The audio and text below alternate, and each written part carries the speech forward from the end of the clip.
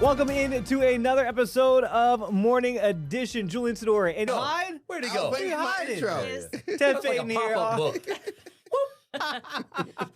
book. Look, it was a interesting morning for us. One, we always love being together, but we come in during, I don't even know, overnight bat hours, as Savannah Rudisell calls them.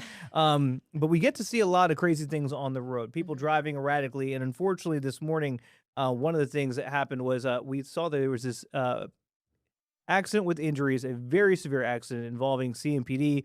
We don't know the status of the CMPD officer involved in that, but we know that there were 4 people hurt. One of them with serious injuries. You hate to have news like this. Your hearts go out to everybody involved. Hopefully everybody ends up being okay. But unfortunately, guys, not that uncommon during the hours that we come into work.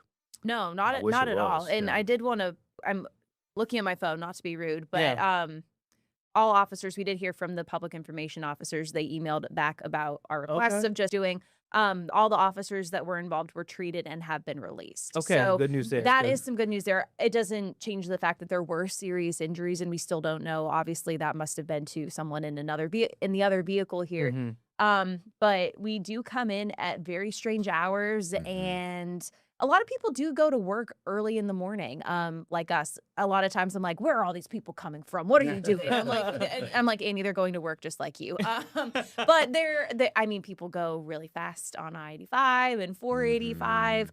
And I think that they think, oh, there's not as many people out.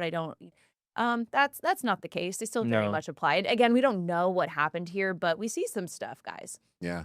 We do. I think there are some people, because we have this weird shift, like you were saying, they're either going to work or they're wrapping up a shift. I pass some of the same cars on the stretch of road before I get to the interstate, and they're going opposite direction. I'm heading towards town.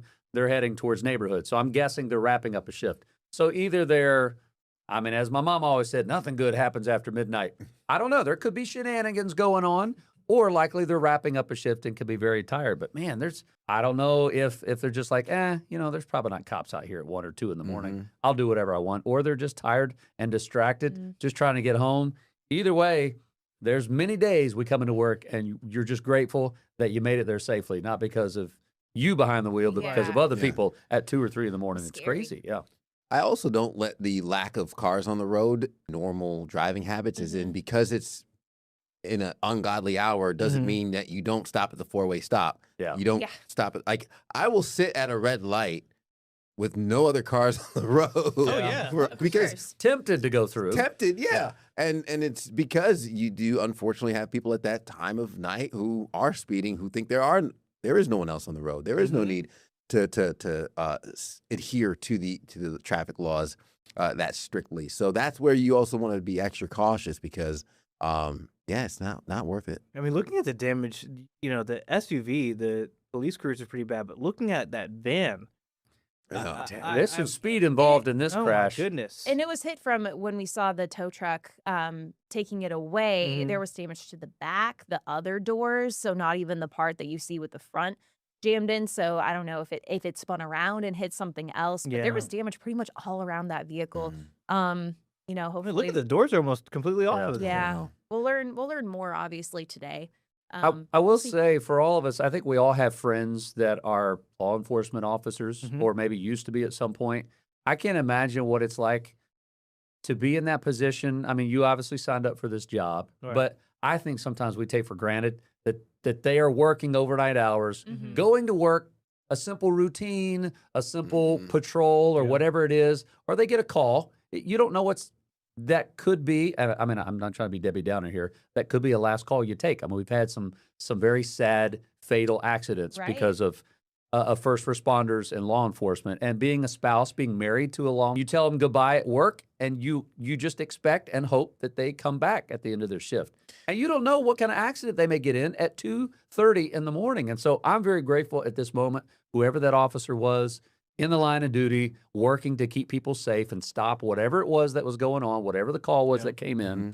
Thank you. And I don't think we can ever say it enough that while we're coming into work, our roads in our cities are safer because of you guys. Well, the reality there, Jason, is, and I had a friend say it, you might have heard it before, is, their normal day, their interactions on their normal day is meeting people on their worst day often, Yeah. right? Their day-to-day is meeting people in their worst day. Their interactions usually is with people on their worst day. So, yeah, to your point. And to add on what Jason was just saying, I mean, we are, 2 years removed from the Shannon Park shooting, Yeah. right? And where those guys all kiss their wives heading out for that day, anticipating they be coming home. And we're, I think, maybe 4 years out from Mia Goodwin, Yeah. I was thinking of where Mia. she was just responding to, I think it was just, it was a minor incident there, and ends up getting hit by a driver of a semi. So, I mean, yeah, it's routine things, routine stops, and sometimes calls that you don't think are going to be life-ending, but they put their lives on the line every single day they go out there, and this is a good reminder of that anything can happen in an instant. And Ted, as you said, a good reminder that, don't change your driving habit. 3 a.m.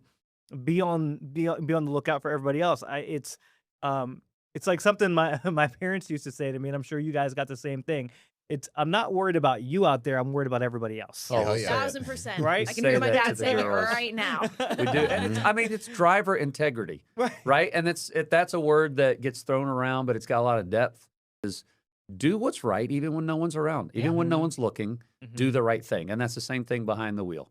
Just like you said, Ted, would you get it to a 4-way stop or a red light? Next 20 minutes. Yeah. You could run it if you wanted to, Yeah. but it's not the right thing, and so you're the one that has to deal with that. But yeah, make the right move no matter what time I it did is. have a cop pull up next to me one morning, and I looked at him and I was like, I'm here. I'm right. Like, I'm not. see? Can you turn the blue light on as like a thank you for obeying the right. law? Yeah. Don't turn it on just for when maybe I'm speeding or Right. Like a something. little boop boop. Yeah, I give me see a little you. chirp, a little morning chirp, Little morning chirp. Hey, thanks for following the law, brother. Appreciate Oh, it. man. That's all I need. Be on your way. Well, speaking of doing the right thing, coming up, we have a principal honored for doing something that I don't know if most people would be able to do. Probably We'll not. talk about that in just a minute. And then also, speak of out of this world, some footage from the Artemis astronauts shot from a cell phone. We're talking about that on Morning Edition. We'll be right back after the break.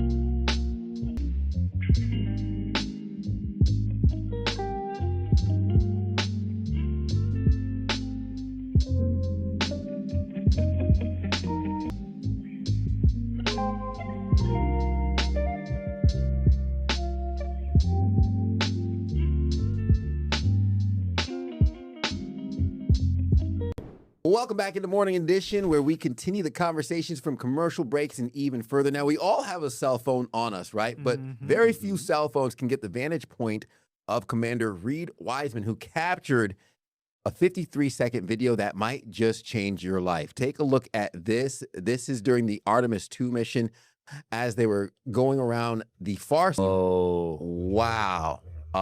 look at that little can- you sliver Yeah, of hear you him. could hear him. Wow.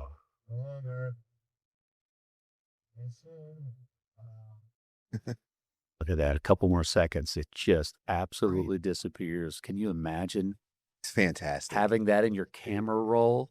I mean, that's not AI. That is legit on the backside of the moon looking back at us. You could hear the shutters from like the other cameras too. I think he says like, dude, no way.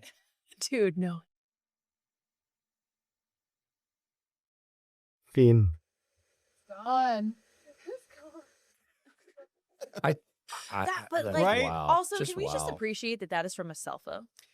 And you can Yeah. tell because like it does it Like, it's refocusing doing- it's right. like, you can tell that part, but then once it gets into focus, that's the moon and the earth. What are we talking about? Like, Yo. Our cell phones have gotten so good. Jason said when we were talking about, bringing this up, it's like that's an ad, like depending on if you have an Apple or Android, like Yeah. I would Yeah. be getting in I touch would.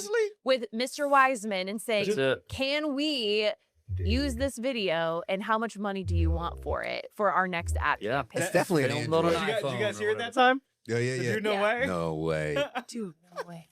You could, as an astronaut, you can prepare yourself from talking to other astronauts before you, what was Right. it like, and what you think what your reaction's going to be. But until you're there in that seat, looking out the window across the moon at planet Earth, like, how do you even wrap your head around that? It looks fake almost. I would have the same reaction. Like, It was dude, just more like, no way. I think I would say, dude. Well, also it's like I'm kind of. It's almost eerie too when the Earth finally goes behind the moon, where black expanse and stars out there. Yeah. That's it. You're Like, like, okay, home, bye. you can't even no. see home. It's gone. Right? It's like, I'll see you in what was it, 40 Unreal. minutes where they didn't have communication. Yeah, yeah. I think it's 41 so it's minutes. like, I'll see you in 40, Yeah. maybe? There's so Hopefully. much trust riding on all that technology. Oh my gosh! Yeah. And we've talked about before how it teamwork that it takes, Mhm. not only for those astronauts that are with the Artemis crew there, but think about all the Fiend. brilliant scientists that created the rocket that knows exactly when it's supposed to release and let Uh-huh. go, and Oh, the yeah. exact layer of the metals that were used so that sucker doesn't burn up on re-entry to the like every last minute thing. Look at Someone was accountable It's a for lot that. of trust. It is. It's Way above my unreal. pay grade. Yeah. God, I'm thankful for some smart people because Me I too. am not one of them. Me too. That makes me think when you said that, Jason. Do you guys remember the movie Hidden Figures? Yeah. Yeah, Oh, I was yeah, thinking yeah. about the same thing. So good. Those ladies on the board writing some of the physics and all. Without like massive or Yeah. without like our fast computers, they had a computer. It was just like was the just size upstairs. of a house. It was up here. like the size of a whole house. I still struggle with multiplication tables and like. Oh, you Yeah, I yeah. think about do this. Right. Listen, I do. I promise you, I do. Take our shoes off, use my toes if I run out. I ran out of space. And they're calculating down to the decimal, right? And they got people's lives on the line. You cannot make a mistake. Yeah. Yeah. There's no, my math was off. No. No. Is this in a test where you get the red mark and you missed it? You say, Right. darn. Wow. I mean, in most careers and industries, Uh-huh. if you make a mistake, you can apologize. Now, there may be consequences for Sure. it. You could lose your job or whatever, but you can't make a mistake when it comes to this. No. Mm-mm. Is it wild to you guys that right now, and we'll see what the projections are because the moon landers haven't even been built yet, but we're like 2.5 years away from landing on that thing Insane. again? We've done it Insane. once. Right. Yeah. I like that's gonna be awesome to see. I think my mind's more blown about the moon base. There's going to be Like, a how long is base it gonna there. take to build? And there's I don't belief know. too that there's ice Mhm. that could lead to water, and that we have resources on the moon. Okay, think about it. There is a scientific plumber right now. Like, I know I'm simplifying this, but think about it. Yeah. In layman's terms, there's a plumber who's smart, who's working with a scientist, you guys. Let's think about this. Going, Like how we okay. can get running if- water. Yeah, how do we, if we find it, which they're thinking, again, there's already ice up there. How do we tap into that? Mm-hmm. And so, like, that's never been done. How do you even start with the process of that? Or building the lunar mean, base? what- you know it's going to be assembled here. What's the and then number one? taken apart, put What's the together number there. one movie right now in theaters? Super Mario Galaxy. Yeah. Yep. There we go. There you go. Man, Talk about a plumber in space. It's That's- perfect. that's it. Timing a coincidence. Mario I Luigi. think We need not. one of those. Oh Give him a man, call. You're so right. There's going to be plumbing in space, water running there, humans living on space. they're going to try to go grow plants. Can plants grow without gravity? Like all these things. And then that's going to be like that's going to be the Wow. base for us to go to To Mars. Mars. Yeah. Wow. Which, if you think about it, all the experiments they've been doing in the International Space Station, Yeah. right? Like you got can we grow plants in Mars? Yeah. Like we have wine that's gone to space, right? Yeah. Low Earth orbit. They've been doing all these experiments. Now they're going to extend it to the moon. Of like, okay, now that we are in a completely different, I say atmosphere, or air quotes, not really atmosphere there, Yeah. but like, how does this behave? Right? How do we sustain life? And Fiend. do we launch from the moon to the Mars? Yeah. Yeah. I Wow. mean, okay, so obviously we know Ted would go. Yeah. Yes. 100%. Jason, Annie, you guys going to the moon? Yeah. Yeah? I would go to Yeah, the no, I moon. would. Mars. No, too long. I think Mars long. is too far away, and I also Yeah. don't like the calculations they did about like the 7 years to. That's what I'm saying. Like, the no. windows to go. It's like Yeah. you talk about like a flight cancellation. You can only fly on Tuesday. It's like, oh, you missed Yeah, that. yeah. Another 7 Yeah. years. Yeah, absolutely Sorry. not. Mars- Moon, yes. Mars, no. Not to be morbid, Mm. but No. Mars would be like if No. I found out, like, it's like, hey man, you're gonna have like 6 months, 7 months. I'm like, all right, I'm going to Mars. Okay. Yeah. You know, like Sign me up for that. mission. that's where I'll sign off. Yeah. That's the movie. Space Cowboy, Clint Eastwood. Yes. There you go. Oh, that was See? such Yeah. a good movie. That was- What do Yeah. you mean Clint has some things Yeah. in common? Yeah. Well, he's like, I know him, so he goes out there and like, that's his last thing. His last, I Yeah. think his last shot, like thing he sees is like Earth from space. Like, yeah, 100%. I'm signing I off. would do it. I'm totally about to open up Oh no. this conversation Here to we go go. anywhere now. Let's do I'm here it. for But it, boss. I'm sitting here thinking, do we have time? Yes, we can make time. So here's the I would not sign up for a mission to Mars or the moon by myself. I would go with my wife. Uh-huh. She is the perfect Amazing Race partner. Ooh. Would you go with your spouse? Yes or no, good or bad, for better or for worse, Julian? Would it be for better or for worse for your spouse to be your astronaut partner? Do we have Yes. a commercial break? I'm just saying. I would 100% go with Jordan. I would, yeah, I would. I worry because Artemis had problems with The toilet. Oh, the no. toilet. And my wife needs at least 6 bathroom breaks. Oh no. So Houston, we have Just keep the crab face. we in got the a problem. Right. So it melts the ice on the outside. We can't afford a Oh quad. no. Oh, Should have to get a little back. I would go with my husband. Yeah? He's very smart. He's really good at math.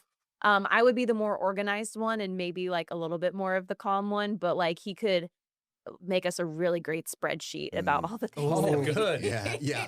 I don't know. I'm sure I there's love gotta be it. like spreadsheets that are necessary. I You were bet doing- there are. I bet there you are. were really building Craig up, and then he's like, he could make a really great Freaking man. spreadsheet. I'm thinking like a Have spread. you seen these Hold spreadsheets? on. I'm like a food spread. He's gonna make a spread sheet. We just talked about hidden figures. Those spreadsheets are critical. They That's are true. Those are mission That's critical. true. They are. Tell Are you we go in- talking about art Yeah. for vibes? Like, is it a vibes? It's up to you. It person? depends. For The vibes gotta be there, vibes. right? Oh, Yeah. yeah. Yeah, Like yeah. definitely vibes, We're guy. stuck in that If little I took tube. my wife, she's a necessity. Yeah. I'm a vibe. Okay, but Listen, like, do I the know my role. actual I know my important role. Stuff, and you would be. Like I would the be hype like a man? ship cruise director. Oh, I would perfect. be I would be the rocket moon landing director. I got all the activities planned. We're gonna have a good time. And she's gonna be like, that's great. But we got 15 things we got to do before we get to your time. And I'll just sit back and watch and I'll Yeah. take videos on my phone. There we go. Jason, I can just see Jason loudspeaker. Hey, everybody on the That's moon, who's ready for the moon? that's it. I'm Macarena, telling you, 3 right? Southern Deck. I'm already working on an Atmos World playlist. I'm There gonna we make go. we got good music.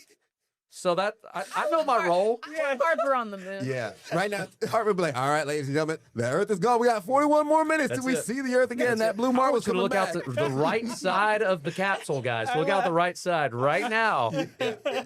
Perfect. I'm good with that. Yeah. To answer your question, yes, I will be bringing Jess. Okay. She's fantastic. She is like every one of my weaknesses is like her strength. Perfect. And we call her Eagle Eye because she'll spot something before it's a problem. So that is mission critical as I well. want, Yeah. I want Jess on. You know, all of our spouses are a vibe, so we can all go to the moon. When you guys know I'm a big cruise person with my wife. Yep. When they have moon cruises, which are just like, I guess like a space shuttle, right? Yeah. With all the events and stuff like that.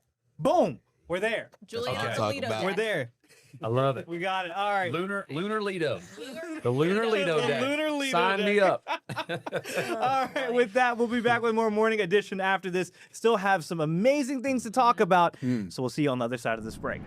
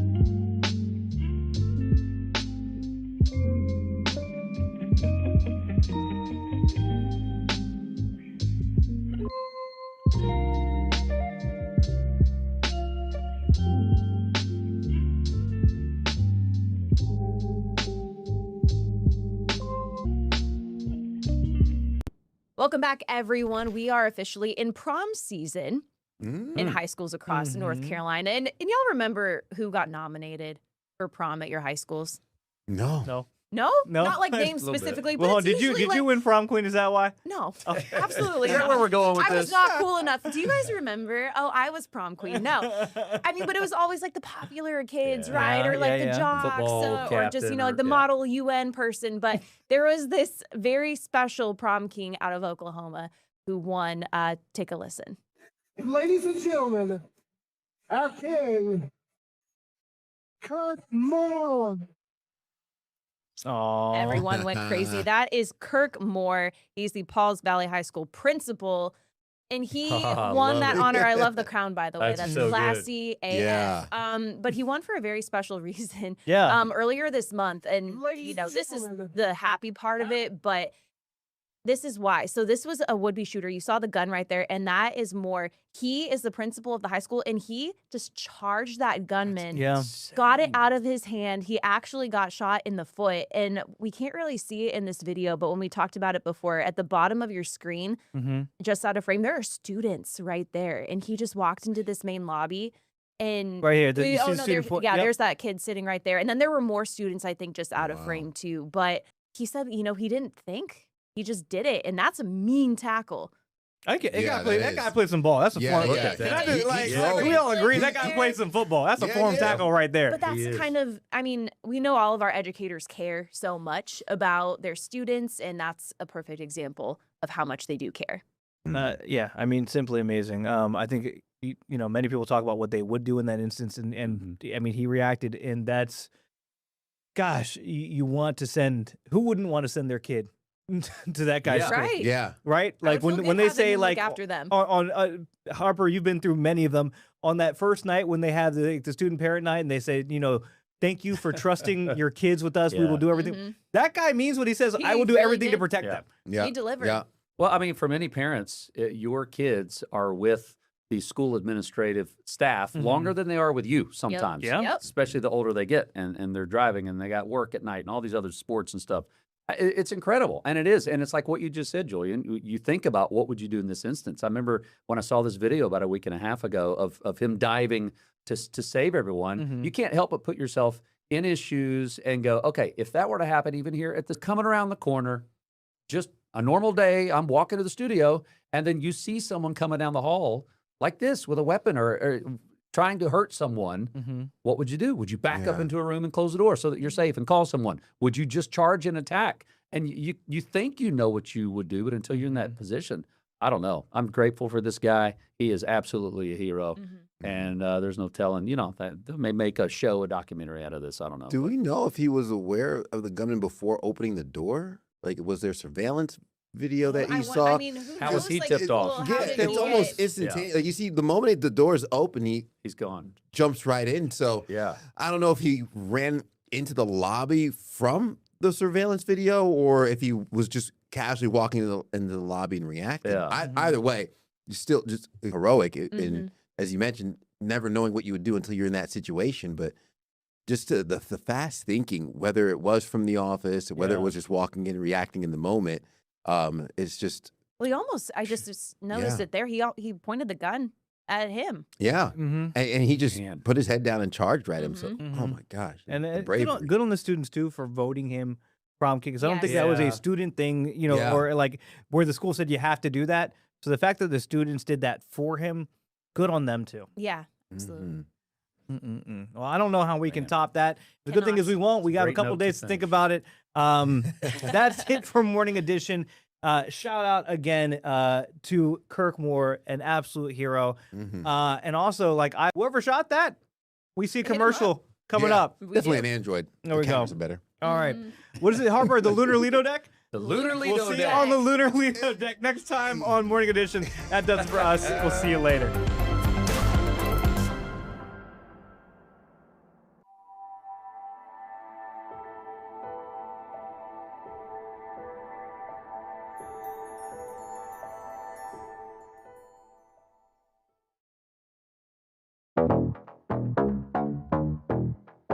Full icon energy, working the angles 1, 2, 3. You got that look to a T. Full icon energy 1, 2, 3. Welcome into Side Hustle. I am your host, Taylor Young, who's also the chief business correspondent at Queen City News. And this is a show dedicated to learning all about the interesting ways that people make extra money on the side. Every episode, we learn about a new side hustle. And this time, we are welcoming Becca Hartung. Thank you so much for joining us. Yes, thank Welcome you. to Side Hustle. So you are an artist, a live doodle artist. I am. Let's start from the very beginning. Has art always been in your life?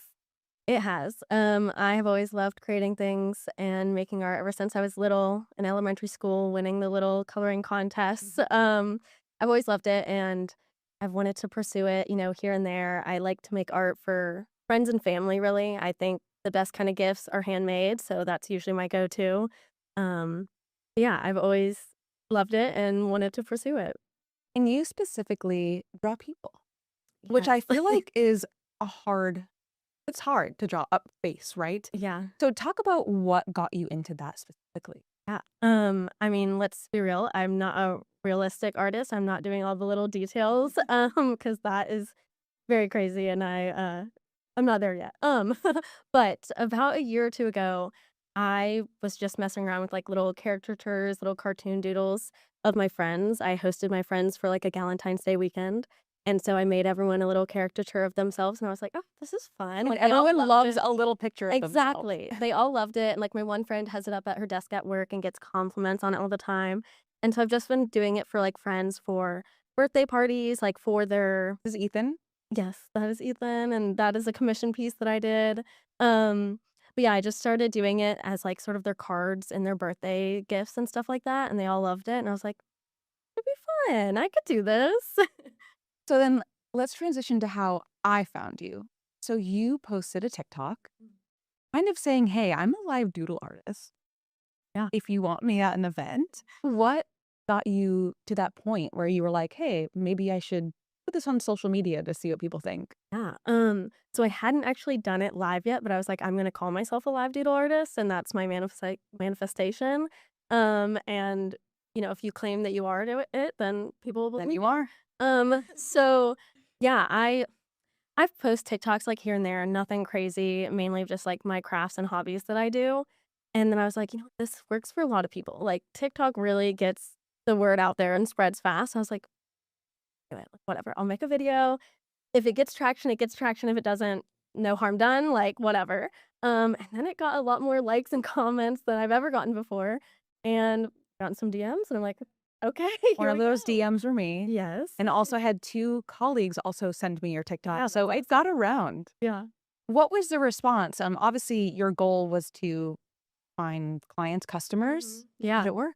Yeah, I posted that, got a lot of comments of people being like, "Oh, I'll DM you," or "This is so cute. Like, I love this idea." And I got some people reach out for birthday parties. Last week I did my first live birthday party. And it went great. She was so kind and everyone was so nice. I was definitely really nervous, but I was like, we can do this. I've gotten DMs for different markets and pop-ups going on in Charlotte, which there's always so many of. I've gotten some people reaching out about like weddings, and I'm like, that would be so fun. Kind of crazy, but like, I would love to get into that. Huge undertaking. Yeah. But some people reach out for like, like they're like, oh, I have a 70-person wedding. I'm like, I could do that, sure. Why not? I'll try. And I love weddings. So I'm like, I want to go. Did you expect that? No. Really not. I really didn't have any expectations. I was like, you know what? Like, we'll just try it and see what happens. And my other videos don't really get that much traction, not like this. So I was like, wow, see, and people really enjoy it. The girls love it. Girls love a little doodle, and they're all so nice. And gotten some people with like bachelorette parties. And I'm like, oh, that would be so Yeah, fun. that would be the first thing I would think. Mhm. I mean, I've had a bachelorette party. You want things to be so personalized, and it'd be perfect for that. Yeah. I also think that this shows the power of social media. I think 100%. for a lot of people who, I've spoken to a lot of people who have started a side hustle, right? And the hardest part in the beginning is just getting the word out there. Yeah. But social media is free. Exactly. Wow. So how long does it take you to do each doodle?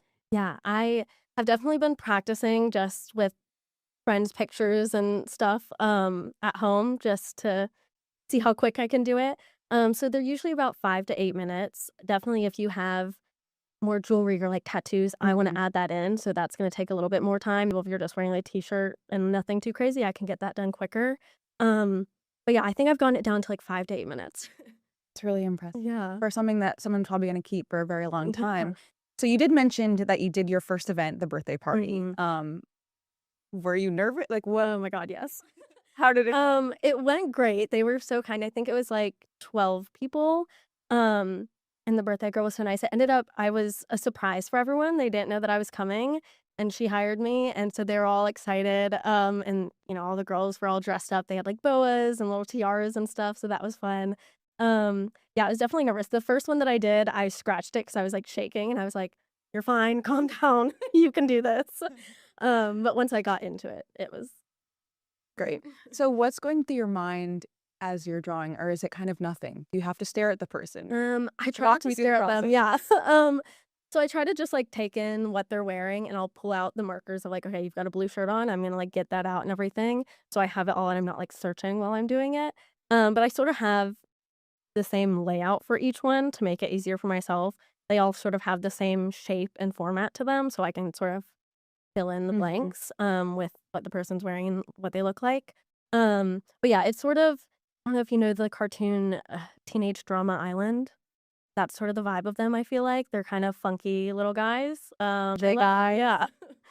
That's amazing. So what is like the reaction that people have when you give them? I mean, I could imagine it's just joy, right? Yeah, which I love. That's also, handmade gifts, making something that I'm proud of, and then I get to see the reaction is always so fun, especially with, like, friends and family. I just did a commission piece for my friend.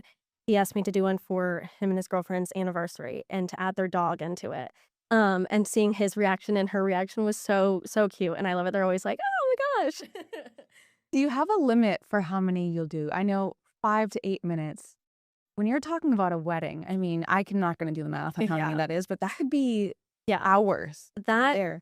For things like that, obviously I haven't done it yet, but in my mind, I'm gonna prep the pages and everything and sort of have an outline of it so that I can just kind of fill it in, like, have sort of the body and the eyes, like, Yeah. sort of ready, and then I can fill in the colors and, like, their shirts and whatnot, because I'll have to get through them faster. I also have, like, an idea of, like, if it's a wedding or a big event, I have these sheets of paper that I've made where you sort of fill out your name, your eye color, because that can be hard to tell sometimes, if they wanna hold something in the picture, things like that, and then I'll, like, take pictures of them so that they can go and Smart. have fun at the wedding Yep. or whatever, and then come and pick it up later, so they're not just sitting there. All right. Well, on that note, we're going to take one quick break. We'll be right back.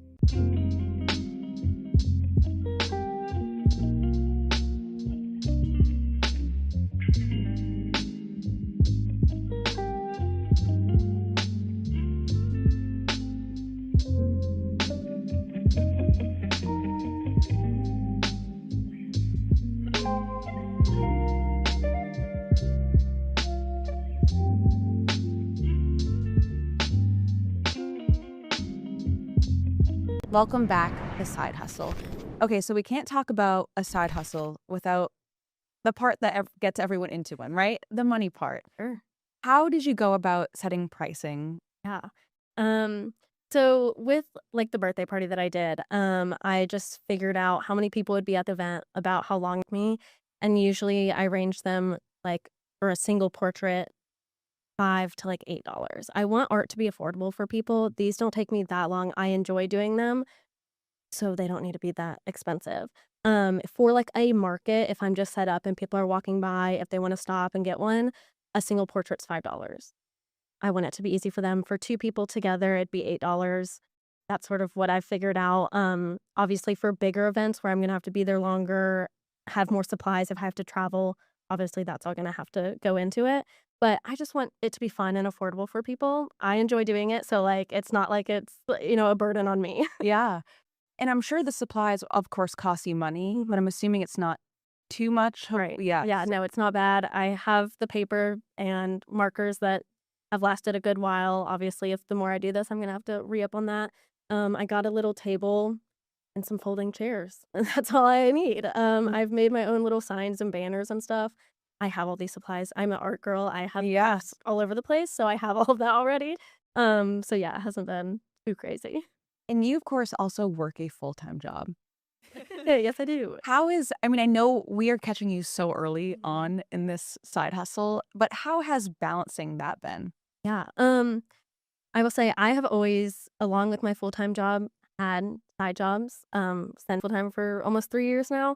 I've done serving. I do freelance graphic design, marketing stuff. So I've always had other streams of income and other little side gigs going on. So I think I'm pretty good at multitasking and figuring out my schedule. Adding this in, again, most of the events are like weekends, so it hasn't been that bad with my full-time job. I just have a really busy planner that I write everything in. And one thing I've just noticed from talking to a lot of people who have side hustles is the majority of them, it's something that they're passionate about. So you're an artist. Yeah. So maybe doesn't necessarily feel too much like work. Of course, you're kind of still clocking into something, but is that kind of part of it too? It's something you enjoy. Yeah. And I really want to be a part of the community here in Charlotte and get more into the events and things going on. I've had people reach out with like fundraiser events, and I was like, I would love to give my time and supplies to that. And I just really want to be a part of it. So that's sort of what I enjoy. So I'm like, this is fun for me. Yeah. Yeah. And I know I mentioned earlier, you had your first event last week. Yeah. So you were so fresh Yes. into this. Did Yes. you expect this to, happen so quickly? No. It's been crazy with the amount of like DMs and people messaging me. It's been amazing. And I've also had like I think 5 commission pieces come in from this, which are always fun. I just get to go home and draw, Yeah. which I like to do anyway. And those have been really fun. Obviously the commission pieces are bigger and more detailed. And they're so fun to do. Yeah, I'm excited to see where it goes, honestly. It's very new and fresh, so we'll see what happens. And I don't know if you noticed from some of the paintings or the drawings that we had up, but you also do props. Yes, of course. What are some props that people like? I'm assuming drinks or Yes. A fun drink. If you and your gals love like an espresso martini, I can add that in. A little margarita. Oh, there we go. Is that a maybe beer? A beer. Whatever they want, maybe sunglasses or flowers. Those were matchas. Cigarettes? Cigarettes, if you're a stoner, there you go. I got you. One thing I think is really interesting is you are, of course, an artist, but you also are doing a little bit of marketing on social media, but you're also kind of a personality. Like when you go to an event, you have to interact with people. Yeah. What has that been like? It's definitely new for me. I wouldn't say I'm the most outgoing person. I like to talk with people and connect. It just scares me a little. But it's been fun. It's this year I really have been like, I'm saying yes to things. I'm gonna try new things and put myself out there. Like, it doesn't hurt to try. And like, if you get rejected, it's okay. And it's been going great for me. So yeah. Yeah, I think the manifesting is working. Yeah. You gotta put it out in the universe. Right? So, okay, for people who might be watching and might be kind of inspired by this, I mean, do you have any advice for someone? Maybe they don't doodle, but they do some other kind of art. Yeah. Just put it out there. Take pictures of it, videos of you working on it. I love watching those personally, a little sped up video or, the supplies that you have to get, whatever, and put it out there online. I mean, honestly, TikTok and Instagram are free and it just reaches so many people. Like, it's crazy. I've had people reach out to me that are from like South Carolina and like Tennessee, and they're like, would you travel? Or I don't know, maybe. Why not? So Gonna start charging that mileage. actually. But yeah, honestly, just get out there. Your work is amazing. Everyone's gonna love it, Yeah, so you gotta try. Wonderful. Okay, on that note, one more break. We'll be right back.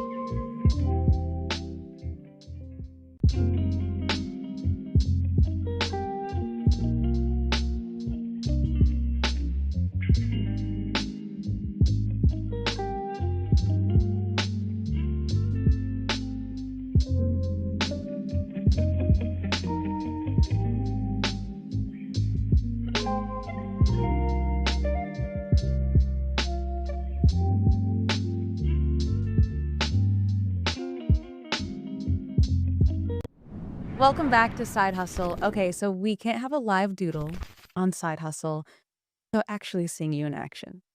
Are you ready? I am. Let's do it.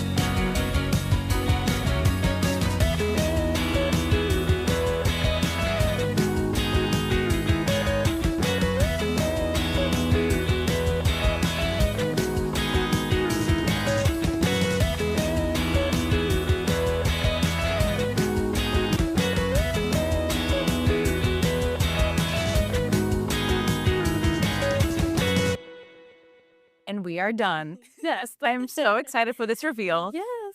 Alrighty. Here she is. She's iconic. She gave me very big hair, which I appreciate. Beautiful. Pass it over to you.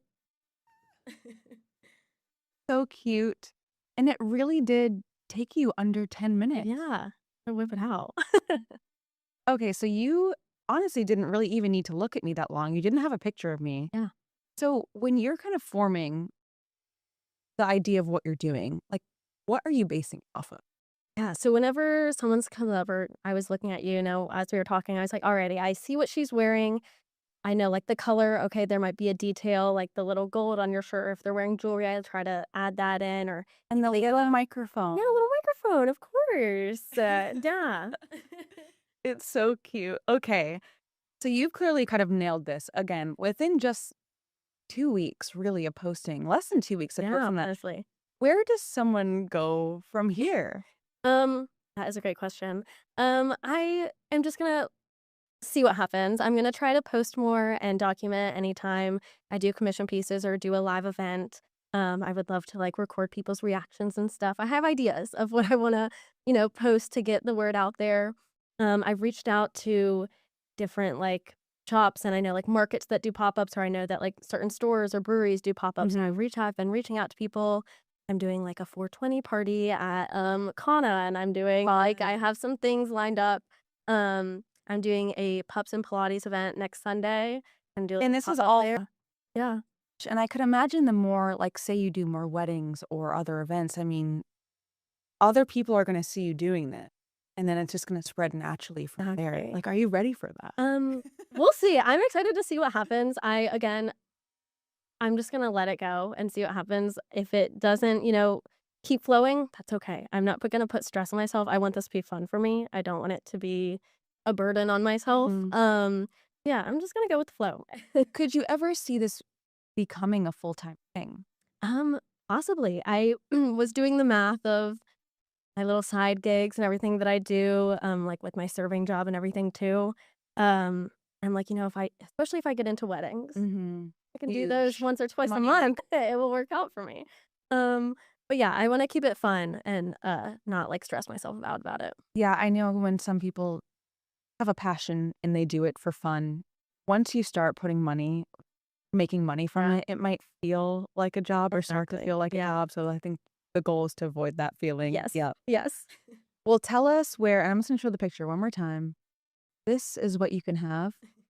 A personalized version of you. So tell people how they can find you. Yeah, you can find me on Instagram and on TikTok at BexMedia_. Well, thank you so much. For Thank you so Like much. Your Friend, it will also be on my desk. What's that? Thank you for being on Side Hustle. We really appreciate it. And we wish you the best. You've taken off just in a couple weeks. So we're excited to see where you go from here. Yeah, thank you so much. Thanks for watching Side Hustle. We'll see you next time.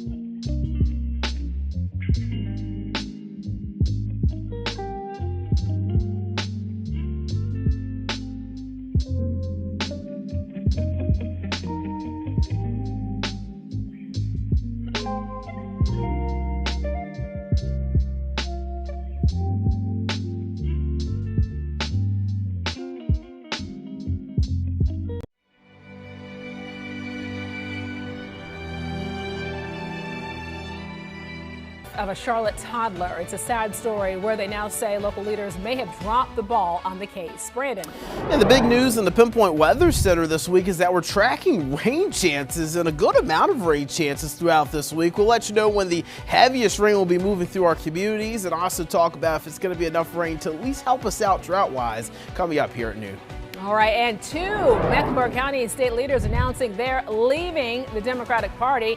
The reasons behind their abrupt departure. We'll talk about it. Good afternoon. Happy Monday to you. I'm Alicia Barnes. Queen City News at noon starts right now.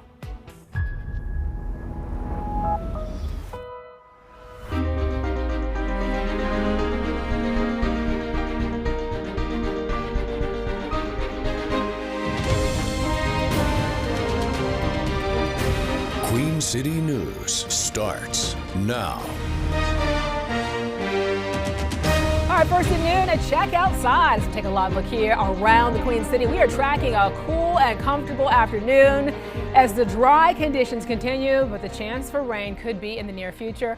Let's get right over to meteorologist Brandon Lawson in the Pinpoint Weather Center. Brandon, right now we could also see a bit of wet weather as soon as tomorrow, right? Yeah, that's exactly right, Alicia. We're going to be tracking some showers late tonight, early tomorrow morning, and then another chance for rain coming up on Wednesday. So, yeah, a good amount of rain chances this week. That is your weather story heading into this week. Rain is on the way. We had a cold front move through on Saturday. That brought a few showers to the area Saturday evening, Saturday night. But here's our net system off to the northwest. It's moving through St. Louis and Chicago right now. Cold front bringing some strong storms there. That is going to be heading our way later tonight and into the day on Wednesday as well. We're going to be tracking parts of that system. Right now, things are dry on radar. It's a quiet start to the week. It is kind of cool out there. A little chilly earlier this morning. Upper 50s, low 60s right now. We're still at 46 at Boone. Even colder for some of the higher elevations. I do think we'll get up to at least the mid 70s today with some increasing sunshine this afternoon. We're cool and dry today, but the story will be different for the next couple of days. Rain on the radar and possibly interrupting some outdoor plans for you. We'll time out how to navigate around it coming up in just a bit, Alicia. All right, and staying with the weather now, Statesville remains under a stage 3 extreme drought advisory. Residents are now being asked to not power wash buildings or cars and not to fill swimming pools right now. Officials say enforcement of water restrictions will begin on May the 4th. Now, fines start at $200 for the first offense, then increase to $400 for a second offense and $600 for each additional violation. You can be able to stay up to date on the conditions down to your neighborhood with our Pinpoint Weather app. It's actually free to download in the Apple App Store, and you can also find it on Google Play. All right, new at noon right now. State officials are investigating the death of a child in Charlotte, claiming reports of abuse and violence may have been mishandled. So 6-year-old Dominique Moody passed away last December. Officials say that she was deprived of basic necessities like food and clothing at a home on Gwynn Hill Road. Tanya McKnight, Taryn McKnight, and also Susan Robinson were all arrested in connection with the death and charged with first-degree murder. Authorities now believe the neglect spanned nearly a year and a half. However, state officials say that right now they're concerned that warning signs were missed. In letters sent to CMPD and the Mecklenburg County DSS, representatives allege that right now the repeated reports of abuse were not properly investigated. Both departments have been asked to turn over evidence related to the case by May the 7th. Also, a man is facing charges after police say that he impersonated an FBI agent to scam a local family. So yesterday, CMPD arrested this guy right here, Christopher Murray, at Charlotte Douglas International Airport. Well, the SBI, along with Jones County Sheriff's Office, investigated this scam. Authorities say that Murray would then contact the victims, falsely claiming that their bank account had been compromised and demand money to fix the problem. Murray is now facing several charges, including felony, conspiracy, and impersonating a law enforcement officer. Well, he posted bail on a $7,500 bond. His next court date is set for May the 15th. New at noon right now, the airport and UNC Charlotte now revealing a new project aimed at transforming airport technology. So get this, officials gathered today to discuss the digital twin project, and they say the project includes installing sensors in and around a new runway to create a real-time digital replica. So those close to the project say that data could improve safety and also boost efficiency. All get benefit from the sensor program itself. And so that real-time data that we're going to get on things like temperature and moisture and things like that, we'll use in the everyday operation. And then the university will help with FAA in collecting and analyzing the more long-term data that we're going to be collecting for the overall health of the runway over its lifetime. And the project is now part of the Charlotte Aviation and Innovation Research Institute, which launched in 2023. Charlotte-Mecklenburg school leaders are now set to vote this week on a more than $2 billion district budget. So local education officials say they're missing critical information for their spending plans as lawmakers in Raleigh are nearly a year behind on creating a state budget. Queen City News anchor Savannah Rudisell has a look at the latest proposal. The majority, about 55% of the funding for CMS comes from the state. So this impasse in Raleigh is now creating a lot of concern about whether proposed cuts would be adequate. For example, Superintendent Dr. Crystal Hill says that her and her team has found about $6 million worth in savings due to primarily reassigning people within the central office staff. And they also propose raising the price of school lunches by 10 cents this next year. However, financial leaders say they can't predict the impact of those changes without guaranteed funding from Raleigh. District officials are working off projections to estimate funding for things like 3 to 5% increases for teacher wages. Other expenses, such as $33 million in facility upgrades, would have to go through the county.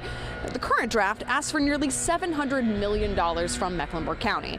Dr. Hill says they're already strained compared to neighboring boards. The reality is it costs more to live in Charlotte than it does those places. So we have to increase pay for teachers, but locally we have to be competitive than others around us. If not, they're gonna, even if they stay in the state, they will leave Charlotte-Mecklenburg to go to Union. This week, educators will bypass their superintendents, their school boards, taking their funding concerns directly to Raleigh. We know on Friday, May 1st, hundreds, if not thousands of teachers will be rallying lawmakers for better pay. Reporting in Uptown, Savannah Rudisell, Queen City News. Thank you, Savannah, for that report there. So on Friday, educators across North Carolina plan to attend a planned march in Raleigh to the state capitol to demand higher pay. CMS Board of Education voted to cancel classes and also make Friday an optional teacher work day for the district. The state's largest teacher union, the North Carolina Association of Educators, now argues public schools in the state have gone underfunded for far too long. Well, advocates say that it's essential now to call out low funding that now has forced schools to cut programs, staffing, and even close in some cases. Advocacy for our profession and advocacy for our students is part of our job description. It is part of what we are evaluated on, right? And so we're not taking the day off. We're taking the day to go do our job in Raleigh. Well, right now, leadership with CMS says that despite one less day of classroom instruction, they remain on track, though, to meet and, in fact, exceed state-required instructional time. No makeup days will be needed. New at noon right now, Charlotte State Representative Nassif Majid is now announcing his departure from the Democratic Party. So in a statement released today, Majid now says that he is changing his political party affiliation to independent or unaffiliated. The District 99 representative says that this decision comes as the party's practices no longer align with the level of transparency and ethical conduct that voters deserve. So while he did not refer to a particular person, he noted that certain campaign-related strategies and tactics seen in the recent election cycles have raised serious questions. And this also comes as Mecklenburg County State Representative Carla Cunningham announced that she's also dropping her affiliation with the Democratic Party, now saying that she's unaffiliated. Cunningham lost her re-election bid in the March primary after 14 years representing District 106. Governor Josh Stein endorsed Reverend Rodney Sadler, who overwhelmingly won the nomination. So Cunningham faced Democratic backlash for voting with Republicans to override Stein's veto of immigration legislation. And in a statement, Cunningham says that though she's been a Democrat all her life, she wants to serve the people, not a party, and she will never compromise her constituents' needs to a political agenda. Let's take a live look here over the White House right now as federal investigators are learning new details at this hour about the accused attacker who tried to storm the White House Correspondents' Dinner, targeting a ballroom filled with President Trump and top U.S. government officials Saturday night. Well, as Trevor Shirley reports right now, officials are already taking measures to beef up security for the future. A senior White House official tells us that Chief of Staff Susie Wiles plans to call a meeting early this week to go over security procedures related to events that President Trump will be attending this summer connected to America 250 celebrations. This comes as federal investigators from California to Washington are looking into Cole Thomas Allen's past as he makes his first court appearance today. Authorities say Allen likely took the train from Los Angeles to Washington and then checked into the Washington Hilton the day before the Correspondents' Dinner. His sister says Allen often made radical statements and spoke of plans to, quote, do something to fix the problems in Washington. A White House official telling us that Allen wrote in his manifesto that he wanted to target administration officials, starting with President Trump, describing himself as a, quote, friendly federal assassin. Investigators adding that he had anti-Trump and anti-Christian remarks in that manifesto and on social media. Allen was apprehended just feet away from the stairs that lead down to the ballroom, where President Trump was seated with thousands of other guests at the dinner, after rushing past a security checkpoint. The president later thanked the Secret Service for their quick action. When you look at it on tape, it's almost like a blur. Right. But it was amazing because as soon as they saw that, you could see them draw their guns. They were so professional, aimed their guns, and then they took them down immediately. Digging into Allen's background, we've learned he was a college prep teacher in Torrance, California, with an engineering degree from Caltech. He was also awarded Teacher of the Month back in 2024, and so far officials say he did not have a criminal record. Allen's facing several charges, which could also include terrorism charges and potentially others as the investigation continues. We're expecting to learn more at a press conference later today with FBI Director Kash Patel, as well as the acting Attorney General. Reporting at the White House, I'm Trevor Shirley for News Nation. Quick thinking at a Belmont facility prevented a tragedy after a fire. How the incident left several other issues for the business, though, to handle. Plus, a new development in Mount Holly put on pause, the pushback over growth in the small city. And it's prom season for thousands of students all across the country. The push from advocates to ensure every participant makes it home safe. Brandon. We're tracking more rain chances this week at the Pinpoint Weather Center, something we haven't done a whole lot of so far this year. More rain chances this week. We'll time out when we'll see more widespread beneficial rain this week, and also the cooler weather pattern, when we could experience a little bit of chill in the air. That's coming up in just a bit. All right, speaking of timing, your time now is 12:12, 57 degrees outside in the Queen City, and you're watching Queen City News, the most honored and the most local news right here in Charlotte.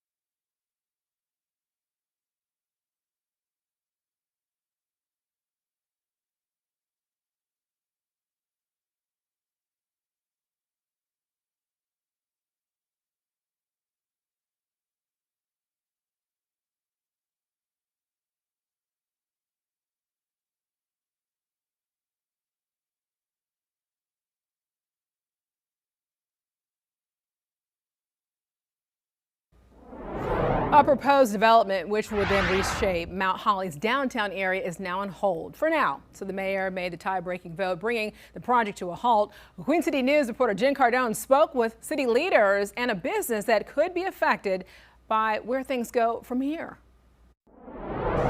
Mount Holly is the home to about 20,000 people. For years now, the city has been trying to make it a destination spot. A lot of people want to get away from the big city, and that's why they come here. Mayor David Moore says that's what's attractive about Mount Holly. Leaders were hopeful a park and amphitheater could do just that. This is a monumental decision for the city of Mount Holly, and we've got to make sure this is right, because once it's done, it's over. He made the tie-breaking vote last week to pause a project that would develop about 6.5 acres of land in the heart of downtown, known as the Veterans Park Downtown Redevelopment Project. This is something that has been important to this council, previous city council, and citizens throughout the last 20 years. City manager Jonathan Blanton says the partnership with Streetlights Residential would bring between 96 and 120 townhomes in addition to the attraction. We want a park, and then they kind of added the other things. So we wanted to, get more interaction from our citizens and what we thought was going to be best for our community. The project could change the entire landscape of downtown, including East Central Avenue. In fact, it might even mean places like Papa Sammy's have to move, and this wouldn't be the first time. We have to get out, unfortunately, because this is our bread and butter. Sammy Gonzalez, or Papa Sammy, and his wife got their start in Fort Mill back in 2011, but had to move when that property closed. They've been here now for 13 years. I guess then we gotta buy a building. Gonzalez says he found out about the project about 4 years ago. They didn't offer much, so we're gonna see what we can do. While he and his wife weigh their options, the city is doing the same. We've just got to take our time and make sure we do it right. The city is still in talks with the developer to find another way forward. Jen Cardone, Queen City News. A Catholic church in Charlotte is growing so quickly, its leaders are now planning a new facility, more than double the size. Our Lady of Guadalupe easily clears 6,000 parishioners every weekend, making it the second most attended among the Catholic diocese of Charlotte's 93 churches. So it also is the largest predominantly Hispanic parish in the diocese. So at least half of the Catholics living in the diocese are now Hispanic, according to a spokesperson. A recent Pew Research Center study found that about 1 of every 4 Hispanic Catholics attend services every week. This place is for the community to come and gather, especially the Hispanic community. We accept all and any people, you know what I mean? This church, that's why it's grew over the years, just because it's so welcoming. We average 50 baptisms a month. We're growing and steadily growing, and we anticipate even more growth in the years to come. Baptisms a month. Wow. All right. Well, anyone, if you're at Our Lady of Guadalupe, you're tired of standing room only, the diocese is actually planning a fundraising event for a new church that will seat 1,500 people, more than double the current capacity. Let's take a live look here over Monroe right now, see what it looks like outside. Kind of chilly, 57 degrees in the Queen City. Time is now 12:18 as I bring in meteorologist Brandon Lawson. Brandon, right now, I don't really like the cold climate. So when I got up, I was like, jackets for both kids. Yeah, we're going to be kind of tracking a cooler week all week this week. Yeah. 60s and 70s for high temperatures. It's kind of a little bit different from what we've been experiencing to start the year. We've had the most 80-degree high temperatures in Charlotte to this point ever on record. So we're finally cooling off a little bit, and we're actually going to be tracking some rain chances here soon. Radar is quiet right now, but off to the west, we've got a system brewing. Remember, we had a cold front move through on Saturday. That dropped maybe about 1/10 of an inch of rain across much of the region. Some areas got locally higher amounts, but look back to the west. We've got another area of low pressure. That's going to be driving to the east and headed our way here as we go into Tuesday and Wednesday. A lot of shower and thunderstorm activity moving into Illinois and also towards Indiana right now. Now, this is mainly going to be more of a Tuesday into Wednesday type of factor for us. Today, we're dry. We'll have more sunshine this afternoon. Should push temperatures into the low 70s. Tonight, clouds will increase. notice 8 o'clock tomorrow morning, we've got showers and storms rolling into the mountains and foothills. And then the moisture kind of breaks up a bit. It lightens up as it heads towards Charlotte around 11, and then southeast of I-85 around 2 o'clock. It's dissipating tomorrow. So tomorrow afternoon is going to be dry. It's just going to be a little bit overcast with a lot of clouds. And then notice what happens as we go into Tuesday night.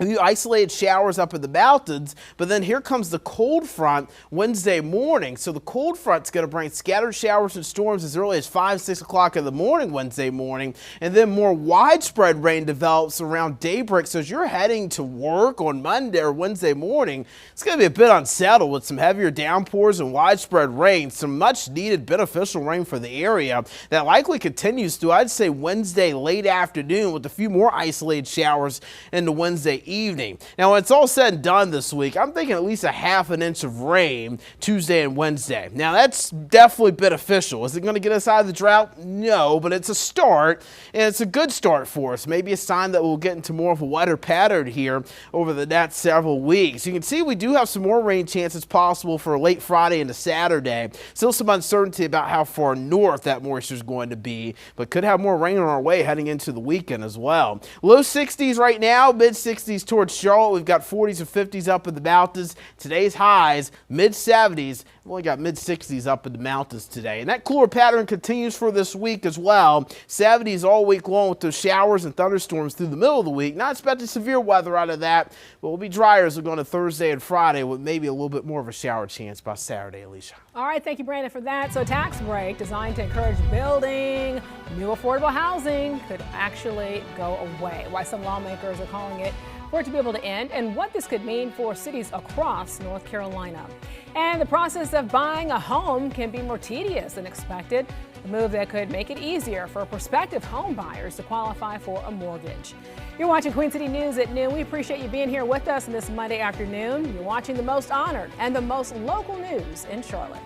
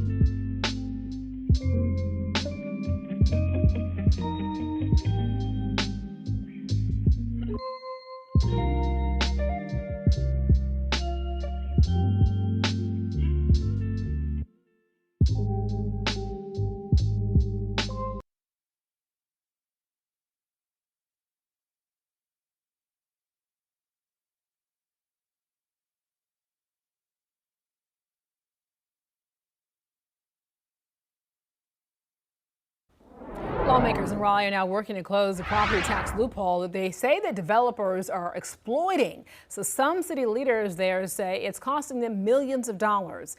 Well, the loophole allows developers to avoid paying property taxes by partnering with an affordable housing nonprofit. And right now, developers can qualify for full exemptions even if the nonprofit owns just 1% of the project.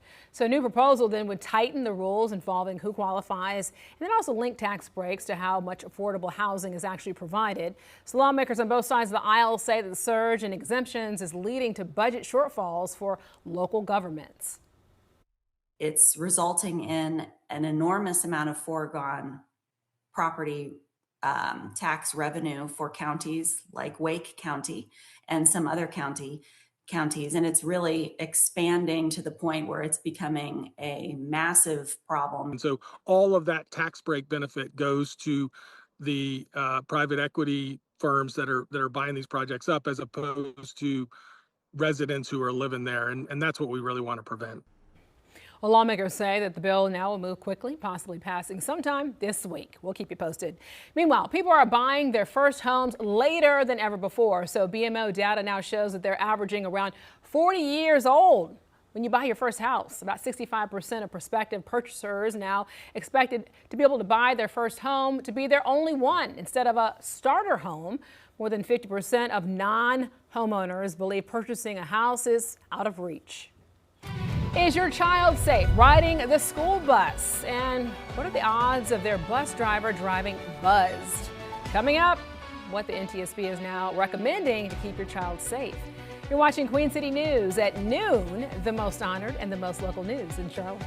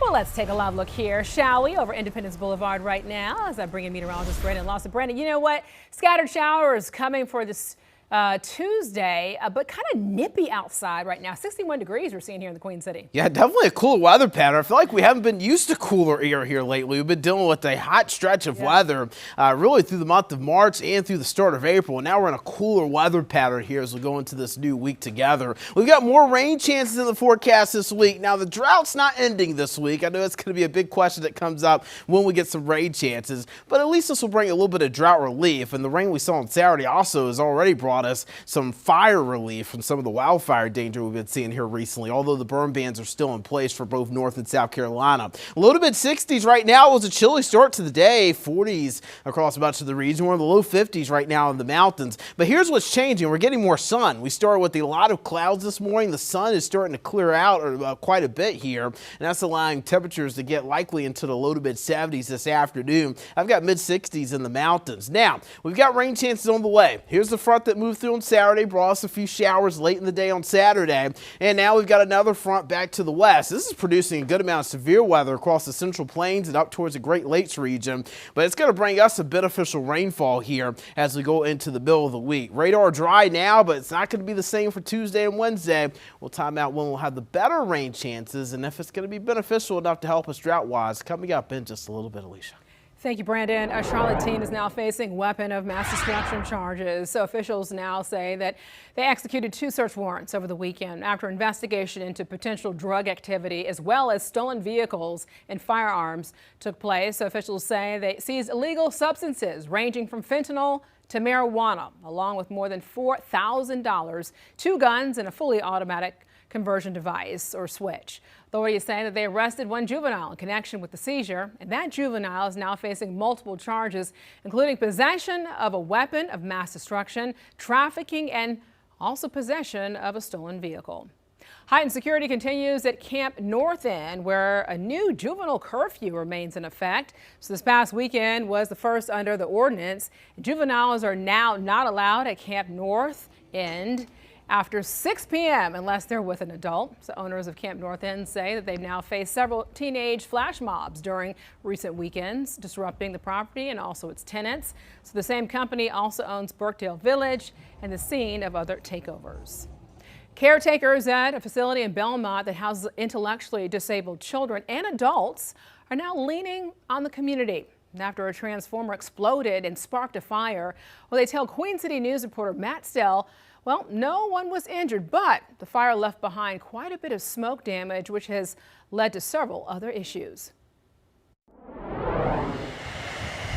The fire crew that was out here told us had our staff not acted as quickly as they did, this would have been a very different story. And thankfully, that wasn't the case last Friday at the Holy Angels facility in Belmont. Officials say blown transformers along Wilkeson Boulevard led to a small electrical fire inside the facility's Murrow Center, which is home to 20 intellectually disabled residents, including some that are medically fragile. Our staff had to get them out of bed. They were already asleep, lift them into their wheelchairs, and then get them out of this building. Fire crews were able to contain the fire to an office, but Holy Angel says the smoke damage to the building is significant. We have a healthcare center here that has specialized equipment to support those individuals that now is unusable and inaccessible to us. For the time being, the Murrow Center is closed. Holy Angel says those displaced residents have been moved to other parts of the facility, but they're now depending on the community to help replace items like clothes, toys, and that much-needed medical equipment. The community support has been incredible already. We have felt every prayer, act of kindness, and offer of support. In Belmont, Matt Stell, Queen City News. Good stuff there. All right, so in health news right now in the upstate in South Carolina, there is now officially an end of the measles outbreak there. Department of Public Health officials say that there have been no new cases connected to the upstate outbreak other than one isolated case reported in the Midlands on April the 17th. So the outbreak total remains at 997 cases, and officials say today closes the required 42-day window with no new infections, which is the benchmark for declaring the end of an outbreak.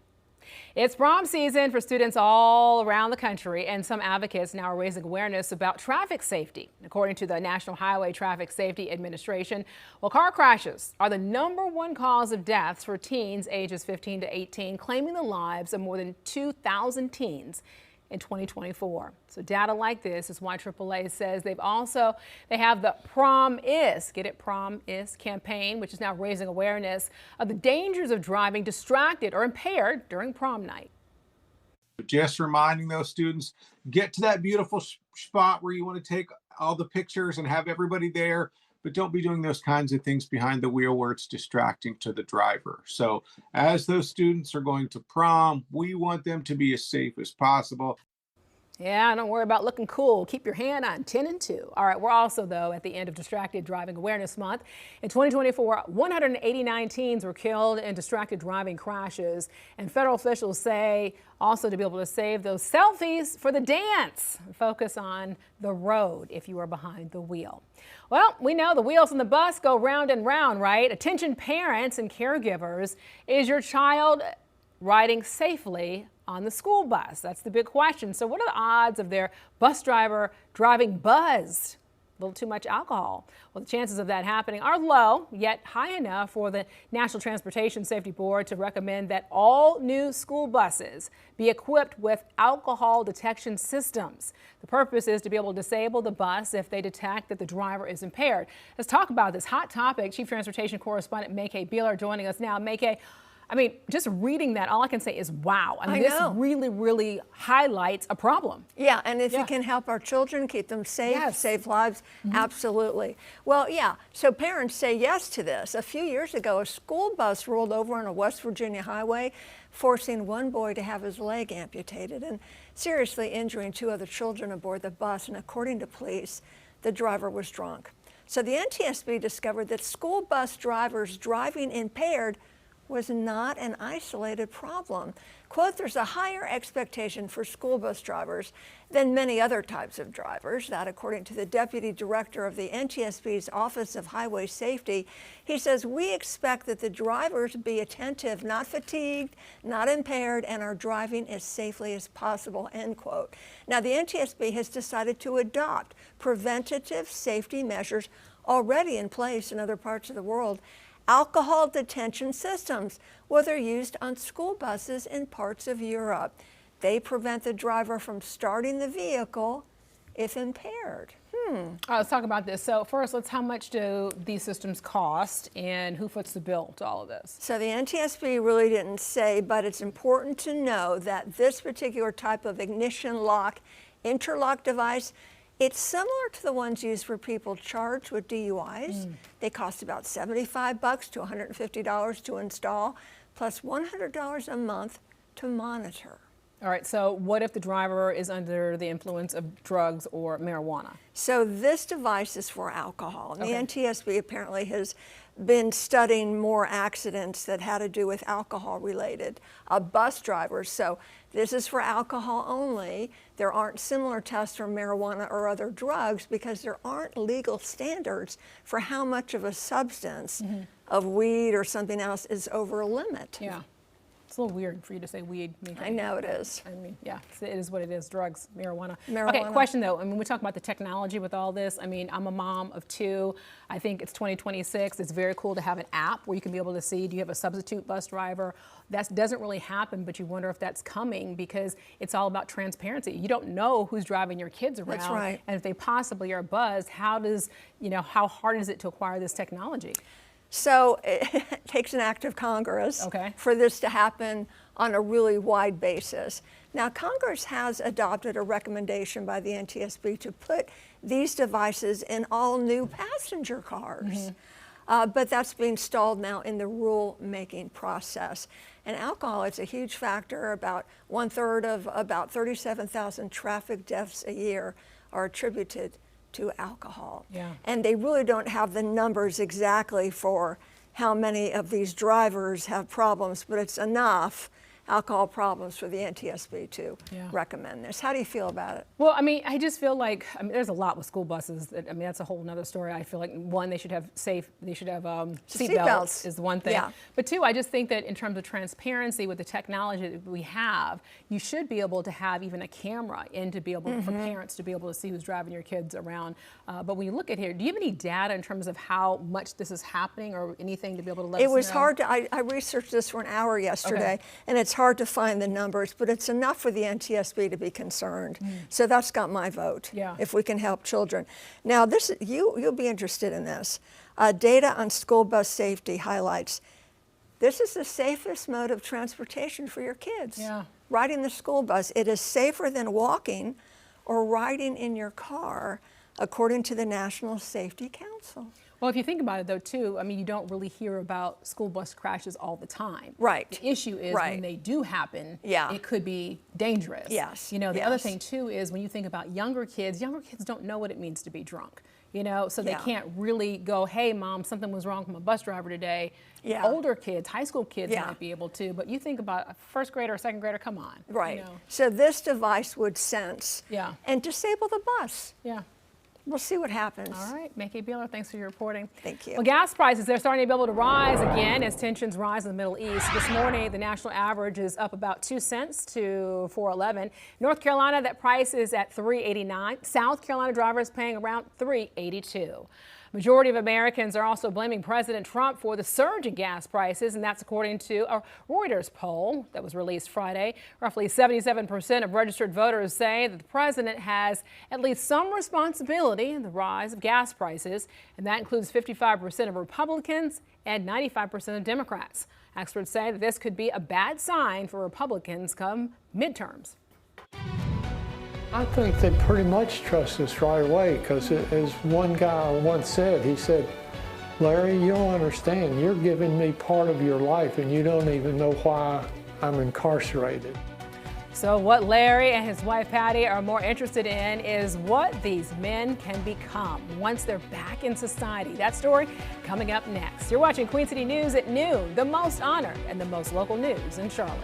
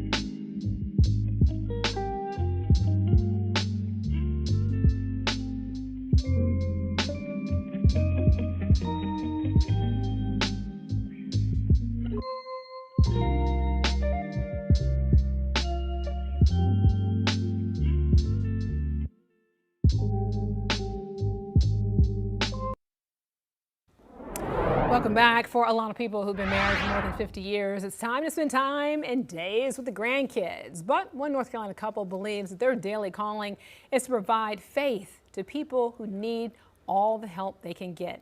As reporter Bob Buckley reports, well, he found out even though through their house it might be quiet in these golden years, it's no longer empty. I've been coming here for about 15 years. Locked behind this razor wire was the gift Larry and Patty Cahoon Thank you so much. didn't realize they needed. We're in the white car here.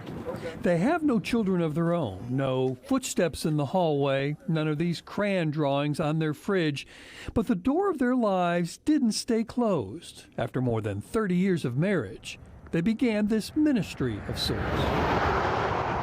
A friend of mine invited me to come to the prison and feed Christmas dinner. And I said, no, thank you.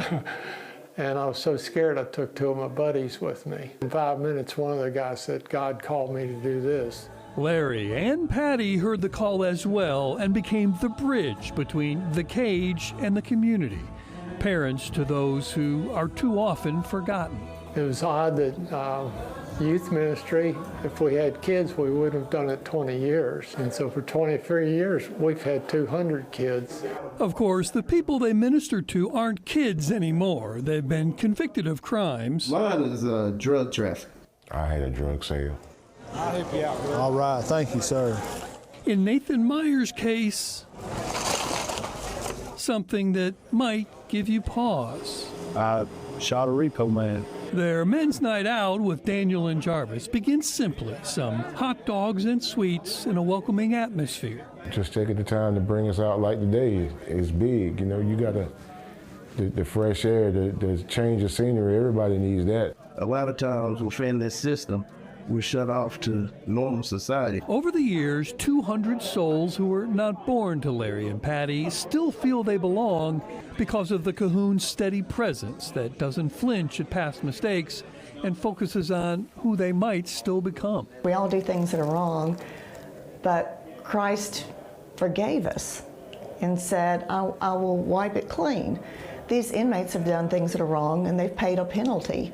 But when they get out, it's hard to get back into society because people aren't forgiving. But the state's recidivism rate remains stubbornly high. According to the North Carolina Sentencing and Policy Commission, nearly half of inmates are rearrested within 2 years, and more than a third are back in prison within 3. When I started 15 years ago, it was 86%. Then it was reported to be 64%. If you work with the guys when they get out, it was close to zero.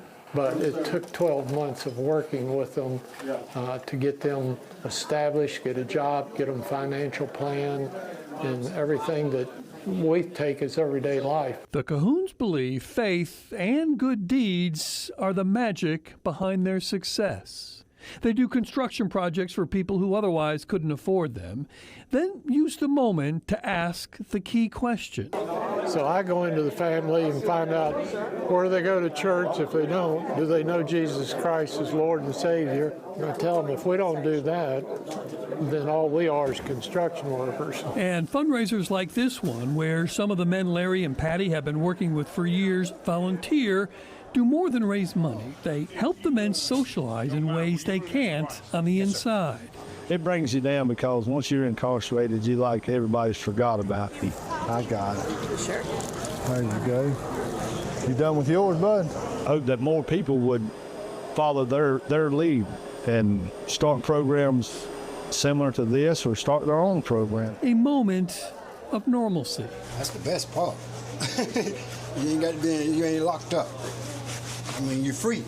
And their work has led to lifelong relationships. We've been to some of them's weddings. There was one guy that was, he was in for life, but he was able to get out, and now he helps with street ministry. Even though the sun may appear to be setting, it won't be long until it rises once again. Keep the faith. Faith will take you further than anything. It was Bob Buckley reporting. Wow, what a great story there. Well, the Cahoons also work with inmates from the women's prison as well. They say that the key beyond faith is staying with these people as they navigate the outside world that may have become unfamiliar to them over the years. Take a live look now over at Gaston County to see what the weather's looking like over in that area. We have 61 degrees in the Queen City.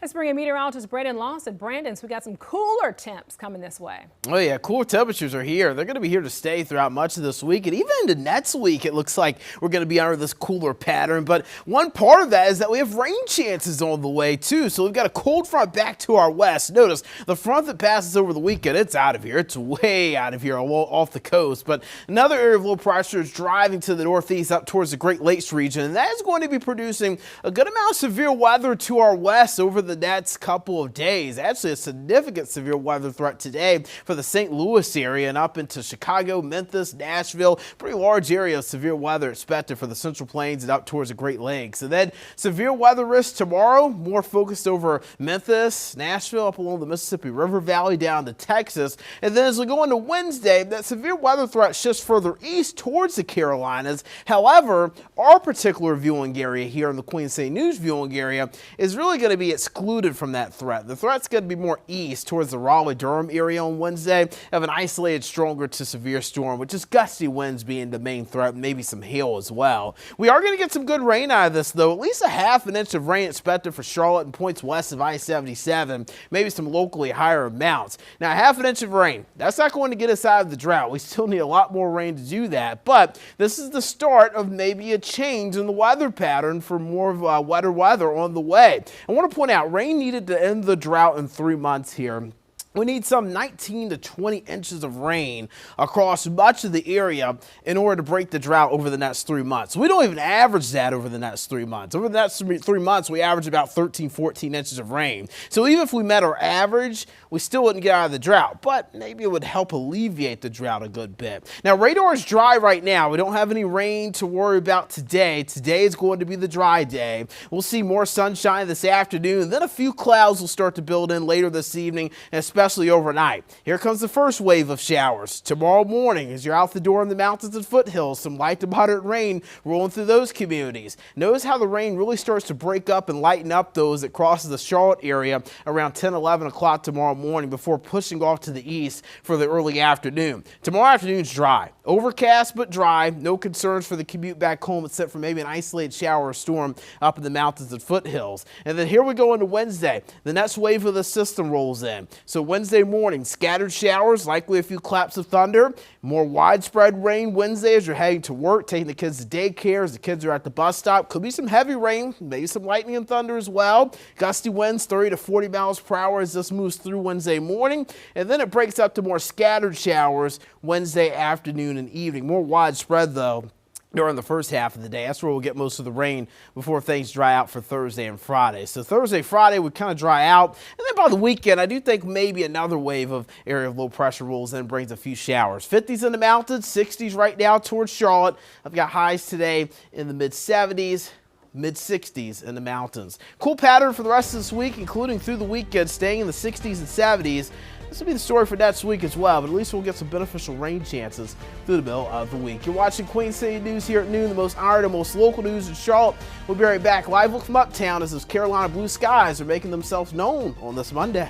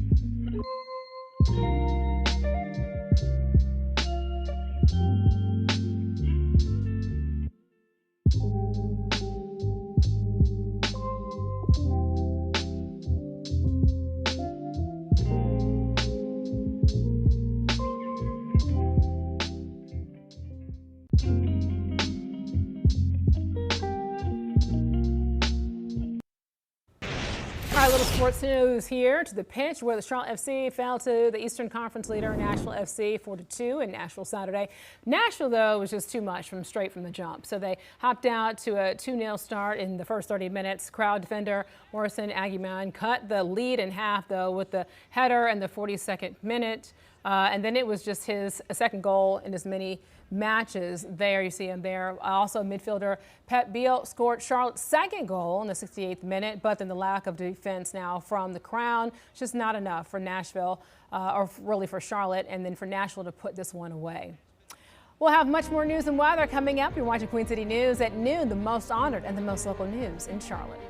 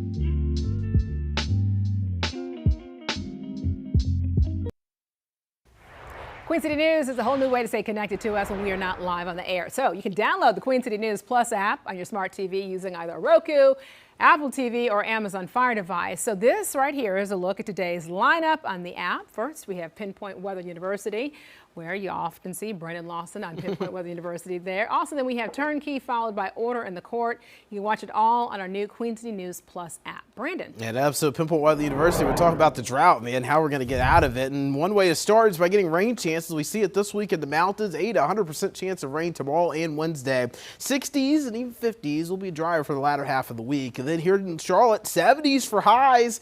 Scattered showers tomorrow morning. Doesn't look too impressive, but Wednesday, a little bit more widespread with the rain and more beneficial as well. And then by the time we get to Thursday and Friday, we're drier. Temperatures are still in the 70s, kind of a little bit of chill in the air Friday morning, back in the 40s.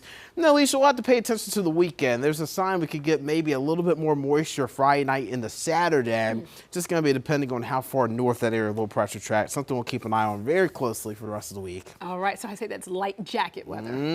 Especially in the morning. Yeah. Thanks for joining us. See you next on Queen City News at 4.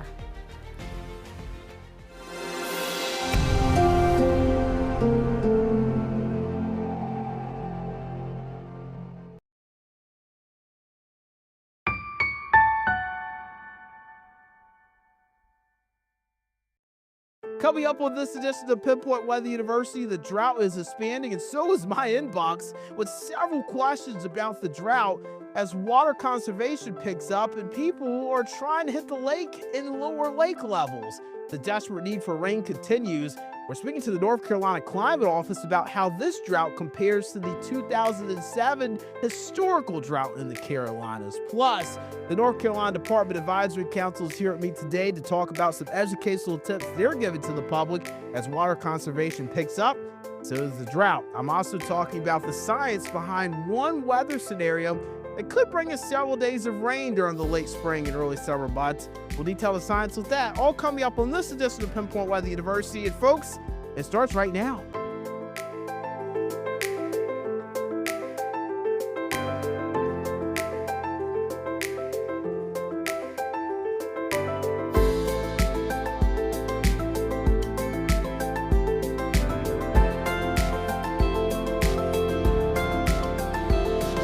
Welcome into Pinpoint Weather University. I'm meteorologist Brandon Lawson here on Queen City News Plus. A big welcome to our YouTube viewers as well. If you're tapping in with me at WXBrandon9 on IG or on X and maybe even Facebook, my meteorologist Brandon Lawson page, always appreciate that as well. And a lot of questions have been filtering into my inbox this week. And the biggest question I'm getting is what is going on with this drought? It's a drought we've been talking about really for a few months now. We've been talking about how the wildfire threat has been really picking up here rapidly over the last few months. And we've been discussing the drought, and it's been a big topic. And unfortunately, I think people are just now recognizing that the drought is actually a big deal right now. And as temperatures warm up, people get outdoors, they're trying to hit the lake, and they're seeing the lake levels are lower. People are scraping their boats, and I think people are just getting the impacts of it now that we're warming up. And to talk about the drought today, I'm joined by a special guest. I've got Corey Davis from the North Carolina State Climate Office there. He's the Assistant North Carolina State Climatologist. And Corey, I feel like you've been busy and your inbox has been filling up a lot this week over the drought too, my friend. It has been, and I've noticed the same thing, Brandon. You know, it seems like this drought has snuck up on a lot of people because suddenly we're in the spring. They're starting to notice their lawns are brown. They're starting to notice the local rivers and streams are low, and now we're starting to get those water restrictions. But of course, we've been tracking this drought for more than 6 months now. We first started getting into this dry spell at the end of summer last year. Of course, late last summer, early fall, it was pretty quiet hurricane season. We really didn't see that tropical impact along our coast, so we missed out on some of the rain that we usually expect that time of the year. We know this past winter we were in a La Nina pattern. That usually means drier than normal weather for the Carolinas, and it did for us this year. And now that we've gotten into the spring, it has heated up. We have seen summer-like temperatures over the dry, less than half an inch of rain all month in parts of the Carolinas. So that's why we've seen this drought accelerate, no doubt. But again, this has been a more long-term event. It's been with us for several months now. Yeah, and I was actually just kind of crunching some of the numbers this morning and just looking at some of the data. Just taking one of our weather computers full screen here. So this is looking at the 2025 fall precipitation. We had an inch under normal for September. We're almost an inch under normal for October. We're almost 3 inches below normal in November. Then when you go to winter, we were about 2 inches under in both December and January. Still a little bit under in February. And, you know, in winter, that puts us about 4.3 inches below normal. And then spring hasn't really helped us either. You know, they say April showers bring May flowers, but unfortunately, that's not the case this year. Looking at about 2 inches below normal already here for April. And then March in Charlotte, We had the 3rd or 8th driest March on record. So again, it has just been incredibly dry. So far in April or in spring, we're already about 5 inches in the hole. So I do like how you mentioned this has been something that's been going on for quite some time. Why do you feel like people are just now starting to realize it or get into it? I was thinking maybe it has to do with the warmer weather, more people are getting out. But again, we've got a lot of questions about this drought this week, and we've been talking about it for a long time. Yeah, we're not used to talking about drought and drought impacts over the wintertime. Usually during the cool season, we're just not seeing as much outdoor activity. Farmers are not growing as many crops at that time of the year. Of course, the grass is usually brown and dormant during the winter. And I think one thing that surprises a lot of people is that the snow we had in late January, early February really didn't have that much of an impact on improving the drought. It was definitely a nice snow, a foot in the Charlotte area, but not a lot of that snow actually melted and infiltrated the ground. A lot of it actually sublimated, so it went straight from ice into a gas form, and it really didn't have as big of an impact as we would have hoped. And again, it's just stacking those dry months together. The year to date is the driest on record so far for the Charlotte area. Nearby places like Monroe are also running on their driest on record last 6 months. So we have just not seen the rain or any precipitation that we've needed over that longer time spell. And yeah, now that we're getting those warmer days in the spring, it's, that drought is suddenly angry and we're all feeling the effects.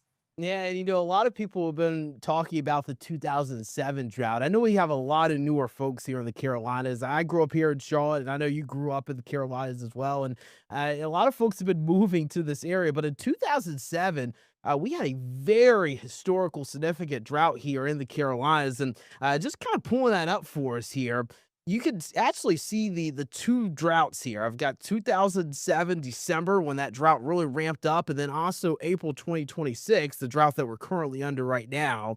And you can see the exceptional drought took over our actually entire Queen St. News viewing area here. And then you look further to the right there, and you see April 2026. I mean, we've got extreme drought creeping in, but it could be a lot worse as we get towards the summer. Can you just talk about some of the differences between these two? Because I know a lot of folks have been talking about the 2007 drought. What are some of the differences that we have with this drought and maybe some of the similarities that we have from 2007 to this one? Yeah, that 2007 drought is really the benchmark for bad droughts in the Carolinas. And of course, a lot of folks are seeing those similarities because now some places are being asked to conserve water. That was widespread, especially by the late summer and fall of 2007 when we were in those exceptional drought conditions. And on the drought map now, we are getting into that extreme level. That's not far away from where we were at the peak of that 2007 drought, but some of the big differences mainly in the time of year when these droughts emerged. That 2007 drought started in far western North Carolina, coming out of a fairly dry winter, but an especially dry spring in that part of the state. And then it just ramped up over the summer. Very fast emerging, like you're showing here. We went through one of the hottest and driest summers on record, including the hottest August on record in North Carolina. After that, there was just no water left. It had all evaporated during those summer months, and that's why we were seeing such dire conditions and water restrictions. The current drought, like we mentioned, it started last fall and over the winter, just not getting the rain we expected at those times of the year. We're certainly seeing it intensify now in the spring, but, in some ways, that could be a good sign. If this is the driest that it gets, it means that we were getting those rainfall deficits out of the way in a time of the year when they don't matter as much. But as you're noting here, it could also be a bad sign. That means that we are already getting a head start on those rainfall deficits compared to what we saw in 2007. So again, if this summer and even fall stays dry, that could mean that we are seeing even bigger impacts than we did back in that event 19 years ago.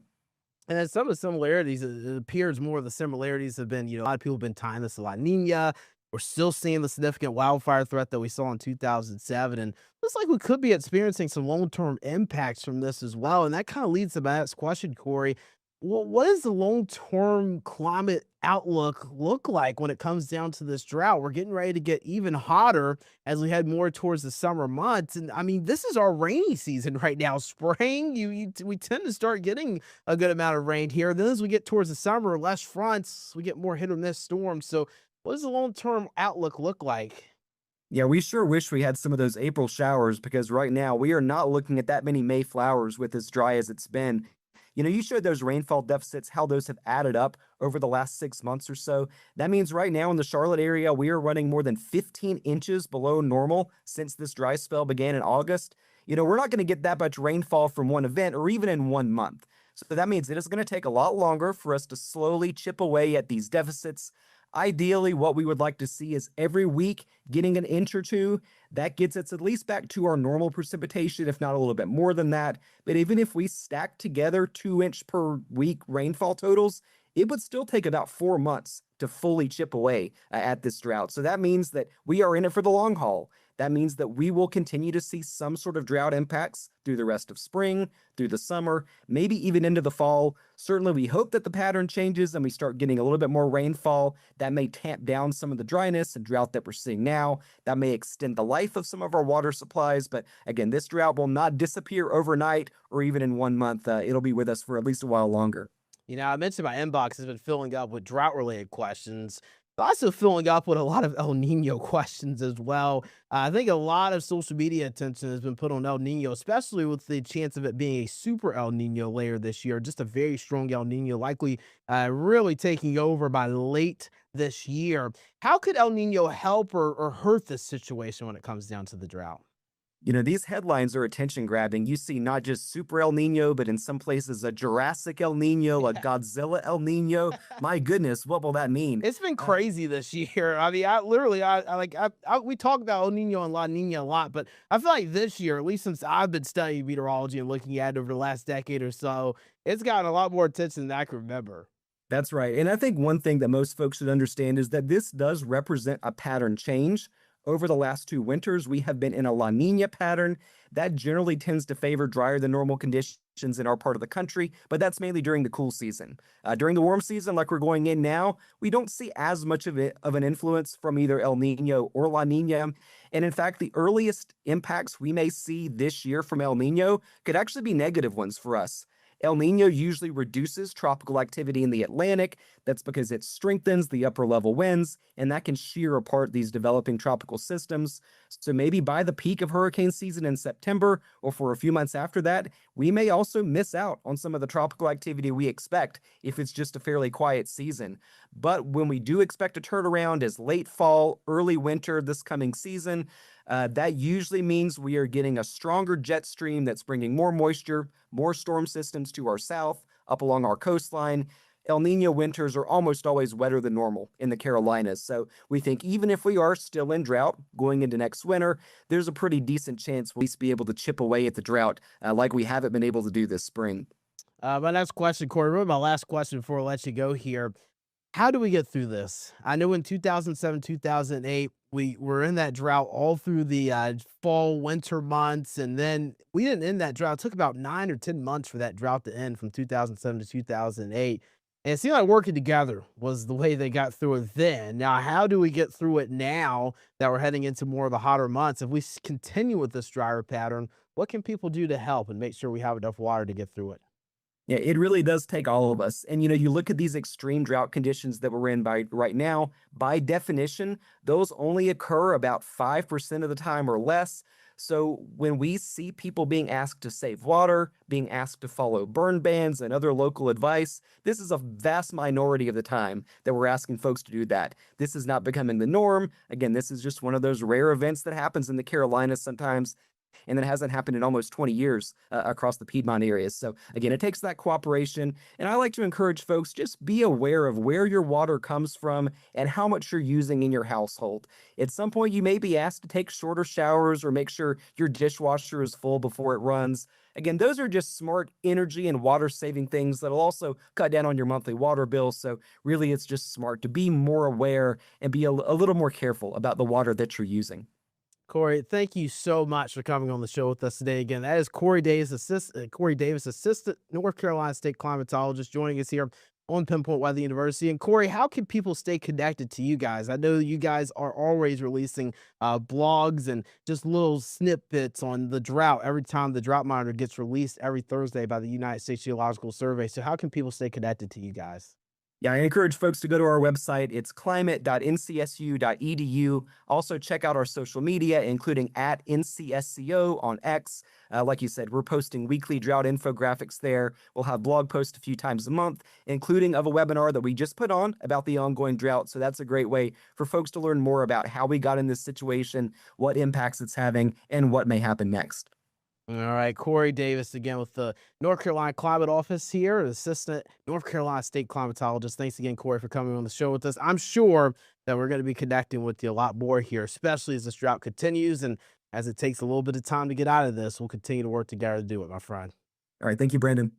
And coming up after the break, we actually have another guest that's going to be joining us on the show today. We're going to be speaking with the chair of the North Carolina Drought Management Advisory Council. They're letting us know how they're planning to help us get through this drought here in the state of North Carolina. Details on that coming up next on Pinpoint Weather University.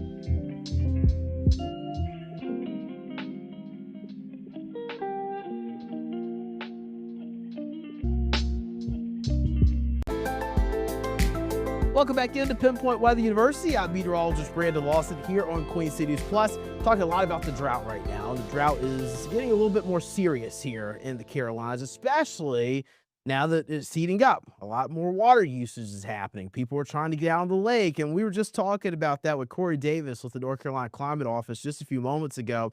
And now I'm actually going to be bringing on the chair of the North Carolina Drought Management Advisory Council.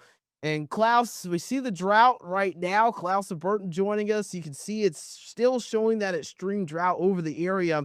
And we spoke about, I'd say, probably 4 or 5 months ago. It was during the winter at some point. And we were watching this drought grow. And I feel like the drought's getting more attention now. And I feel like business is picking up for you guys there at the North Carolina Drought Management Advisory Council for sure. Yeah, so back in the fall, it was starting to form. Some areas were 3-4 inches behind. Unfortunately, now those same areas are 12 to 15 inches behind. We've had a few rains, but nothing significant.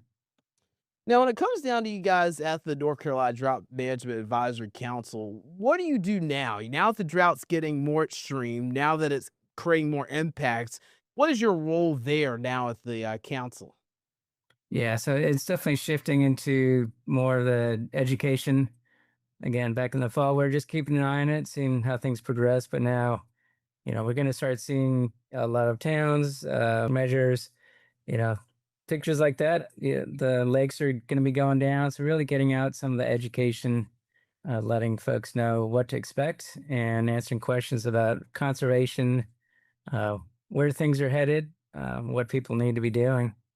And then what are some of those educational factors that you guys will be bringing in? I know you mentioned you're going to be speaking with some folks coming up here on Thursday, April 23rd, as the new drought monitor comes out, and just continuing to educate the public. What are some of those educational tips you're going to be handing out to the public here as we get more into this drought? Yeah, so, a lot of it tomorrow is going to be talking about how we got to where we are.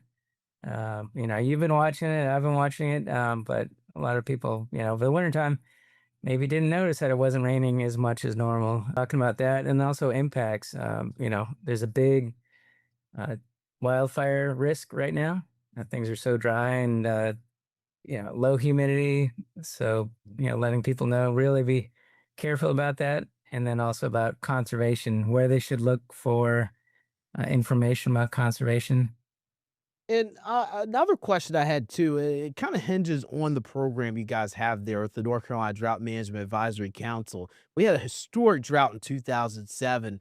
And I believe last time you spoke to me in class, you were mentioning that that was a big driver for starting programs like the one you're a chair of. Mm. Right. And so a lot of the legislation and kind of guidelines that were put into place back in 2007, 8 are really getting implemented now. Uh, you know, cities need to have water shortage response plans that are tied to specific triggers, conservation measures. So the 2007-8 did kind of give the state a wake up call, and now we're putting a lot of those practices into place. Question for you. It just has to do with the water conservation. A lot of people have been messaging me all over social media, talking about the drought more over the last week or so. And it has been as the water conservation has really picked up. We have seen the wildfire danger, but wildfire doesn't necessarily apply to everyone because not everybody burns, but everyone uses water. You need water for showers. You need water for the dishes. Even if you're trying to wash your hands, I mean, everybody uses water. So I feel like that's why the drought's getting a lot more attention now. But what are some tips that you have for the public in regards to water conservation? How can people conserve water during this time? Yeah, so the best place for most people to look is, at the utilities website. I was just looking at Charlotte Water's website, and they've got good recommendations about what sort of conservation people should be doing. A lot of just common sense, trying to be more conscientious about how much water they use. Don't If you're going to be watering the lawn, try and do it in the morning when temperatures are low. That way you get, the most water on the lawn instead of evaporating. Don't try not to water the sidewalk or the street because that's just wasted. But as far as regular use, like you said, washing your hands, washing the dishes, flushing the toilet, especially right now, it's just, be conscientious, but it's not restrictive yet. And any other tips you might have just for the public? Anything that you think might be important to add to our conversation today about the drought? I do know that it can be a long time to recover from these. Do you think maybe this could be something we're in for the long haul? We're definitely going to be seeing some of the impacts through the summer, even if in May, which, statistically it should, but, we should be in a better shape right now than we are anyways. So, we could stay in a dry pattern. Again, we're 12, 15 inches behind, so it's going to take a while, even if we.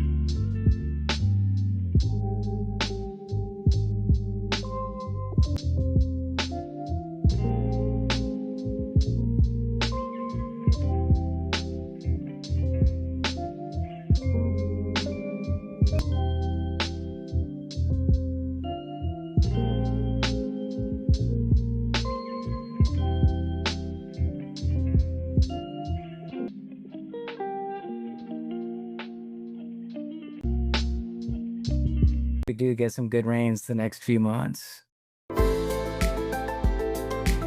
Welcome back into Pinpoint Weather University. I'm meteorologist Brandon Lawson. We've been talking a lot about the drought this episode, and I feel like it's warranted. A lot of questions have been coming because of the water restrictions and all the outdoor festivities that we like to do on the lake. Some of that stuff kind of coming to a halt here as temperatures warm up, and I think that is allowing people to be a little bit more concerned. As The thing is, I was just actually talking about it over the break with Klaus. We were talking about how, during the winter, you might not have these impacts as much, right? We're not using as much water. And then when we get into the spring, we've got wildfire danger, but not everybody's burning. People across the Carolinas, there's some that do burn brush, but not everybody burns brush. Not everybody has a fire pit. Not everybody has a fireplace that they use. However, everybody uses water. So when you tell somebody to take a shorter shower, when you tell somebody to only use a dishwasher when the dishwasher is full, when you tell somebody they can't rinse the pollen off their car but once or twice a week, we got problems, right? It's impacting you. So now I feel like it is getting a little bit more attention, and a lot of folks are really interested. Now, as it gets attention, many folks want to know how we get out of this. Now, I'm not going to be a buzzkill here, but I do hate to say it. It's going to take time. It takes time to get out of drought. Droughts do not end in 1 month. They don't end in 3 months, especially a drought like this one that's so extreme. This is going to take several months, maybe even until later in the year to officially get over the drought. And that's only if we get into more of a rainy pattern. It could go even longer if we stay dry. I've been using the credit card example a lot, but Klaus over the break actually used a really good example. Imagine missing a paycheck for 6 months and you finally get your paycheck. You're able to eat your food, but it's not helping your debt out too much, right? So we're behind by 6 months of rain, and we need to get ahead of that by getting way over our averages over the next several months. And you don't want to get too much rain to create flooding. So I want to point out one scenario that might help us. We see it a lot in late spring, early summer. It's called a cutoff low. Let me go ahead and pull it up for you full screen. So a cutoff area of low pressure, again, you've got your jet stream to the north. That is that ribbon of flow in the upper levels. That's where all your storm tracks are, up there in the upper levels along the jet stream. Jet stream controls a lot of the weather patterns. But what happens if a little piece of energy or an area of low from that? So what ends up happening is when those areas of low pressure, they get away from the jet stream, they get cut off from the main flow. And when they get cut off from the main flow, they just kind of meander around a certain area. However, if we get a cutoff low, it tends to lead to a lot of rainy weather wherever it sits because it's just constantly creating lift in the atmosphere to create showers and potential storms. And it's also continuing to bring in moisture in certain areas as well, which keeps the precipitation higher for several days. So this is a look at a scenario, again, that we can tend to see late spring, early summer as we get into that time period. Sometimes you get little areas of low pressure cut off from the main flow of the jet stream.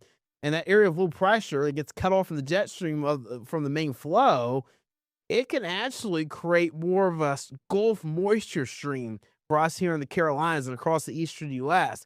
And it can lead to several days of rainfall as you're getting that continuous Gulf moisture. It's a really good pattern to get us out of drought. I shouldn't say get us out, but at least help alleviate things. Something we'll be watching for as we go through the next several months. We need cutoff lows like this. Now, there's another scenario that can help you get out of a drought. It's a scenario I don't really want, but it's a tropical system. Tropical systems can create an abundant amount of moisture over an area. But when tropical systems make landfall, they also can lead to catastrophic impacts like storm surge, damaging winds. You also can get, we saw with Hurricane Helene how historic that storm was. Even if you get a weaker tropical cyclone, it can cause significant issues as well. So that's why I've been seeing a lot of people say, oh, tropical cyclone, yeah, that can help us out. But I don't really want that because I think it can lead to even greater impacts than what we're seeing right now. Drought's a quiet impact when it comes down to weather. Before we go, I just want to mention this.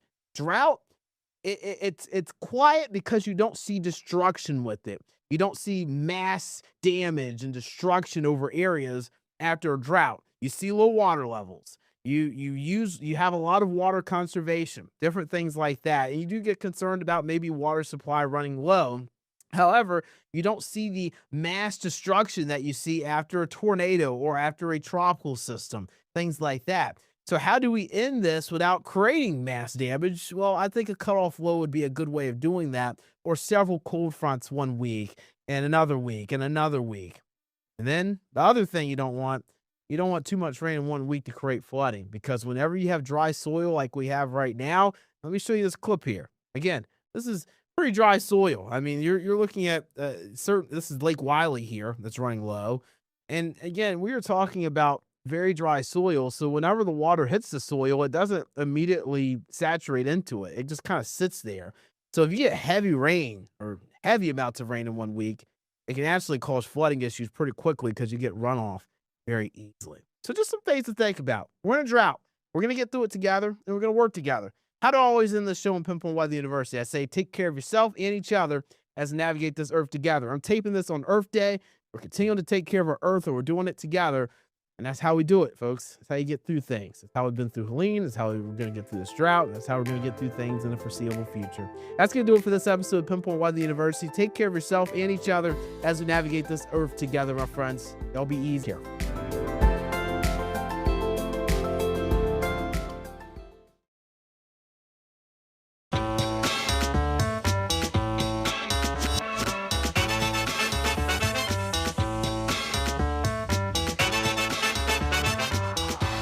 Welcome into Turnkey on Queen City News Plus, your go-to show for everything real estate. We talk about the latest market trends, do's and don'ts of the industry, and provide expert advice on navigating this dynamic landscape that we call home.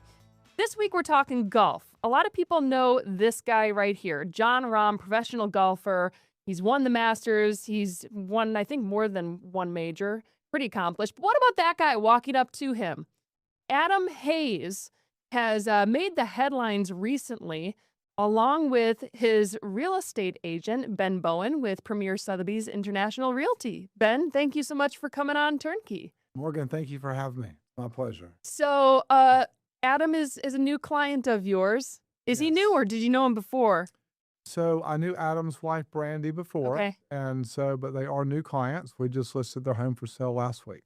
So it's making headlines. Everyone is talking about the caddy who's been on the bag for Jon Rahm for forever, it seems. About a decade. Listing his home, Iron Station, North Carolina, for roughly $14 million. Correct.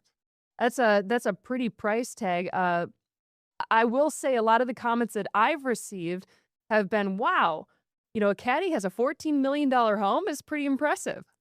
Well, they've done well for themselves, and there's a backstory to how they got there. Mm-hmm. Happy to share some of that with you. Yeah, if you like. I'd love to. Yeah. So when Adam began caddying, he was struggling and not making a ton of money. Mm-hmm. His wife, Brandy, had a very successful real estate business. And so I think Brandy kind of carried them through the early years. And as Adam's career grew and he became more accomplished, he got on Jon Rahm's bag about 10 years ago. And Rahm was at one point the #1 caddy in the world. So when she was a realtor, she has a very keen sense of design and taste and style. And they have bought and flipped a couple of homes on Lake Norman. Okay. They lived in, fixed up, sold. So they made some very wise real estate investments, and they built some wealth through real estate on Lake Norman. And after a while, it got to be just kind of a busy lifestyle on the lake. And when Adam was home from traveling, I think he wanted some space and serenity. And so they decided to acquire this property they put together. And then they worked with one of the top architectural firms in Charlotte and a great custom home builder and built this property that they call Stone Falls Farm. So it's evolved process through the years of a joint partnership between the two of them. Well, it's a beautiful home. It's a beautiful area. Correct me if I'm wrong, but 136 acres, something like that? So correct. They are selling the home on 100 acres, and they're going to retain the other 36 for themselves for a potential smaller home there. Okay. I thought maybe when you listed it that a lot of times with these bigger properties that are more expansive, you'll see that the home is listed with acreage and then the acreage is listed separately, and then the buyer has the opportunity to purchase the acreage as well. I guess it's just more marketable that way. I thought maybe that was the reasoning for that, but it sounds like it's different in this circumstance. Yeah, in this circumstance, they would like to keep the property next door to it. If the right buyer comes along and the numbers match up, they would be willing to consider selling it. But at this time, they're planning on keeping the 36 acres for the opportunity smaller home. So you always seem to have the listings that everyone's talking about. A tip of the hat to just you're talented and people want to work with you. And I think we've talked about this before because I've had you on Turnkey for another property, and you're just yourself. Is that the magic to getting these listings? Is people know what they're getting with you and they know the personality and the person? I hope so, Morgan. I had somebody tell me recently that I was the same person in person I was on my videos, and I certainly hope that I am. I don't try to come across somebody that I'm not, but the only way I know how to be is myself, and so that seems to work. But yeah, I love what I do. And the prior person I was on here for today is his birthday. Wait, whose birthday is it? Shaq's. Oh, really? Yeah. Okay, yes, because one of the other properties that okay, it's Shaq's birthday today while happy we're birthday, recording Shaq, if this you're watching. this episode. So happy birthday to Shaq Thompson. So obviously personality is just one part of like this. It is so involved. I'm going to run a clip of yours that I pulled from some of your listing videos, and I would love to just kind of talk about what goes into that whole part of listing a property. So why don't we play that and then we'll kind of break it down. So your home and gardens have been featured not one, not two, but 3 magazines. Tell me what makes this place so special.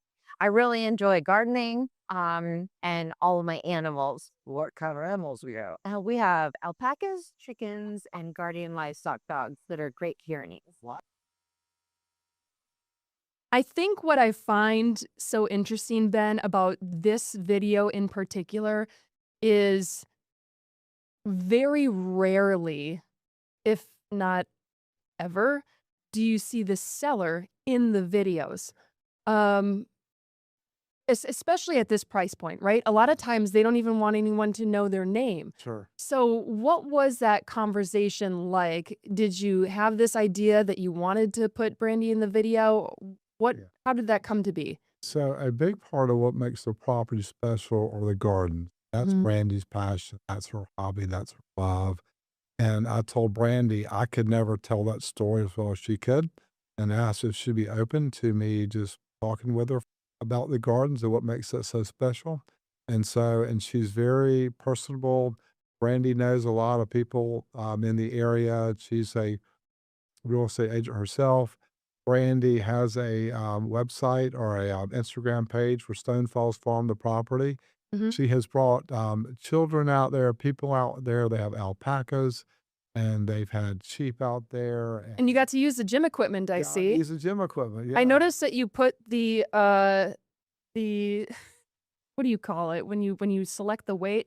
I noticed you put it all the way at the bottom, but then you lifted it with such ease. I've been working out regularly. Okay, that's a bit. You always put something kind of fun in your videos too. You can't take yourself too seriously, Morgan. I mean, we're selling dirt, we're selling land, and it's improvement. But I love what I do. But I thought it would be great to have Brandy in there. She's very personable, and she could explain the gardenings and how all that stuff works.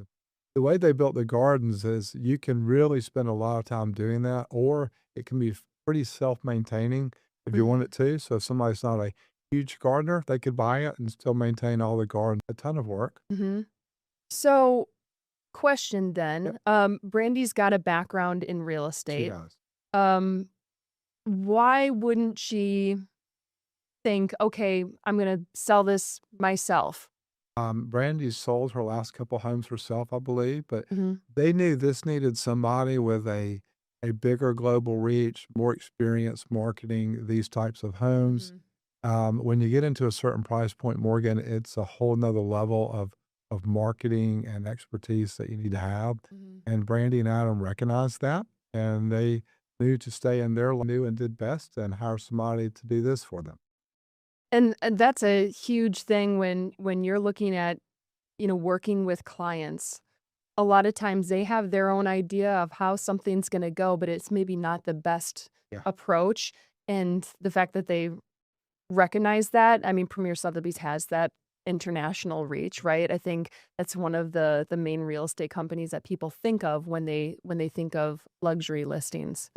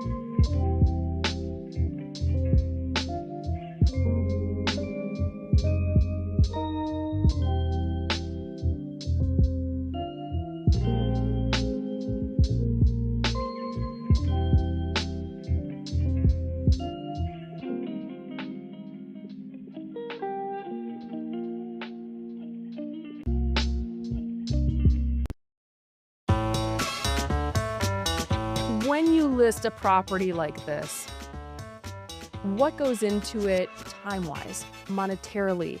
How do you plan out the marketing strategy or something like that? So enough money to scare me if it doesn't sell. Time-wise, it's tons of hours. I mean, it's tons of hours. It's about creating a marketing plan and platform and who we think the buyer is. One person that I'm very fortunate to have on my team is Elise Raymer. She is the public relations director for Premier Sotheby's International Realty. She was named one of the top 50 women in PR in America, not just real estate, but in America, and she is phenomenal. But the power that she brings to the table is she has contacts at the Wall Street Journal and all kinds of places. So we spoke with a writer from the Wall Street Journal, and she interviewed Adam Hayes for the article. It was published Saturday in the Wall Street Journal. And when you get a real estate listing picked up there, it's picked up all over the place. It's been in all kind of golf magazines, golf contact with the New York Post this week, and tons of publications that are wanting to ask and write about the story. So our PR department gives us the ability to have a reach way broader than I could ever have. And I know as the real estate agent, you want it to be all about the real estate, but there is that one part about the golf that makes the headlines, and that's what does it, right? It does. So we had a lot of discussions with Adam and Brandy about that. Mhm. They are very private, and they would prefer to have stayed private. But his relationship with John Rahm was going to create exposure for them.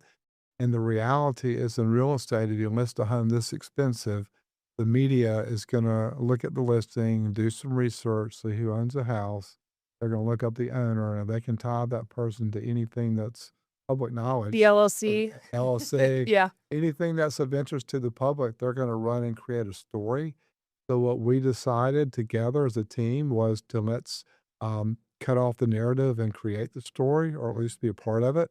Because if you don't do that, then the media want to create. So Adam was at least able to share his side of the story with the Wall Street Journal. That's nice, and I know I get both sides of it. I understand, them wanting to have their privacy. This is their house, and now everybody is looking at every single picture, and probably noticing the master's bag that's hanging at the front entrance when you walk in. But there is that marketability aspect of it when you let people in a little bit, and it's a beautiful house. I would love to hear more about it. We talked about the gardens a little bit, but this is an expansive property. I mean, the gym, of course, you got to have the golf simulator, right? Yeah, absolutely. How many shots did it take you? So they didn't show my best shot. It's like they showed me a shot where I noticed it trailed off a little bit, and I thought that too. I thought, wow, I thought Ben would have picked one that was a little straighter. So yeah, I should have done a few more. But so I think there's a trend more. Humanizing. We used to have a man cave where the guys got this room for. This is like a ball games. man house. It's more than a man cave. It's becoming into the whole barn dominiums are super popular and stuff. And this is basically a barn dominium. One half of it is an active working barn. There are 2 animal stalls. There are places for tractors and all the lawn equipment. And the other side of that's a 3,000 square foot recreational area with a full fitness center. Their boys play baseball, so there's a regulation baseball batting cage. I figured there had to have been some sort of tie, because that's not something that someone just puts in. Baseball, golf, yes, but a batting cage area, that's not something that you're just going to install. Yeah, So okay. I think if the buyer doesn't play baseball, have any draw there, that would make a phenomenal big putting green. They're a golfer. Right. Then, of course, the golf simulator. There's a bar there. There's a table there. You can sit there and hang out and watch your friends play.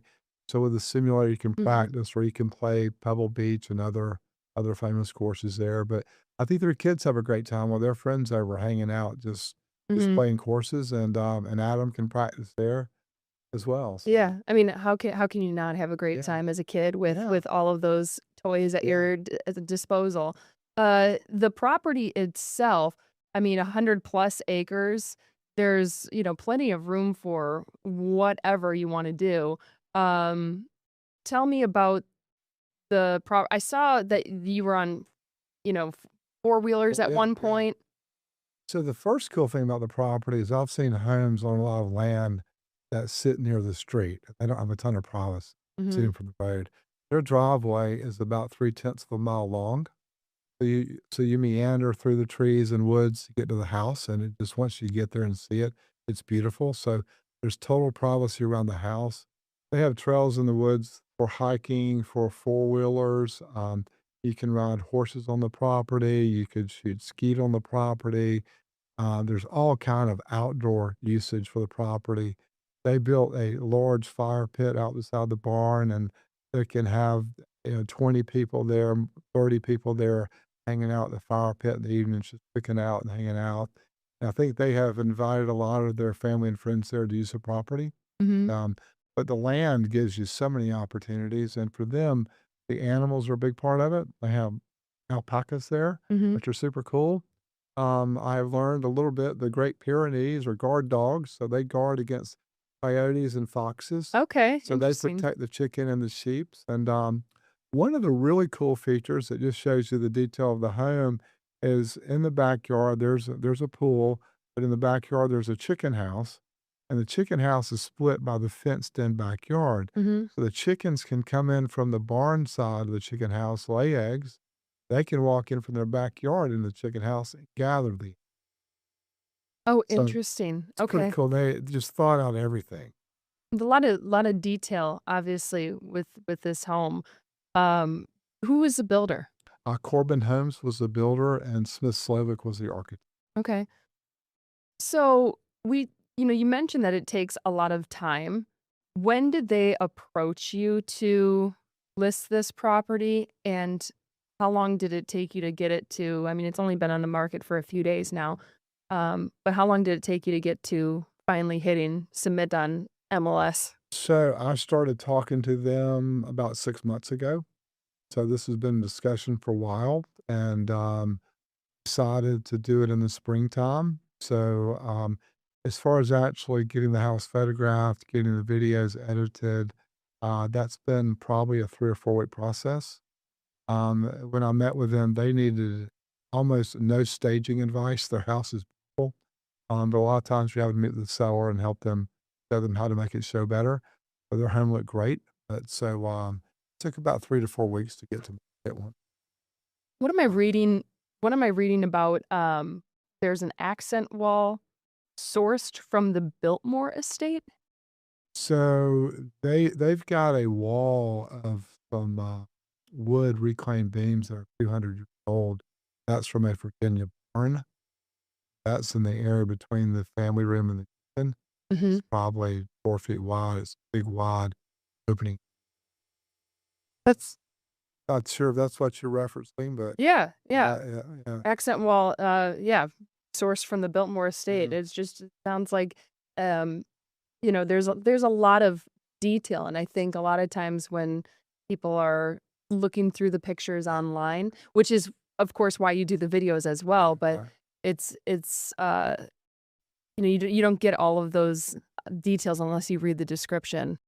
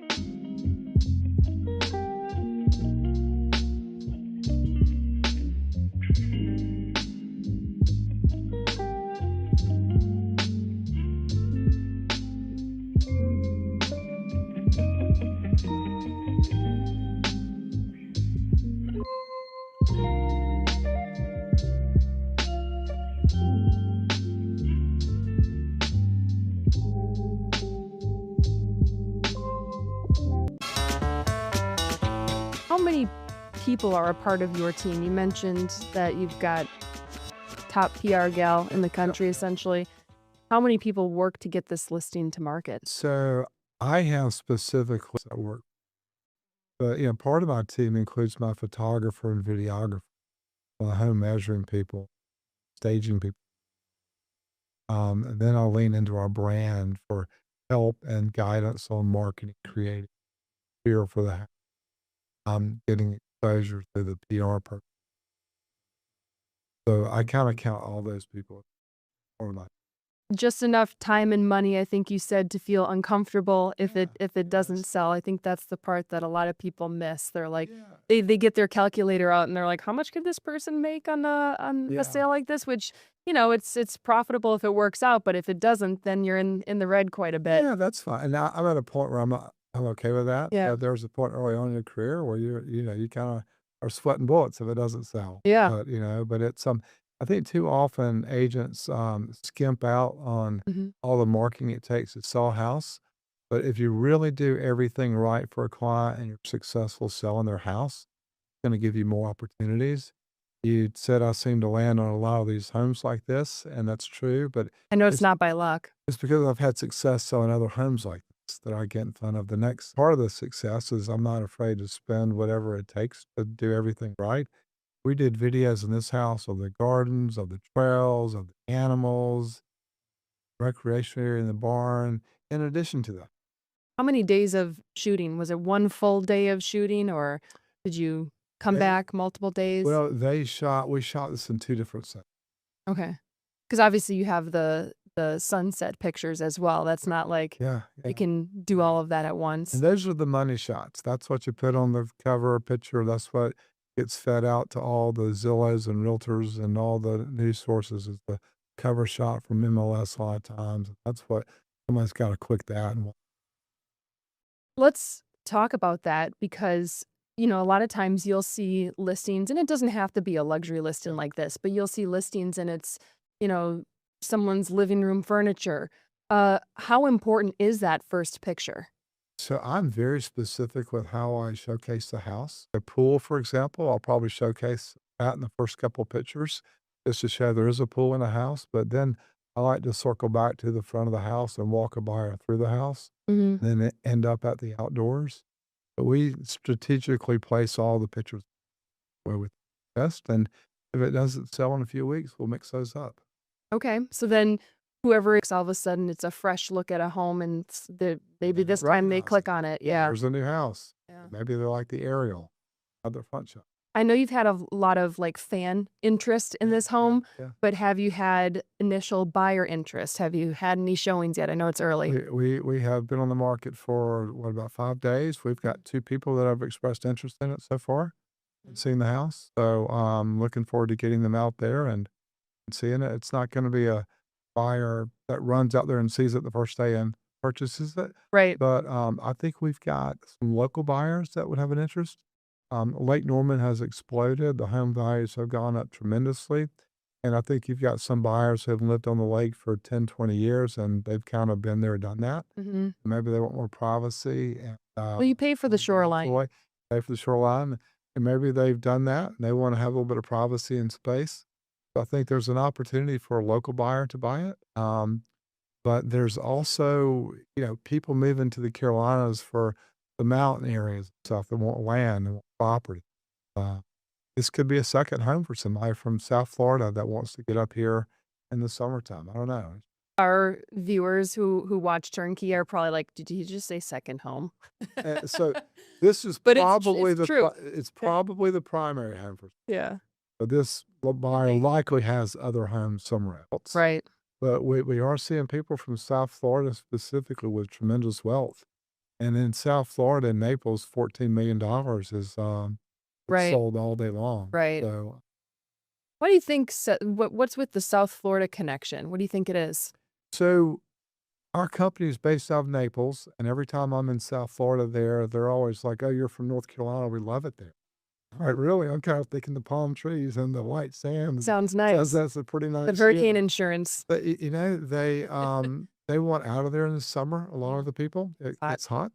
The insurance is extremely expensive down there, especially if your property has been flooded and if you've had a pool where a storm's brought water in from your pool into your house. I mean, I have a friend of mine had a $4 million home there, and his clients were carrying $100,000 a year for insurance on the property. And so it's gotten expensive, and some of the South Florida people want to get out of there, and others just want a place to live in the summertime.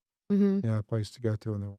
Yeah, I used to live in Fort Myers for 3.5 years, and those summers they do get pretty hot. It is humid, it's right on the Gulf there. Yeah, it's just hot when you wake up in the morning. Yeah, it is. It was hot after we had I covered a hurricane there, and it was Hurricane Irma, I believe, and being post hurricane without that AC, that is a whole different level of hot. Yeah.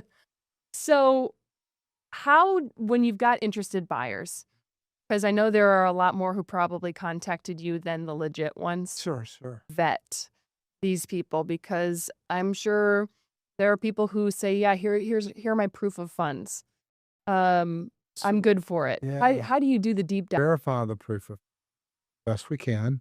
If it's a letter from a financial advisor, we may call the advisor and say, hey, did you write this letter for these people on this date? So got these assets. But we need more than just something say, hey, got this much money. There are times when a known person wants to see it. If it's a known person that we know is in the NASCAR community or somebody like that. Someone you actually know. Yeah, Right? we may say, hey, don't worry about that. But for everybody else, we need a proof of funds. I'm present for showings. And so the buyer's agent has no real knowledge of the house or the property. And it's part of what Adam and Brandy are hiring me for is to show and sell the property. So when I'm there, I can point out all the features of the property, how they could use the property, talk to it about it being a one-of-one property. And we're trying to sell the property. And our competition for a house like this is beyond Lake Norman. There's Lake Keowee in South Carolina. It could be that. It could be they're looking at buying a home at the coast. It could be in the mountain. So, the competition for it goes beyond just Lake Norman. How involved then, since you're the one who has all the knowledge on the property, how involved is the buyer's agent then? Because, I'm sure they read up on it, but you're kind of the expert. Yeah, and I think they appreciate that. I go to the house to meet them, and I tell the buyer's agent they don't have to know everything about the house. Share everything with their clients, and of course they are there with the buyers. But I don't expect them to know all the details of it. Any final, mentions of this property that you wanted to say? Anything that I missed? I think the unique thing is location-wise. You're about 20 minutes from Lake Norman, 30 minutes from Uptown Charlotte. Iron Station, right? Yep, Iron Station. There is a private airport about 5 minutes away, which could be useful for buyer. And I've joked with the sellers, they're only 5 minutes to Chick-fil-A. So it's not that far out. That's more important than the Carolinas than people think. Yeah, it is. So if you've got kids, you're not far from Chick-fil-A here, but conveniences for shopping and restaurants. All right. Yeah, you have your own private seclusion and total privacy and escape. I think you may have just sold it with the Chick-fil-A comment. Yeah, hope so. Ben, thank you so much for coming back on Turnkey and for choosing to come on our show for this property. You're always welcome to. Yeah, you're awesome. I appreciate it. I hope I have another opportunity. Yeah, absolutely. Thank you to everyone else out there for watching this episode of Turnkey on Queen City News Plus. We'll see you next time.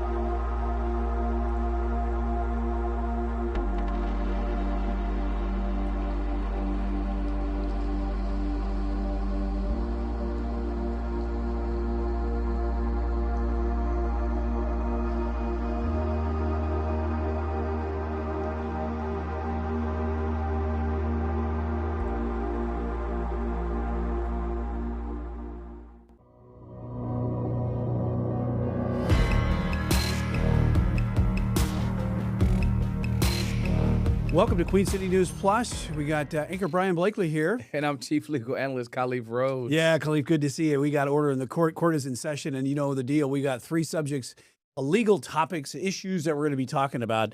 We're going to be talking about a stand your ground case out of South Carolina. Also going to be talking about Supreme Court taking up a case involving the Catholic school and the LGBTQ rights. But first, we want to start off with the Trump administration, they launched an online portal here to begin refunding billions of dollars in tariff refunds. Now, it comes to 2 months after the Supreme Court. It struck down the Trump tariffs here, and now the administration is beginning to refund $166 billion.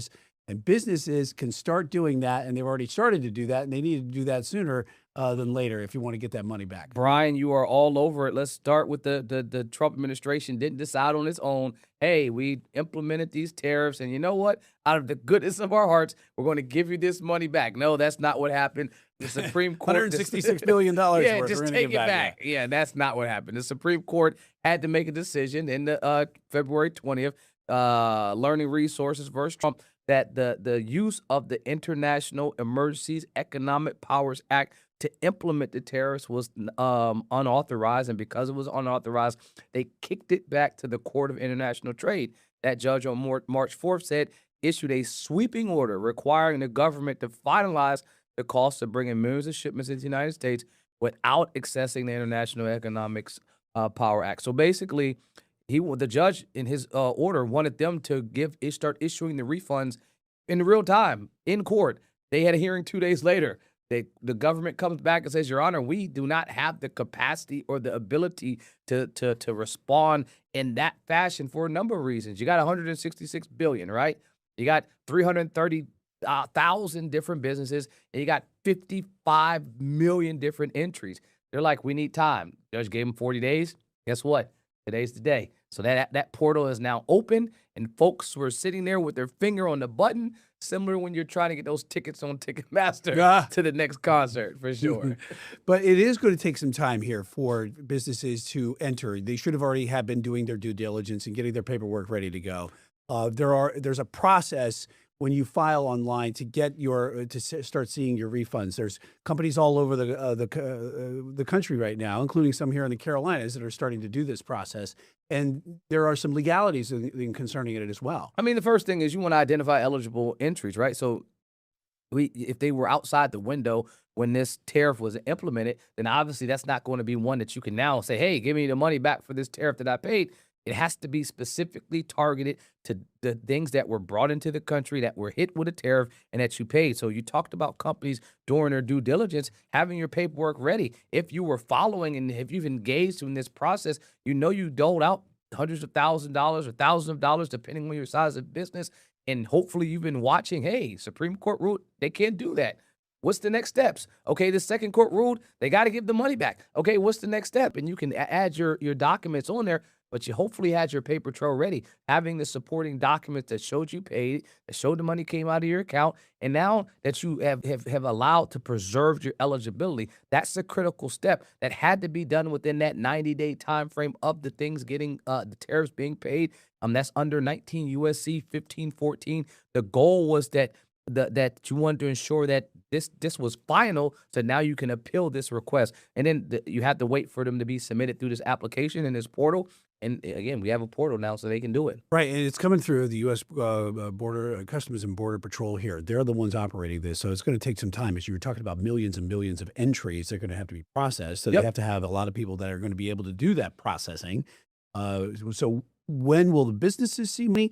And also because of the tariff situation, because some of the companies passed on the cost to the consumer. Some did not. But what will be the benefit here be to the consumer? A couple things. I'll say first, Brian, that the process is not guaranteed. So let me start with that. You're submitting your documentations, and the government does still have to approve the request to return it. So hopefully your I's are dotted and your T's are crossed, and that all your documentation supports it. Refunds are expected to be given back to these businesses in that 60 to 90-day time frame, and the government anticipated this. They said, because instantly the judge wanted them to start the process that day. They didn't have the infrastructure ready, and so they anticipated that there would be chaos, that there would be confusion. In the Supreme Court, Justice Barrett said the same thing. Hey, I think this refund process could be a mess. That was her words. Judge Eaton says, I believe that there will be no chaos associated with the provision of these refunds and that it will not result in mess. One other thing that he said, and I thought it was crystal clear, he says, the law is clear. The duties were unlawful from the moment they were imposed, and that means that every single cent of IEEPA duties must be returned to the importer. So you asked the question, how will consumers and when will they get their money back? Based on this judge, they should be getting it back instantly, and it should be every cent because they were unlawful. Now, regarding consumers, I think that's going to be another tricky issue. It depends on if the consumer, if the business passed it on to the consumer, or if the business just ate the cost, as if some of these businesses have done, and then, maybe took up the price to their item, but didn't charge their customer a fee. So something that maybe was $10 before the tariff was implemented, and now was $12. We didn't pay the tariff; we just paid a higher fee. So you're not going to see any additional changes now. You've probably seen it with the price going back down. But there were customers that businesses charged them the fee. I'm one of them. I had ordered an item from Canada. That company got it from China. So by the time it got to me, those tariffs were implemented. They told me, hey, before this can come to you, you got to. I told them, hey, I don't want it. Send it back. Keep it, because I don't want you. You had to pay the tariff. You had to pay that fee. They asked you to do it. They did, and I rejected it. And the crazy story is they still delivered it and then asked me to pay the fees later, which we're still trying to figure out. Oh, boy. Glad you're a lawyer. Yes. Well, I mean, acceptance is required, and I clearly, explicitly denied accepting the item because I think the cost was, maybe $100 more than the tariff. So I'm going to pay double for the item I'm trying to get it? No, I'm not going to do that. That's what this is caused, this kind of issues right here. It did. It caused chaos, and it really had me thinking, okay, do I really need this item, and do I need it to come from another country? I mean, just because I'm saving a couple bucks and I end up spending double, that's some of the things that you thought about. I think for the most part, consumers didn't get the payment portion of it. That was given to the businesses, and the businesses are now saying, hey, I want my money back. Yeah, good stuff. Good luck getting your money back. Good luck for those companies getting their money back. That portal opened this week from the Trump administration on those tariffs. And coming up, another story we're going to be talking about in our second segment today, Khalif, that is the Supreme Court has agreed to take up a case of a Catholic preschool that is challenging its exclusion from a Colorado universal preschool program. It's all regarding LGBTQ rights. You're watching Queen City News.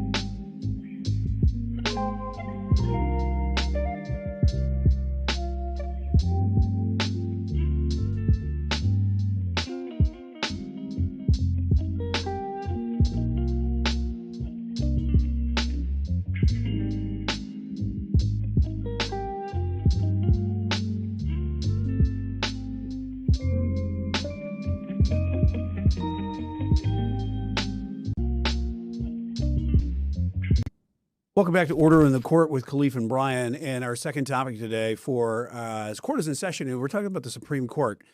They're taking up another LGBTQ rights case here involving a Catholic preschool program that's challenging the exclusion of a Colorado universal preschool program. Talk to us a little bit about that one, Khalif. This case has a number of things that are issue, and there's a couple of things that won't be on issue. So the case is St. Mary's Catholic Parish versus Roy. The Supreme Court granted cert. That means they'll grant an opportunity for this case to be heard in front of the court. You only need 4 votes to get cert granted. They got the 4 votes, so cert will be now, in this case, will be argued before the court. It's the question presented, and I say it like that because that's the legal term. Anytime there is a brief that goes before the Supreme Court, you have to ask them a question, and then you have to allow the court now to answer that question. So the question presented here is, can a state exclude a religious preschool from a public benefits program because the school follows a religious belief that conflicts with the program's non-discrimination rules? And so largely, this is the 50-foot view is this a violation of the free exercise clause? Does Colorado violate the First Amendment by denying funding unless the preschool agrees the policies that conflict with its religious beliefs, basically allowing LGBTQ families and children to go to that school? That's going to be the question. And is it unconstitutional religious discrimination, or is it just neutral condition on public funding? So where do you see this case going, and what's the timeline on this when court takes up a case? Friday, April 17th is when they decided they were going to do this. Yeah, I mean, I think that this will obviously be in the next term, so they're deciding that they'll hear this case not now, but next term, and then I believe we'll get an answer, 60 to 90 days after that. But I think this is telling because there is a case where they've already ruled this employment. They have to apply that same standard. Is it neutral, and is it a generally applicable law?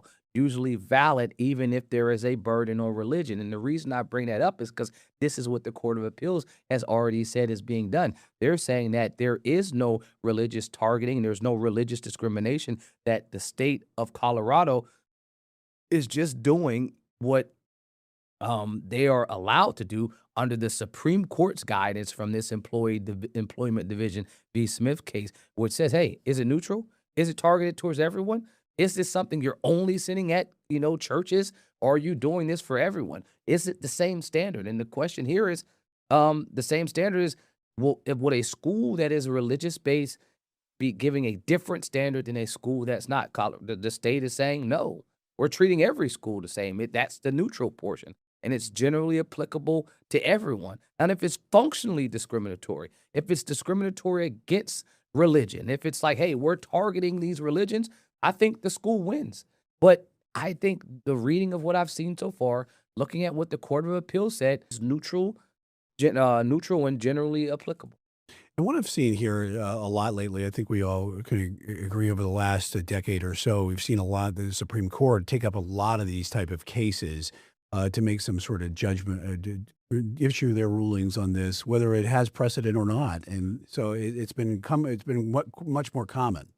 That is definitely something that I would agree with, that this Supreme Court does not run away from cases that are deeply rooted in case law and court precedent. That is, you're spot on. In the past, the court would have to have, a very, very narrowly tailored case before they will address something that could potentially overturn past precedent. But you've seen in this Roberts Court has not strayed away from confrontational issues that will allow them to tackle and unpack cases that have a history of 40, 50, 60 years of precedent. I mean, Roe v. Wade, Dobbs' decision is probably the easiest one to look at, where you can say, hey, other courts didn't want to touch it because the precedent was well established. But they're saying, hey, no, we can look at this case and we will have to review it. I think some of the other ones are some of these, alphabet soup agency cases where the court has entertained, hey, you are asking for us to do a standard when looking at these administrative agencies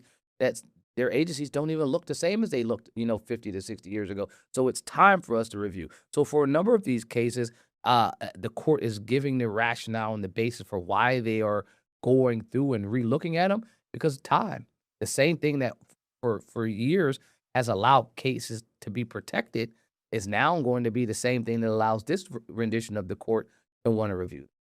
All right, that's going to wrap it up for this topic right here. As far as for our second topic on order in the court, when we come back, Khalif, we're going to be talking about a violent home invasion that happened in Statesville over the weekend.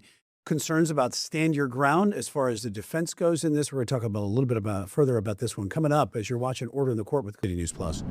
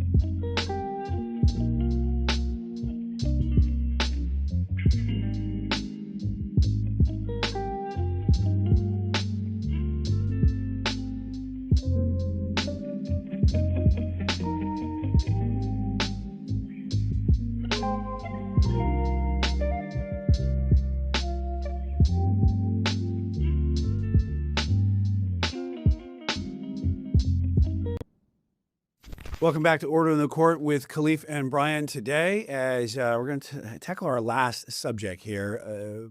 Pretty tragic situation. Statesville man involved in a home invasion.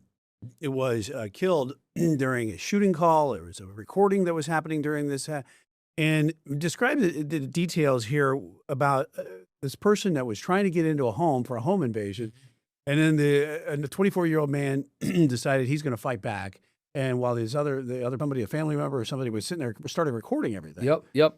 Brian, you're all over it. This case hits on a number of issues in our state. I mean, this is a perfect law school example. Obviously, my heart goes out to anyone's family that died, regardless of how they're connected to this scenario. But when I taught law school, these are the type of fact patterns that I would want my students to try to unpack. Because if you got a chance to write an essay where you're not just talking about one topic, or 4 or maybe 5 topics, then that could allow me to determine if my students had a good grasp of the context and the content that we were teaching. I mean, right here we got self-defense, defense of others, stand your ground, and castle doctrine. So those are 4 clearly about here. So the question of North Carolina, does it have stand your ground? The overwhelming answer is yes. It's codified in statute. North Carolina General Statute 14-51.3 that allows an individual to stand still. They have no duty to retreat before using force. Some states require that if you are, fearful of imminent bodily harm and you believe that someone is a threat towards you, that you have a duty to retreat first. And then once your last clear chance to retreat is gone, then you may, take that opportunity to now use deadly force if deadly force is being used to you. And so, and again, bringing it to the test example, I would say sometimes to try to throw my students off, I would say, hey, well, this case is happening in California, maybe a state that doesn't have stand your ground. And then they applying the laws to another state. And so now you're giving the wrong law because you didn't catch that first thing that we're not even in the applicable state. But back to this factor. So stand your ground is rooted in self-defense and defense of other. And it's pretty clear in our state where do you reasonably believe it's necessary to stop an imminent unlawful attack? That's the standard. And is it justified? So it has to be force met by force. So Brian, if you're attacking me and I may be in imminent fear of bodily harm, but you're doing it with your fists, I'm not justified to now retaliate with lethal force because your fists wouldn't be lethal unless, you're some martial arts expert. But other than that, if you're just attacking me with fists, I can't now use a knife or a gun to defend myself in a lethal manner when non-lethal force was used. So would be the same with staying your ground, the same with defense of others, and the same with self-defense. Now, and I will say this, if it is a size discrepancy, say if you're 6'5" and I'm 5'2" and you're 300 pounds and I'm 100 pounds, yeah, your hands can then become lethal because that size discrepancy would still allow you to potentially kill me with your bare hands and me not be able to defend myself and then need to use something lethal to do that. So it would be case by case, but those are and then the last one is the Castle Doctrine that remember I talked about you have to be able to show that you're in imminent fear of bodily harm. Well, in the Castle Doctrine, a person that's in their home, it is presumed reasonable fear if the person is unlawfully or forcibly entering your home, motor vehicle, or workplace. So you don't even have to go further. If they have just come into your door, if they're attempting to get into your door, that's enough to be presumed you're reasonably in fear. Yeah, and to be clear here, the person who shot the person that was on the reported the person has not been charged. Well, I think that would be typical. I mean, in North Carolina, we have affirmative defenses. That's a defense that will completely bar a charge from going forward. So at what state, what place do you allow that to take place? Sometimes it could be before charges are brought. Sometimes it could be charges are brought. It gets to the DA's office. They recognize that there's no facts to support this. They can't overcome this defense of others or self-defense or stand your ground, and then they toss it. But that happens routinely in our state where a case won't even be charged because at the probable cause level, the officers believe that stand your ground prevents and stops the charge from coming. So I'm going to charge him anyway, and then the prosecutor will now say, stand your ground should have been implemented in this case. As a lawyer, if you're representing the person who did the shooting, what are you telling that person right now? What are you working with the DA in this case or the police? Because would there be some sort of forensic evidence? Because you have also the video. Would that be admissible? Well, a couple things. I mean, admissibility is once we get to the trial level, which is extremely far from this point because we're still at probable cause. Is it more likely or not that a crime occurred? Is it more likely or not that that person committed the crime? We're still at probable cause level. We can't get past that.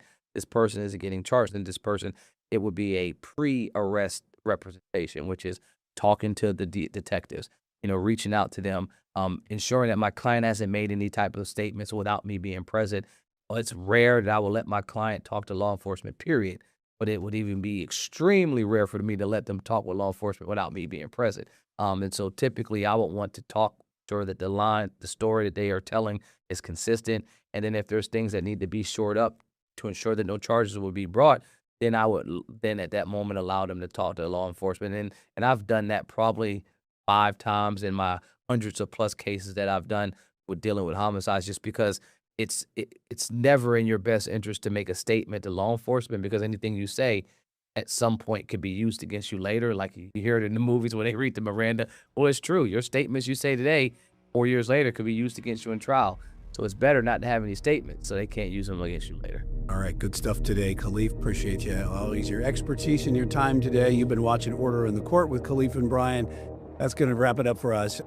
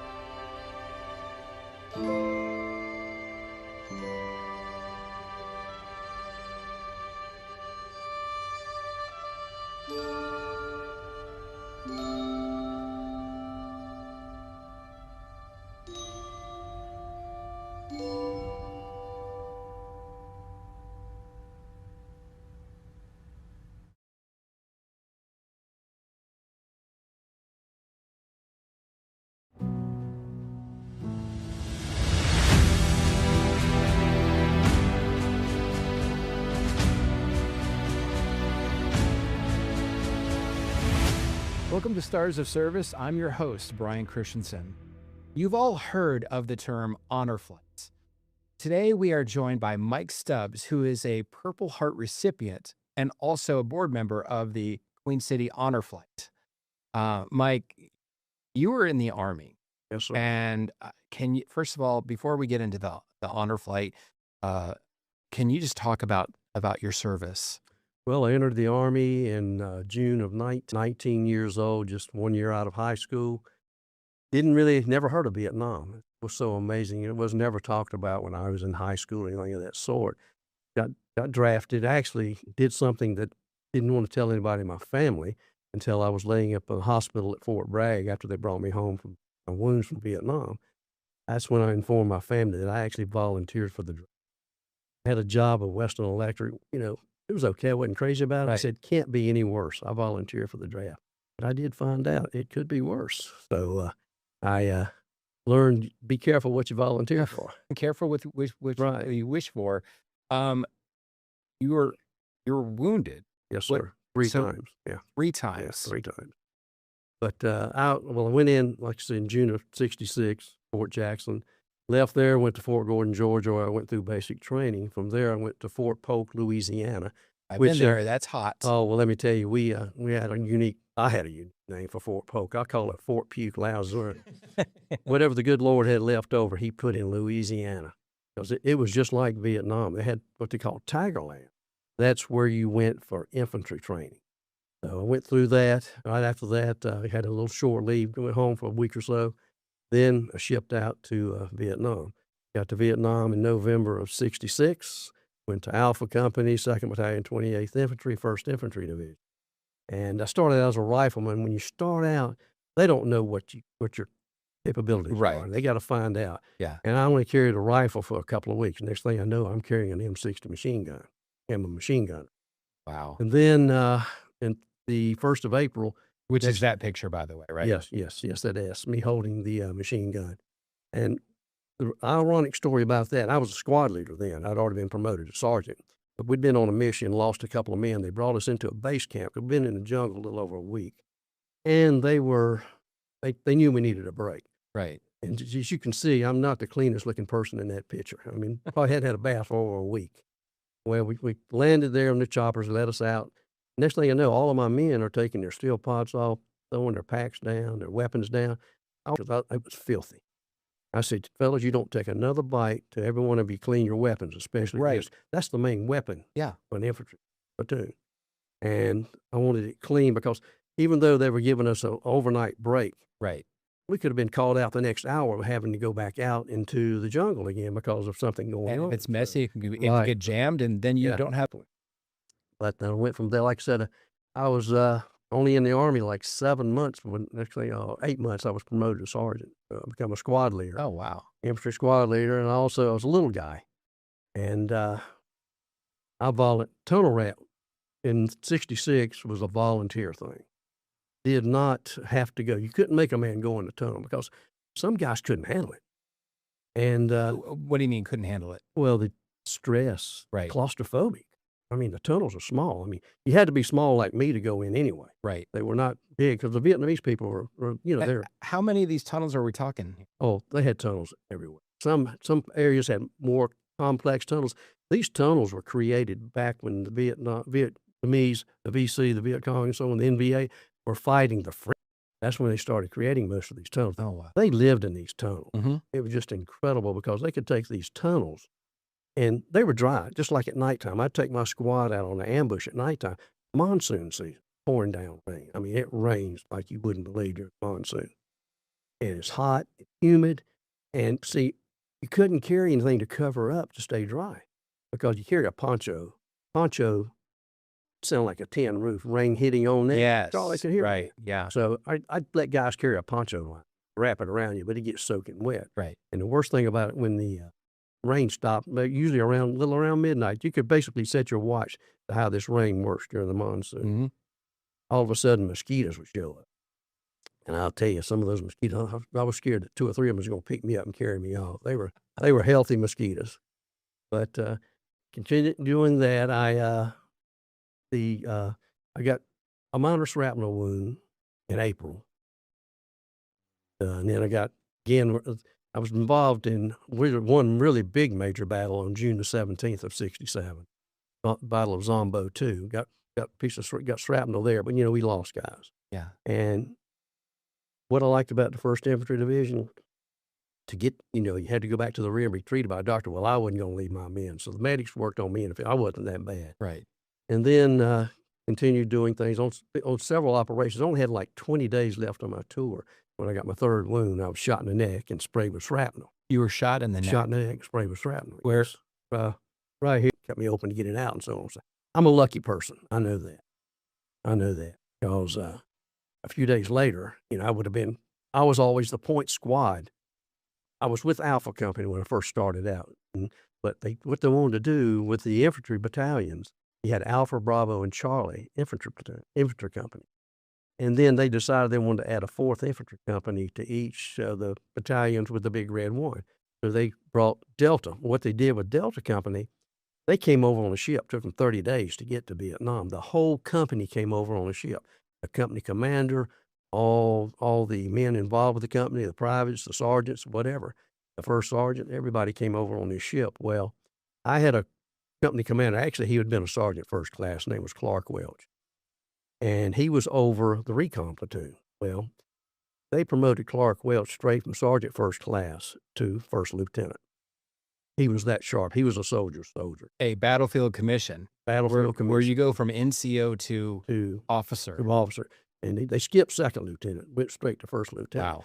Wow. He was going to be the company commander for Delta Company. Well, Alpha Company's company commander had just rotated out. So they give Clark Welch Alpha Company. They told him, you would not keep Alpha Company. You will be over Delta when Delta arrives. So he had to go to Cameron Bay and the ship arrived in Cameron Bay with the Delta Company personnel. Well, him and First Sergeant Barrow met them. And there was a captain, Captain George, who was actually from Spartanburg, South Carolina, who I'll tell you a little bit more about him. But they got off the ship, and he thought he was going to have a Delta Company. Well, Clark Welch said, no, you will not have Delta. Delta is my company. You will be going to Alpha Company, which was the best thing to do anyway, because all these guys they were green, never been in Vietnam. Green meaning brand new. Brand new. To service. A lot of them brand new. Never had any experience. Yeah. So what they decided to do is they told Clark Welch to pick so many sergeants from Alpha, Bravo, and Charlie, basically 3 from each. Right. And I was one of them he picked to go with him to Delta Company. We had to set these men up and get them ready for combat. It really worked out good. So we trained them for just a little over. They got there in July. Right. Late July. So we trained them for about 2 to 3 weeks, not quite a month. And then we started doing missions and things of that sort. So then on October the 8th, we went out to the field. And we were in an area never been called the Hobo Woods, Iron Triangle. Nobody had ever been in that area before. They knew it was heavily populated with the Viet Cong and some NVA regulars. So the 8th, we went to our area, set up our NDP night defensive positions. And the next morning, we were going on a search and destroy. Well, that evening... And that means what you said, search and destroy. Yeah. That evening, Clark Welch called me and Luther Smith to his area because we had a little first lieutenant who tell the lieutenants when they get there, you listen to your sergeants. They're the ones that's going to know what the job is. They're going to be the ones to save your life. Right. But he talked with us and told us that next morning we were going on a search and destroy, that our platoon, first platoon, would be the lead platoon, and that I would be the point squad leader on the search and destroy. So I'd be out in front of everybody. So we were in this area, and we started out. They did something unique that day. They put 3 Chew Hoys signed onto my squad. Chew Hoys were ex-Viet Cong that had turned over to the south. Right. And to the Arvin side. And I had only one of them speak a little bit of English, so I kept him with me and my RTO. Translators. Yeah, my RTO. That knew the area. Right. And my radio transmitter operator. So we're going to cut down some trails and stuff like that. And one of them stopped. There was a wire across the trail. They had booby-trapped a 500-pound bomb that had been dropped by our planes that didn't go off. 500-pound bomb. I know people can't see much, but it's not that huge. It's only about like this, but it's the weight of it. It's just so solid. But we marked it so the demolition people could come later and destroy that. But we come to a big opening in the jungle, about the size of a 3 football. And I called back to Clark Welch, told him what we had come to. And I said, I'll make a recommendation. I'm going to take my squad. We're going to cross this opening. We'll be the guinea pigs in case they've got a position there set up, observation post, set up looking to see if anybody's coming or what's going on. And I recommend you take, because it was Alpha and Bravo companies, Bravo was also with Delta company. Delta was in the lead with Bravo following. I recommend you take Delta and Bravo companies. You go around the edge of the jungle. Stay in the edge of the jungle and come around. We'll meet you on the other side, because that way they don't see the size of our force, know what we got. So we crossed the opening and ran my men out. We found a place where they'd had an observation post where nobody was there, thank goodness. We'd gone in the jungle about 30 yards. All of a sudden, we saw 3 BC. They were getting ready to chop wood. If they'd have done it, we would have heard them. But they had not started. They started running. Well, I called back to Clark Welch to him and said, I've got contact. I'm going after them so they cannot set up an ambush. Well, what they did, they started setting up a hasty ambush. So we walked in. One of the Charlie stood up right in front of my point man. And your point man is the person in he's front. in the very front. First you had your point man, then had my grenadier, then they had myself and my RTO. And they both froze. My point man, I opened up, killed the BC that was getting ready to shoot my point man. And next thing, everything just broke loose. We had the automatic weapons, claymores, grenades going off. And I was one of the first ones hit.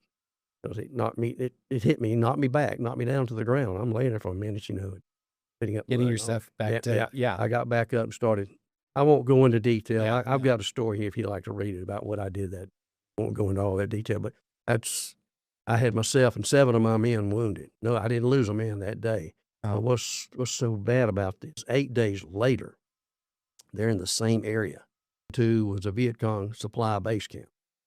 8 days later, they're on a search and destroy, and 144 of our men walked into 1,400.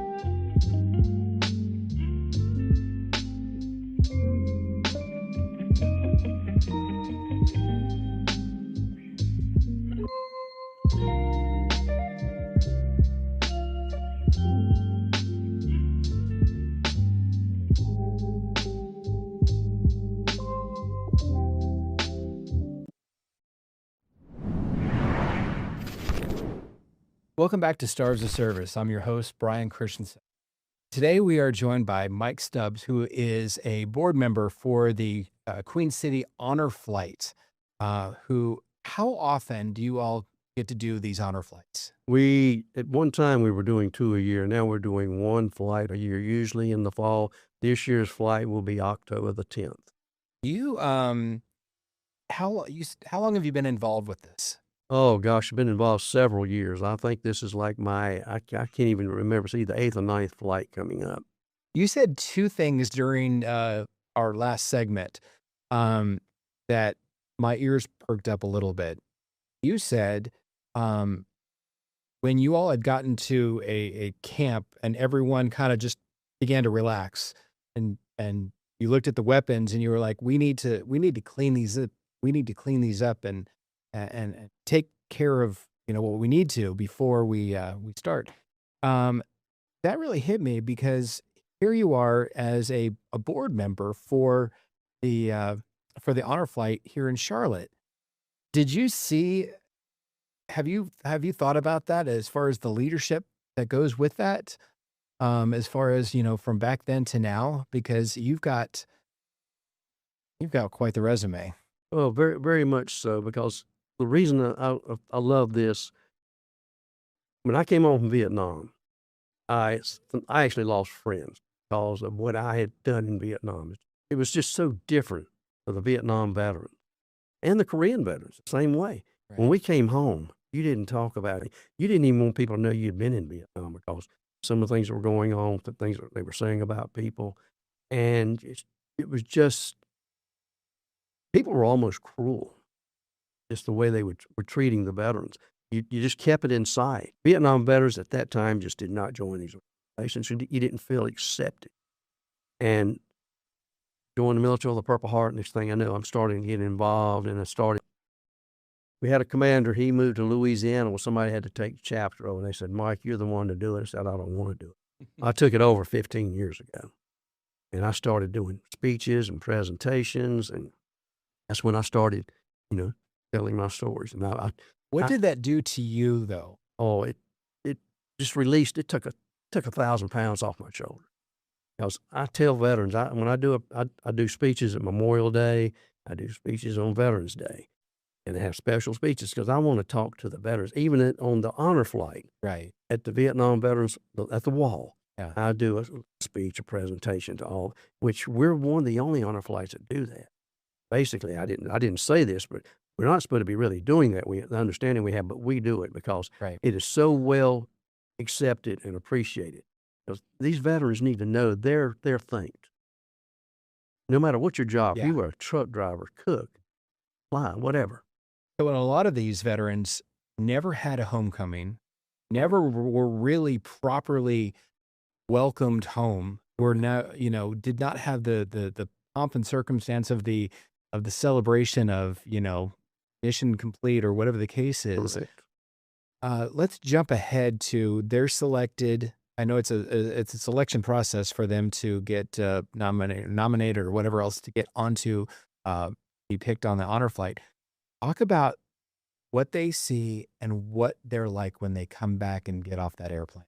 Well, it's incredible because, as you say, the selection, we have a specific order: World War II, Korea, Vietnam, then Desert Storm, Iraq, Afghan veterans.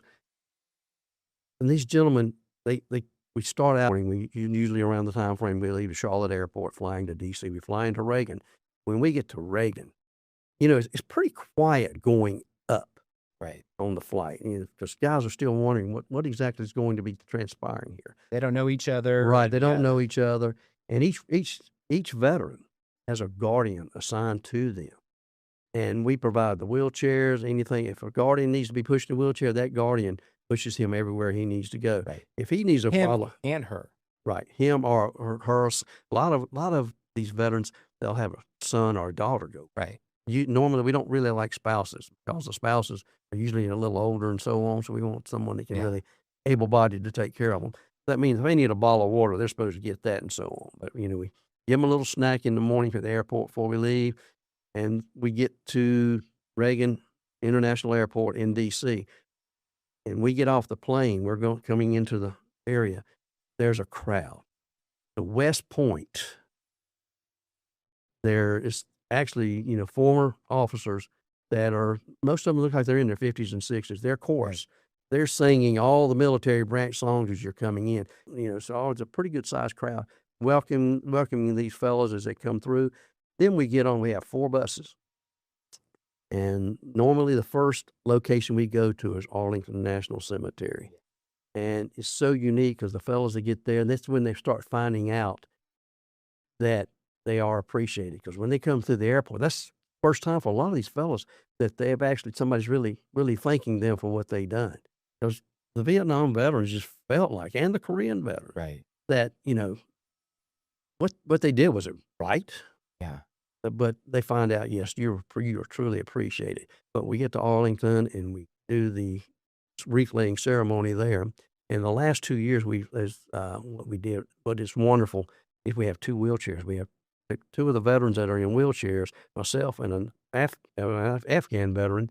We push them to the monument, and we salute and so on. It's really beautiful. What type of feedback do you get back from some of these veterans who have never had any type of official welcome home or any type of celebration for themselves by their families or units, whatever the case is? They go on an honor flight. They come back probably mentally drained. What's the feedback you get from them? Oh, it's incredible. There's tears in their eyes. I mean, they're so appreciative of what has been done for them that day. I mean, it's such a busy day. And coming back for appreciation, we have mail call. That is where every veteran on that flight receives mail from children, from anywhere from high school all the way down to elementary. They do make up cards, give to these veterans, letters, appreciation, things of that sort is given to each veteran. And they don't know that's going to happen. That's so appreciative. But when we get back to Charlotte, what's so beautiful about Charlotte, and we unload in order: World War II, Korea, Vietnam, so on, so on. Right. That's how you leave the plane. And they walk into that concourse. Right. There's seriously, probably 2,000 people. Mm-hmm. This is, a lot of them are the families of the veterans. They can sign up to be there welcoming these veterans when they come back. And get past security to get all the way to well, the gate. we don't worry about the security. Yeah, they have to go on to be at the airport when the flight returns, so they can get through security without going through all the hassle. But they do have to register to be there for the welcoming. But when you'll see in the video, there's a hardly talk because, I mean, these people are cheering, bagpipes, flags everywhere, and people just welcoming these gentlemen and ladies too. So you've got over 100 veterans that are part of the honor flight that are actually experiencing this. How many applications, how many submissions do you get from people? We've got a waiting list. It's incredible, the list. And like I said, we do the specific order. At one time, we were trying to make sure it was people that were in country, in like Vietnam, Korea, so on and so on, World War II, and basically try to get the combat veterans. Now, if you were a veteran, please sign up for this. No matter where you were stationed, you deserve this. You did your part for your country. As I stated a little earlier, no matter what your job was, you were a truck driver, you were a supply, you were a clerk. It doesn't matter. You had a job assignment. You did that job. You did it well. You deserve to go on this flight. You've got just over 100 people experiencing this. I'm speechless anyway because of the emotion that it draws from all of us. But truly, how many? I mean, it's got to be so many more, if not hundreds of other people who are trying to sign up.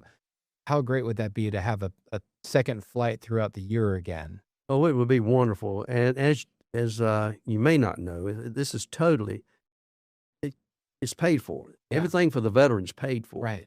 The people taking care of the veterans, their part has to be paid for. Right. This flight cost over $100,000 per flight. Wow. So we're looking for donations from companies, from individuals, anyone. Please, if you're willing to just $10, $100, doesn't matter. Everything is so greatly appreciated to pay for this flight. What's the website? QueenCityHonorFlight.org. Okay. QueenCityHonorFlight.org. And there you will find where to sign or how all about the trip and everything. Yes. What else should families of veterans be thinking about when they realize that their loved one could, be a veteran that will be honored on this flight? Well, I'm hoping the younger ones talk to their family member that's a veteran, especially if they're Vietnam and Korea. World War II, as you know, the numbers, we're losing them every day. Just for a good example, last year's honor flight, we did not have a single World War II veteran. We've got some we're wanting to go. I think we've going to have a few this year. Right. We've always had some on each flight, but the numbers are dwindling. And if you're a family person, I mean, as a member of your family that is a veteran, please go to the Queen City Honor Flight and look at it. Talk to this person. They deserve this. And if they're selected, this is free for them. This is free for the veteran. No cost to the veteran whatsoever.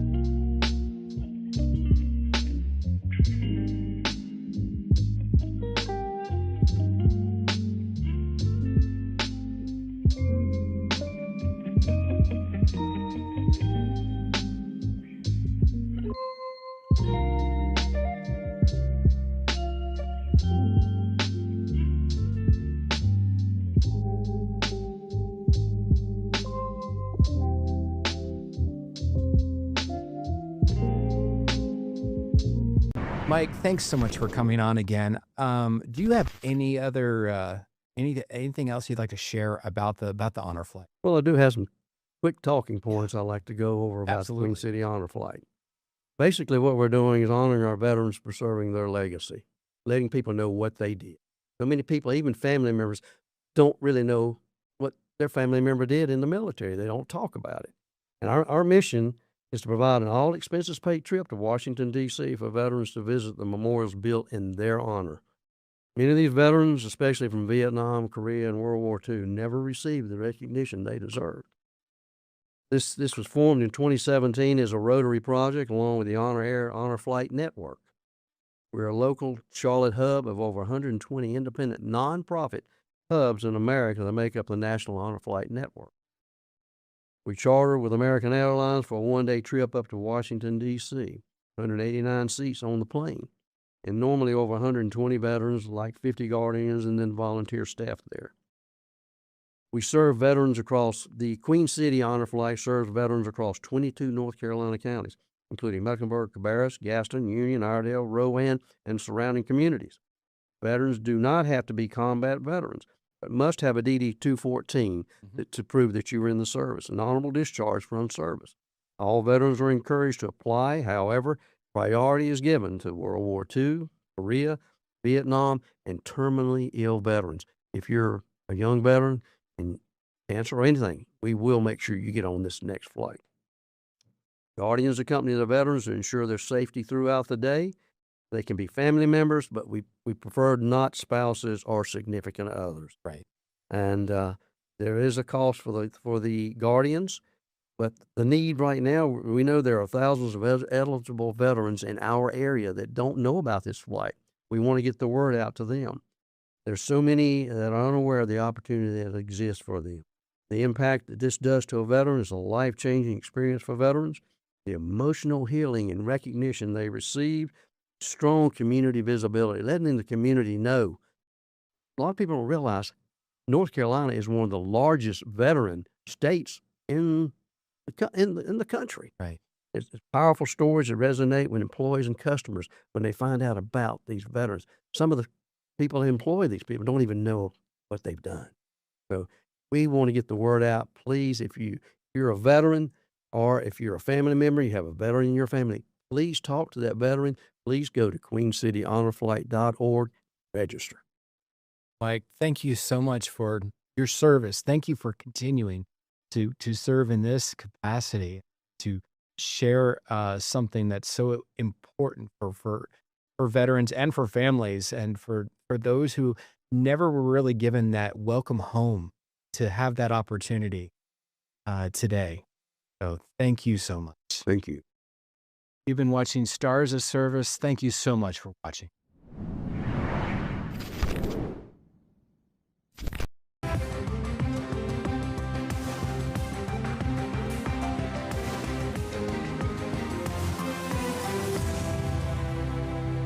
It is Monday, 3 o'clock. This is Queen City News Plus Live, coming to you live from the Blue Room. And wherever you're watching us, either on YouTube Live, Facebook Live, Queen City News Plus app, or the CW Charlotte, thanks so much for joining us. I'm Derek Dellinger alongside anchor Morgan Francis. We've got meteorologist Brandon Lawson here, producer-director Austin McCollum. How's your weekend?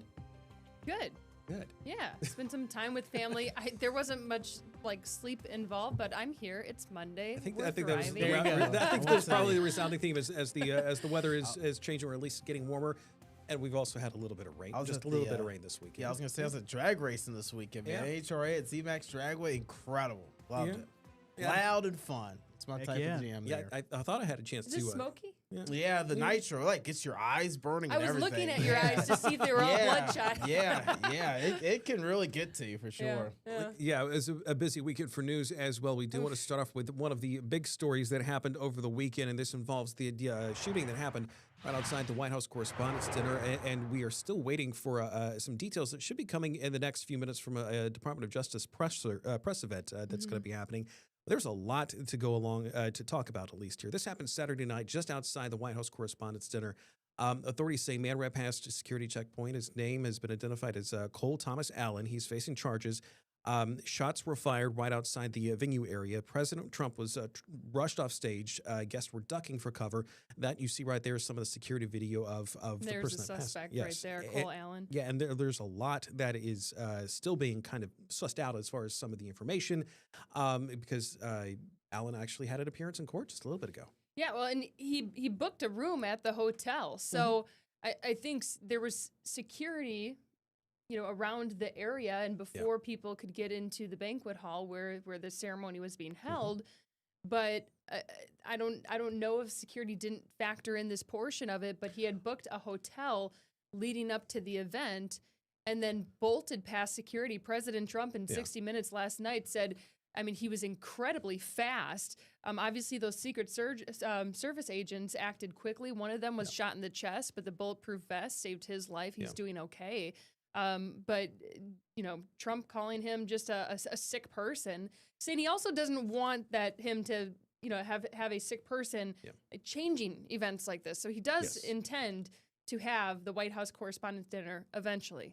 Yeah, Secret Service, in regards to the security around that event, they even said themselves today that the event was not at its highest security level, despite the dignitaries that were there. You had not only the president, but also Vice President J.D. Vance. I believe Marco Rubio was in attendance. You know, it's not the White House, and we'll get into that whole argument in a little bit, but it is a hotel, and there were rooms above the banquet hall, and there's only a certain amount of security that you can put in place in a situation like that. Press Secretary Caroline Leavitt held a very long news conference today. She's supposed to be on maternity leave, but said she was also at the event too. She felt like she had a duty to be here and answer questions for those reporters. She talked about the violent political rhetoric that's going on. Let's listen to her soundbite. This political violence stems from a systemic demonization of him and his supporters by commentators, yes, by elected members of the Democrat Party, and even some in the media. This hateful and constant and violent rhetoric directed at President Trump day after day after day for 11 years has helped legitimize this violence and bring us to this dark moment. Those who constantly falsely label and slander the president as a fascist, as a threat to democracy, and compare him to Hitler to score political points are fueling this kind of violence. There was a manifesto that has been released. It says a number of things about presumably President Trump. The only person that it sounds like wasn't going to be targeted in this shooting was Kash Patel, FBI director. Yes, Cole Allen reportedly sent some messages to family members minutes before the attack, saying that he branded himself a friendly federal assassin. He did make references to Trump in those messages without necessarily. He was Teacher of the Month not too long ago. Yeah. I mean, in fact, there is a TV station in Los Angeles that pulled up a previous interview with him about some of his work as a tutor that he was there. He was based out of California, by the way, and also we should mention too. There is the soundbite that we just had from Caroline Leavitt, White House press secretary, basically accusing the left, for lack of better words, of some of the incendiary rhetoric. This is despite the fact that President Trump and also members on the right have been also guilty of the same thing as well. So and Jimmy Kimmel's comments, we should touch upon that, came up as well in her news conference. He had said days leading up to this, you have regarding Melania Trump, you have a glow like an expectant widow, obviously just horribly off-color comments. Being criticized for that.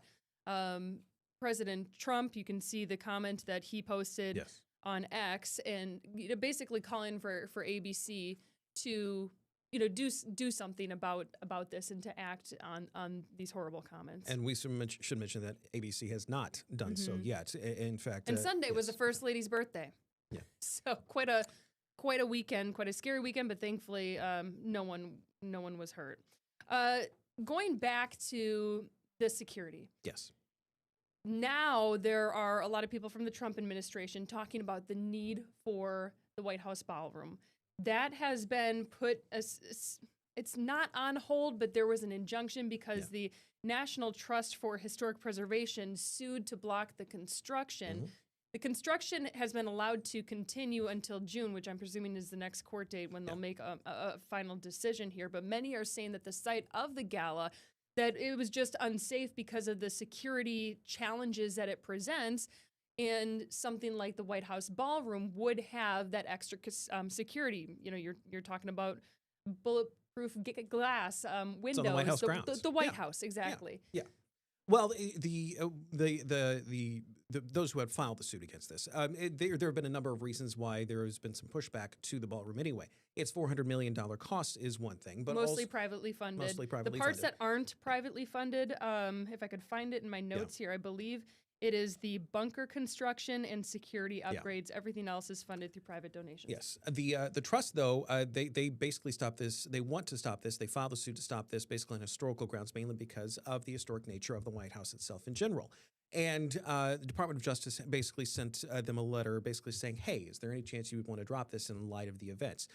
Just today, the lawyer for the trust said, and this is a direct quote here, what Saturday's awful event does not change is that the Constitution and multiple federal statutes require Congress to authorize construction of a ballroom on White House grounds, and that Congress has not done so. Basically, they're saying there's a process to this that is not being followed, at least as of yet. There's no comment, by the way, from the Department of Justice. Keep in mind, when finished, it'll fit just under 1,000 people. There were 2,300 people who attended the event on Saturday. So the point of that an event like this could be held there. It just wouldn't have the capacity for that. But again, just kind of renewing those calls to lift any sort of injunction and to move forward with the construction, especially since the East Wing has already been demolished. Yeah, and the group again, we need to emphasize here, they are not dropping that suit, at least as of yet. Let's talk about Iran real quick. A lot of things happening there over the weekend. Iran is offering to open up the Strait of Hormuz if the U.S. lifts its blockade of Iran's waters. That's been a subject of contention, and that's something that President Trump might likely not sign off on. However, the White House is saying that the president is mulling over that offer. I mean, it sounds like it's probably a non-starter because what's not addressed is the main issue, the point that the U.S. got involved in this conflict, which is Iran's nuclear capabilities. Yes. So the main issue of them developing nuclear weapons is not addressed in this agreement.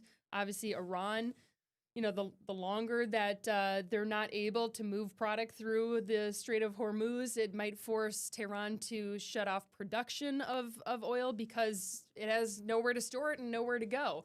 So it behooves them to, come to the table. But again, I think what they're coming to the table with doesn't address the main issue, which is nuclear weapons. And while that's happening, there is a spike in oil prices. They're right now around $108 a barrel, and you might be noticing about a 50% increase. Yes. And not only that, there's also the fact, too, is if you notice probably some of the gas stations, not near here, but also probably around town, they're a little bit more than usual, over $4 in some places. Right now, the average price of gas in Charlotte is $3.87 a gallon. That is up about 10 cents, actually, from the way it was just a week ago. Yeah, and keep in mind that has the ripple down effect of impacting, fertilizer prices, food, other items, overall inflation. Travel, the longer this goes on, the longer it hurts the global economy. Speaking of global economy, the U.S. has a visitor. King Charles III is visiting. I believe they just touched down, right? Yes, just in the past little bit, they landed in Washington, D.C. It's supposed to be a 4-day trip for King Charles III and Queen Camilla, and they have a jam-packed schedule, it looks like, because it looks like not only do they have, not only are they landing, of course, but they're going to be meeting up with President Trump. They're supposed to be having a one-on-one meeting, or the king will have a one-on-one meeting with President Trump. They're also supposed to have a state dinner. There's also a 9/11 memorial visit that is involved, too, in New York, as well as meeting with some indigenous environmentalists in Virginia. That's something that is close to King Charles's heart. Yeah, and Trump and King Charles are considered Very friends. cordial. They're very close. Yes. Trump told the BBC that this visit could absolutely help repair the transatlantic relationship. Keep in mind, with everything that's going on in Iran, Trump has criticized NATO allies for not stepping in and supporting the U.S. Like the UK. In this action. Yes. That isn't on the schedule or the agenda, but you got to believe it's going to be discussed. And I don't think that we should mention, though, that King Charles, whatever relationship that there is between him and President Trump right now, has nothing to do with exactly what's going on with the British government, because President Trump has been very critical of the Prime Minister of the Prime Minister of the UK for not being involved in anything involving the war with Iran right now, and that is a separate issue from whatever is going on with the royal family, because that really has nothing to do with the royal family. Yeah, I'm sure it will be discussed at some point, though. Also, what was discussed ahead of the visit was, of course, with everything that happened this weekend, last minute security enhancements that can be done just to make sure that it's a safe visit. Obviously, they're going to be staying at the White House, which is safe. but that was something that was discussed in light of everything that happened over the weekend. There's also this Speaking other of over the story. weekend. Over the weekend, there was we got a police report on this. We also got video of this. This is actually at the University of Topgolf. It's not a long drive competition here, Yeah, people. apparently, someone got onto the Topgolf golf course, and this happened late Saturday night into Sunday morning. We're still working to get details on some of the specifics that happened here, but CMPD says there was a report of unknown suspects that damaged property and threatened staff. This happened at 12:15 a.m. Yes. They close at 1 a.m. The charges, to my surprise, did not include DUI. It was damage to property, as you mentioned, communicating threats to staff, intimidation, vandalism. So again, we got to figure out more information about what exactly happened leading up to this. Knowing the setup at Topgolf, I can only imagine At any Topgolf. the driver must have gone through the side net to get on, because otherwise there's really no way that you can get in there. But just something you wouldn't expect to see. This video, of course, has gone viral. The person caused $5,000 in damage, and the press team said, "We are aware of the incident that occurred at Topgolf Charlotte." No kidding, right? Hey guys, I'm going to interrupt real Yeah. quick. It seems like the DOJ is about to start their press briefing. Let's listen to that. An act of violence occurred at a gathering that symbolizes something fundamental to our system of government: the ability of a free press and public officials to come together in celebration and not fear. The act was stopped because of the courage and that horrible act was stopped because of the courage and professionalism of law enforcement. The officers who responded without hesitation and did their jobs as they were trained to do. Secret Service agents promptly tackled and detained the suspect, Cole Thomas Allen. The president and all the protectees and participants at the dinner were safe. One brave officer was injured and is receiving care and has been released from the hospital. I want to make this clear. This man was a floor above the ballroom with hundreds of federal agents between him and the President of the United States. The Department of Justice approaches incidents like this with urgency and clarity of purpose. Violence has no place in civic life. It cannot and will not be used to disrupt democratic institutions or intimidate those who serve them, and it certainly cannot continue to be used against the President of the United States. We are investigating this matter fully. We will apply the law fairly, and we will ensure that accountability is swift and certain. But we also should recognize what did not happen. Law enforcement did not fail. They did exactly what they are trained to do. This was not an accident. It was the result, as we know now, of preparation. But the men and women who protected us that night were trained, professional, and had an enduring commitment to the rule of law. Today, the Department of Justice filed 3 federal charges in United States District Court against Cole Thomas Allen. The first count is attempted assassination of the President of the United States. This count is punishable by up to life in prison. The second count is interstate transportation of a firearm to commit a felony. This is punishable by up to 10 years in prison. And the third count is discharge of a firearm during a crime of violence, which is punishable by a mandatory minimum term of imprisonment of 10 years, a maximum of life, and the 10 years is consecutive to any other sentence imposed. Just to go through very quickly the timeline, which many of you in this room already know. The defendant, Allen, made a hotel reservation at the Washington Hilton for April 24th through April 26th. On April 21st of this year, he traveled by train from Los Angeles to Chicago, and then from Chicago to Washington, D.C. On April 24th, he arrived in Washington, D.C. at approximately 1 o'clock in the afternoon and checked into the Washington Hilton.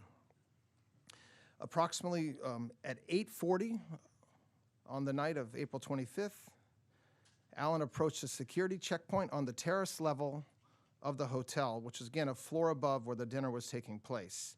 He ran through the magnetometer holding a long gun. As he did so, U.S. Secret Service personnel assigned to the checkpoint heard a loud gunshot.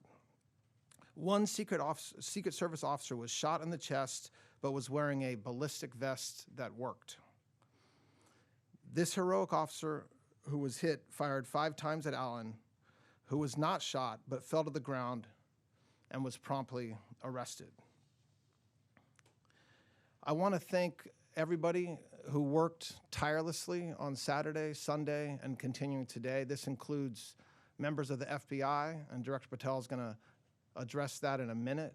It includes members of the Metropolitan Police Department who were immediately on the scene, the chief, the mayor, to make sure that law enforcement was available to do their jobs and had all the tools they needed to do so. And lastly, the United States Attorney's Office here in D.C., our U.S. Attorney Janine Pirro and her team. Prosecutors stayed up all night long, didn't sleep all day yesterday, making sure that we got what we needed from all over the country. It included search warrants in California, search warrants here in D.C., multiple interviews that have been conducted already of witnesses and of family members of the charged individual, and continue to work hard today. This investigation is ongoing. It's not complete. A lot of the information. All right, you were just listening to the Department of Justice there talking. That was Acting Attorney General Todd Blanche giving an update on the shooting that happened at the White House Correspondents' Dinner over the weekend, giving more details about how the suspect, Cole Allen, got to Washington, D.C. from California, saying that he took a train and made a pit stop in Chicago, but listed his charges of attempted assassination of a president, interstate transportation of a firearm, and discharging a firearm for the crime of violence. Yeah, he was officially charged in federal court just a little bit earlier this morning. This press conference happening, by the way, on our live channel, on live events channel on Queen City News Plus live app, in case you want to take a look at that. Judge Janine Pirro speaking right now, at least on that. We're also hearing from Kash Patel in the next little bit. But if you want to turn over to the Queen City News live events channel, you can get a look at that. We're going to take a quick break. We'll be back right after this. This is Queen City News Plus Live.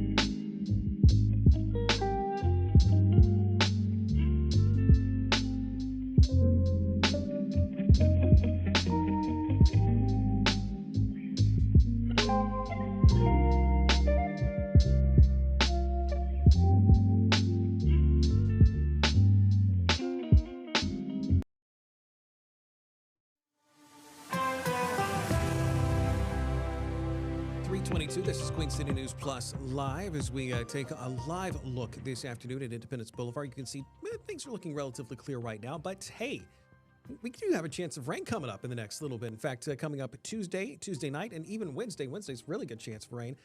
We have Brandon's forecast, by the way, on the Queen City News Plus app in case you want to take a look at that. Also at QCnews.com. A couple things to talk about otherwise in the news today. One is actually something out of Maryland that might be something you might be seeing relatively soon in regards to surveillance pricing. Or we've seen this dynamic pricing. Dynamic pricing. Yeah. We've seen it kind of places. I actually have never heard. I've never heard Yeah. the term surveillance pricing before. Yes. Maybe I just am too focused on. It's all one term. Yeah, exactly. That's what you need to know. So, I mean, you see it with like closer to game time, the prices go down because they're trying to offload those tickets. You see them for airlines. It's like, you know, I just searched a route from, you know, destination to Destination A to destination whatever, B. and all of a sudden the prices are going up. Yes. So it's not new, but grocery stores are doing this, and I'm willing to bet it's all linked to that little card that you scan every time to get your little discount on all the items.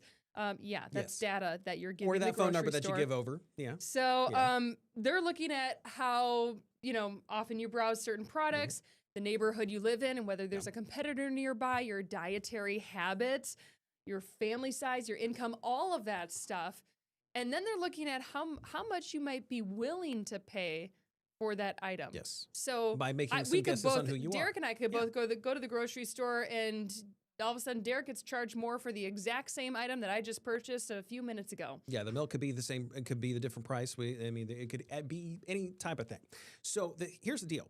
Maryland is banning this type of pricing, and particularly for the retailers, the in-person retailers, because of the potential for this. In fact, the stores will have to keep prices fixed for at least one business day, and they are prohibited from using shopping history, ethnicity, or income to set prices for different customers at the same time. So, you're paying for the same item. You would think you should pay the same price. And I think part of it Seems too. like too simple Let's of a just say you go concept. to one grocery store on one part of town. I go to the grocery store in another part of town. We might, under the way it currently is, we might be paying different for stuff. And Starbucks does that. And the one thing I'll jump in and say, when I sent you guys this article today, is a lot of this is preventing when we get to the point where more stores are going to switch over to the digital price tags. Right. A few There's- Walmarts have they done can that switch now. them so quickly. Instantly. Yes. Yeah. Yeah. I mean, it is interesting. Other states, California, Colorado, Illinois, New Jersey are likely going to follow suit. We'll see if more jump on the bandwagon there. And there is another story that, this story that we were talking about, at least in Maryland, kind of some way involves AI. This one definitely involves AI. Yeah, I mean, there are college students who really don't know what major to choose right now. They feel lost. 70% of college students see AI as a threat to their job prospects. So a lot of them are, changing their majors, trying to find something that is AI proof and that offers a little bit of humanity, right?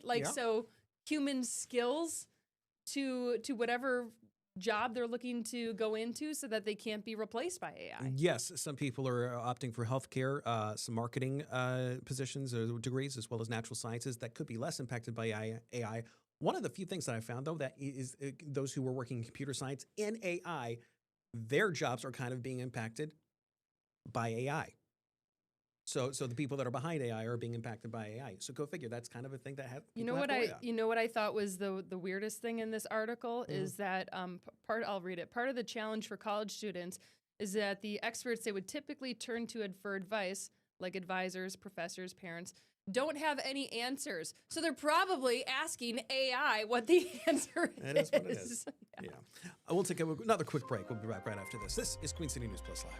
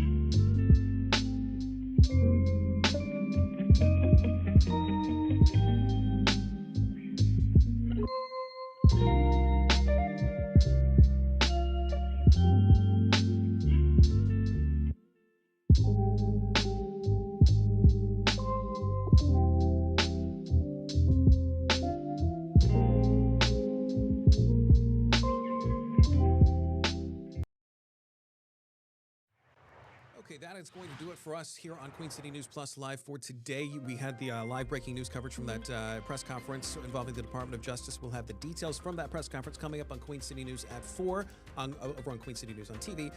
Also, by the way, we also have the event happening right now on the live events channel. Have a good afternoon, everyone.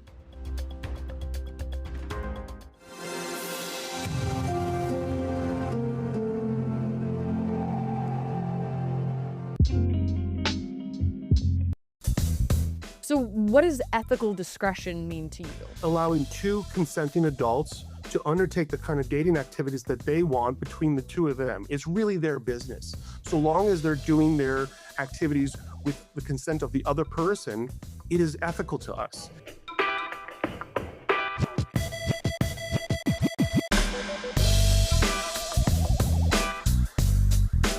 Hey everybody, welcome back into this week's episode of Unhinged. My name is Savannah Rudisell, along with my beautiful co-hosts. We've got Liza Mahachek and Alicia Quarles. That's right, and today we are joined by Paul Keeble, who is the Chief Strategy Officer for Ashley Madison. Paul, welcome to the show. Thank you so much. It's a pleasure to be on today. Okay, you're a brave man coming on with us, because we got some questions for you. Let's talk about the rebranding, and ladies, you take it away with this question. So the rebrand, originally your motto was life is short, have an affair. Now you've switched it to where desire meets discretion. So can you tell us what the difference is? Because I feel like to my ears, it sounds very similar. So that's a great question. And it's really a natural evolution for our business that's being driven not so much out of the geniuses that I work with, but more so our actual members. So for years, we've been in business since 2002. We have been the world's #1 married dating site.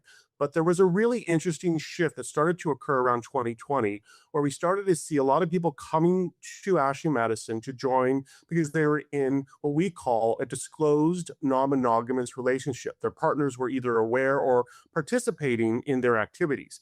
But even more so, last year we saw the trend really explode where 57% of all our new members were single. They weren't coming to Ashley Madison for an affair because they weren't married. They weren't necessarily looking to connect with someone else who's also married. What they were looking to do was date in a variety of different ways, from traditional singles dating, casual dating, to more, extravagant type ideas. But they just really didn't enjoy the public disclosure related to most traditional dating apps. They wanted a little discretion. And so what we finally said internally was, well, our business is shifting without our say in it. So let's adjust what they're actually looking for. And it's the discretion that's brought them there. And so we're doubling down on that and giving people, and particularly women, a place to come where they can manage and control who they interact with more so than other traditional dating apps and create a better connection. Listen, I'm not the morality police. People do what you want in your relationship. But if discretion is the key, how can you regain public trust when you had that big breach when people's, information was leaked that wanted that discretion?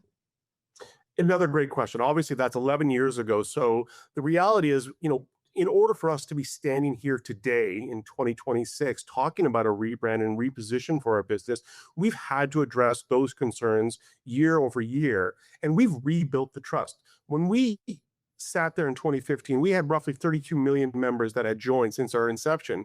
We've now had people join. So we've had almost double the amount of people join since 2015. So in terms of addressing the trust in relation to our brand and our services, I think that's been well established. And the reason why we saw last year 57% of our members coming through being single is because they've already seen that we've made the adjustments necessary, and they're coming to us for the very thing we're offering, discretion. And I think what they're doing for sneaky links or stepping outside, what they're saying is, I want to conduct my dating activities without the whole world in. I don't want to put all of my content online where everyone sees it, and then I come into the office on Monday and Bob from accounting, same platform, and makes a comment. Even if it's not, poorly intended, it comes across as a bit rude and for a lot of women gross. And so what they're saying is, I want to have more control. I want to manage my dating so that the eyeballs that see me are the ones that I'm really looking for, and less so others. So, Paul, walk us through this. What does that look like as far as how you say you're offering more privacy? What is that different than anyone else choosing to put limited information on a public profile? Great question.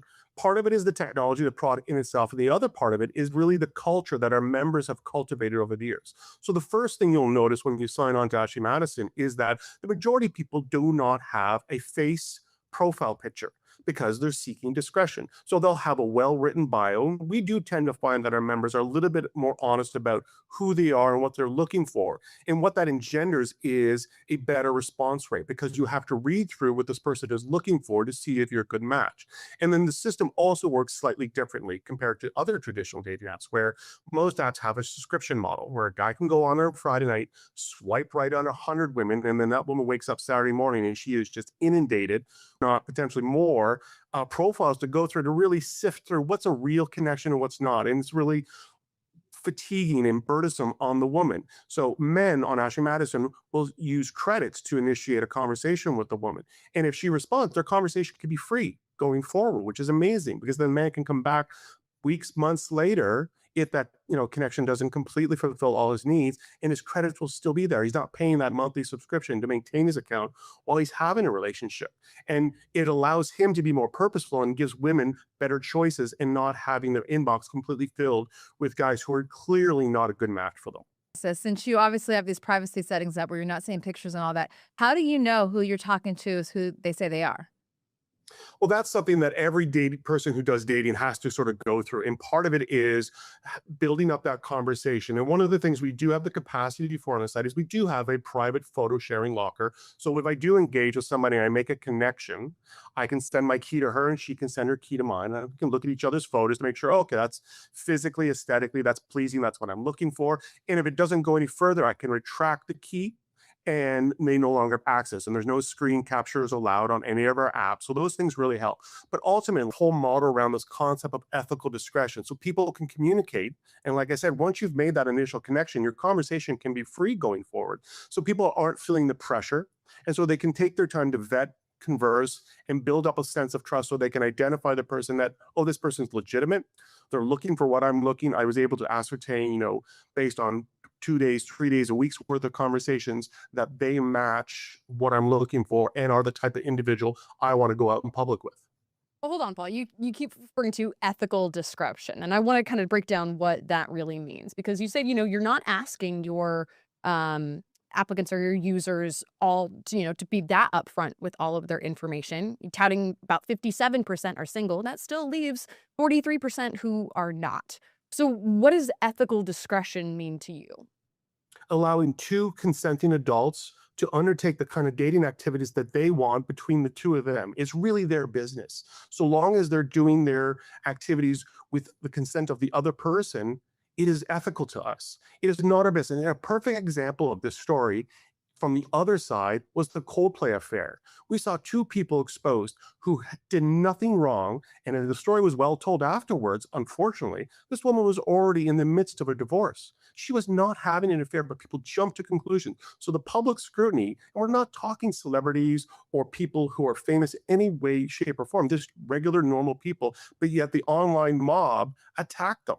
And so ethical discretion is the idea that my business is mine until you're lucky enough to be. We build a level of trust and connection that isn't for others, it's just for us. Well, you said did nothing wrong, but Kristen Cabot, the woman you're talking about, went on Oprah and she said actually something was done wrong because Rodney, her boss actually was married and he wasn't separated like he told her he was. So I guess at what point does morality play a role in Ashley Madison if people are lying about the status of their relationships? Well, so you're cherry picking one individual's type of relationship, obviously an affair, but there's so many other types of relationships that people are looking for. And with the rise of ethical non-monogamy, since 2020, we were tracking more than 20% of our membership were identifying as being in some form of an open or disclosed non-monogamous relationship. And whose judgment is it to decide whether that's right or wrong? And I think society is that people want to transfer their version of a righteous relationship onto others. And so what we're giving people is the capacity to conduct their affairs as they public eye. It's not your business how they date. It's their business how they date. Now, if someone's lying to the other individual, then that's not ethical discretion. Right. And in fairness to Alicia too, it's not necessarily cherry picking examples. Just again, talking with what you're talking with. Exactly. You brought up the Coldplay example here. Again, I think we're looking at ethical. We're not looking at necessarily polygamous relationships, the ethical non-monogamy where you get multiple consenting partners all being open with one another about who is seeking what outside of that connection, and perhaps Ashley Madison being the place to do so, or any other dating app. It's looking at the hurt that comes in the wake of affairs from others who are not necessarily aware that there is an additional relationship being sought here.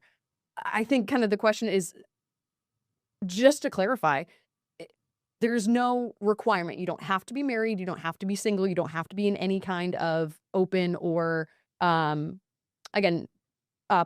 relationship. This is just, we're trusting you to come to us with good intentions. Is that kind of what this rebrand feels? We're trusting you to take care of your business with good intentions. We're providing a place where you can conduct those and have these ethical conversations, these ethical, discrete connections. People are tired of living their lives in the digital world, the social media era, where everything has been curated online and we put our whole lives out there for exposure. And people, I think, for the past 25 years have suddenly, come to the realization that it's not really everyone's business. And it's not out of shame or guilt. It's just simply an understanding. I don't need to live online. And this is coming into the dating world. People are fatigued with their traditional dating experience on the traditional dating apps, and they want something a little different. And I think the trend of single people coming to Ashley Madison, yes, last year was 57. I'm going to be fascinated in this year where we're at, because I think that's going to continue to grow because people are seeking something different. So our heritage in married dating gave us the platform of discretion because we had to use that for a very different reason, obviously. But our members are shifting how they use our service. And the reality is what you do on Ashley Madison, you can technically do other places, but with a lot more scrutiny and a lot more people looking in onto what you're doing. We've purposely built and designed our app for those who are seeking an experience that others can't see into until you invite them in.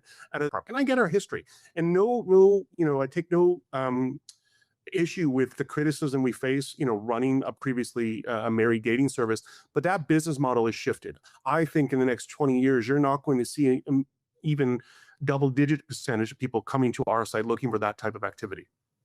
Perfect. Well, Paul, we want to thank you so much for your candor. We appreciate you answering all of our questions. We've got a couple more questions, actually, if you don't mind. Yeah. When we come off from us, take a quick break here for you before we let you go here just yet. Unhinged. We'll be right back.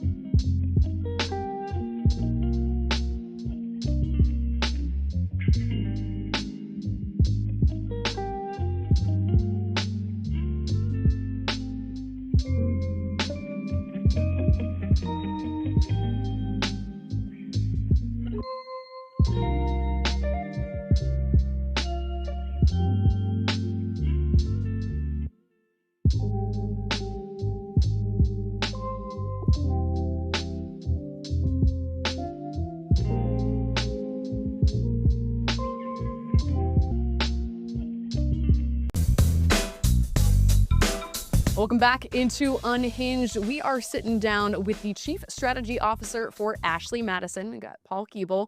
Now, Paul, we were talking, you said that building on the heritage of your site, this is a long-running institution and with quite the reputation, to say the least. How do you combat people who are, not necessarily combat, but rather, how do you have saying, I'm going to go on Ashley Madison as a single person and only find married people? Well, they're not going to, number one. But number two, why is it our business to determine other people's morality? Why is it our business to judge how they're conducting their affairs? So long as they're being upfront, long as they're being honest with the individual they're having their connection with, why is it my business? In the part of the thing that people often misunderstand about that type of activity is it isn't always what it appears to be. We don't know the conversations that one party's had if they are married or not married or in a relationship. We don't know the nature of the conversations. We don't know what they've agreed to or not agreed to. And it's not for our public consumption. And so what we're saying is through the lens of ethics, you can choose to join Ashley Madison, connect with the type of people for the activities you're looking for. And the range has always been varied. It never was as simple and as singular as one type of connection. It was a much grander, concept. And it's now being broadened with the rise of ethical non-monogamy, with the rise of discrete type connections in dating, and people who are looking for something that's just a little bit different without the public eye. Discretion gives them that comfort, but others knowing coming to Ashman that that's what they're looking for. And I think that's one of the differences. You sign up to a traditional dating website, you're expecting traditionally to find someone who's looking to date, potentially build a long-term relationship, and that's usually the expectation. That isn't necessarily the expectation of Ashley Madison. That forces people to a degree to read the profiles, to make better connections, and so that people aren't being deceived and go down a path and being disappointed because they meet a great person, but they're not looking for the same thing. On Ashley Madison, the options are varied and wide, but the disclosure is up front with a bit of discretion, and I think that creates a far better dynamic. Do you think that, you've seen a decent number of long-lasting relationships that have come out of these connections on Ashley Madison? Oh, I've had over the years, many people get married on Ashley Madison. I've had long-term relationships sustained and created every variety of a successful dating story you can imagine, and many, many more have occurred. I've been with the company since 2013, so I've been through all the ups and downs, and I've heard every day. I kind of think, oh, I've heard the most amazing story. I'll never hear anything better. And yeah, I still have a member that reaches out to us every once in a while. He and his now wife met on Ashley Madison, I think, 15 years ago. And they've had a long-term loving marriage since then. And I think that's amazing that we were able to put those two people together. Well, you haven't been with the company since 2013. How's Ashley Madison been able to survive scandal and then thrive, especially with so many new dating sites out there and dating options? I feel like it's a very competitive field. It is part of it is one that we're very bold in the nature of what our business has always been. And we're very straightforward about what we've offered. I think we've been very clear to the market about what we're offering, why we're offering, and who we're offering it to. And this rebrand, obviously, we're going to have to do a lot of conversation about what it means because it is a big shift under certain circumstances. But I think the honesty and the direct nature of how we've presented our business and how we talk with our members is the reason we still stand today. And, I think about so much of the competition that we have faced over the years and the other brands, and our mark on culture is so unique. I mean, there's literally a whole episode on The Simpsons about our business. Not a lot of businesses, period, can say that. And I think it represents where we stand. I think, despite some of the failings we've had in our, long history past, we've been able to overcome those and come back because people are looking for what we offer, and we're committed to that promise to our members. Fair to say that there's all different types of people on all different types of services when it comes to dating. But in some of the surveys that Ashley Madison has put out and released some of those results, one of them was looking to, I believe the title was, "What Are You Faithful To?" And they believe 87% of respondents to this particular Ashley Madison survey said they would rather cheat on their partner than cheat on their taxes. 85% say they would rather cheat on their favorite or they would rather cheat on their spouse than their favorite takeout restaurant. But Van, I think men, that they must have polled men. Well, this is respondents from Ashley Madison. I don't believe I saw a gender breakdown of this particular survey. So when you have this is what's putting out 49% of respondents in a separate survey say that they seek additional relationships during times of stress. These kind of numbers seem to be indicative of the clientele who are still using Ashley Madison. Is that fair to say? Well, no, because you'd have to look at the data of that survey. So that's a few years old, if my memory is correct. Right. So that's 2 years old. And so we still were in the business of married dating at the time. Though our business model was clearly shifting, we were surveying those members who identified themselves in a relationship so that when we get the data back, we're asking people of that nature. We were asking 30 million members. We were asking a smaller subset those questions because that was the nature of our business. So we sought out information from users who would have identified with that type of activity. They weren't necessarily people who were single and looking for something different that would have addressed that survey. So it is indicative of where we were 2 years ago. But like I said, our business is shifting, and now we're addressing what our members are asking of us and creating a better dynamic for them and giving them the space and honoring what they've come here for by shifting our business model. What do you feel like your biggest challenges for the business here in the months ahead here as you're moving through with this rebrand? Obviously, I think the biggest challenge is helping people understand that we have shifted, why we've shifted, and what's available at Ashley Madison. Because I think obviously we have a huge history and a brand recognition that surpasses a lot of really, much bigger brands from us from a certain perspective. And so we want people to know we're still in business, that we have 50,000+ people joining weekly, if not more, who are looking probably for the very same thing you are in some capacity. And with that discretion, you have the opportunity to explore without everybody seeing what your business is. And I think that will be our biggest challenge and our biggest opportunity. Oh, I'm looking for a sugar daddy. I'm going to call you. Just kidding. Just kidding, but not really. Again, looking for all types of different relationships. Paul, thank you so much for answering the questions. Yeah. Again, My pleasure. appreciate it. Yeah, it's a hot topic for sure. Absolutely. I think there's a lot of people who have their ideas for them and what's right for their partner, and all the more reason to communicate. That's it. Anybody that you're in or possibly in a relationship with.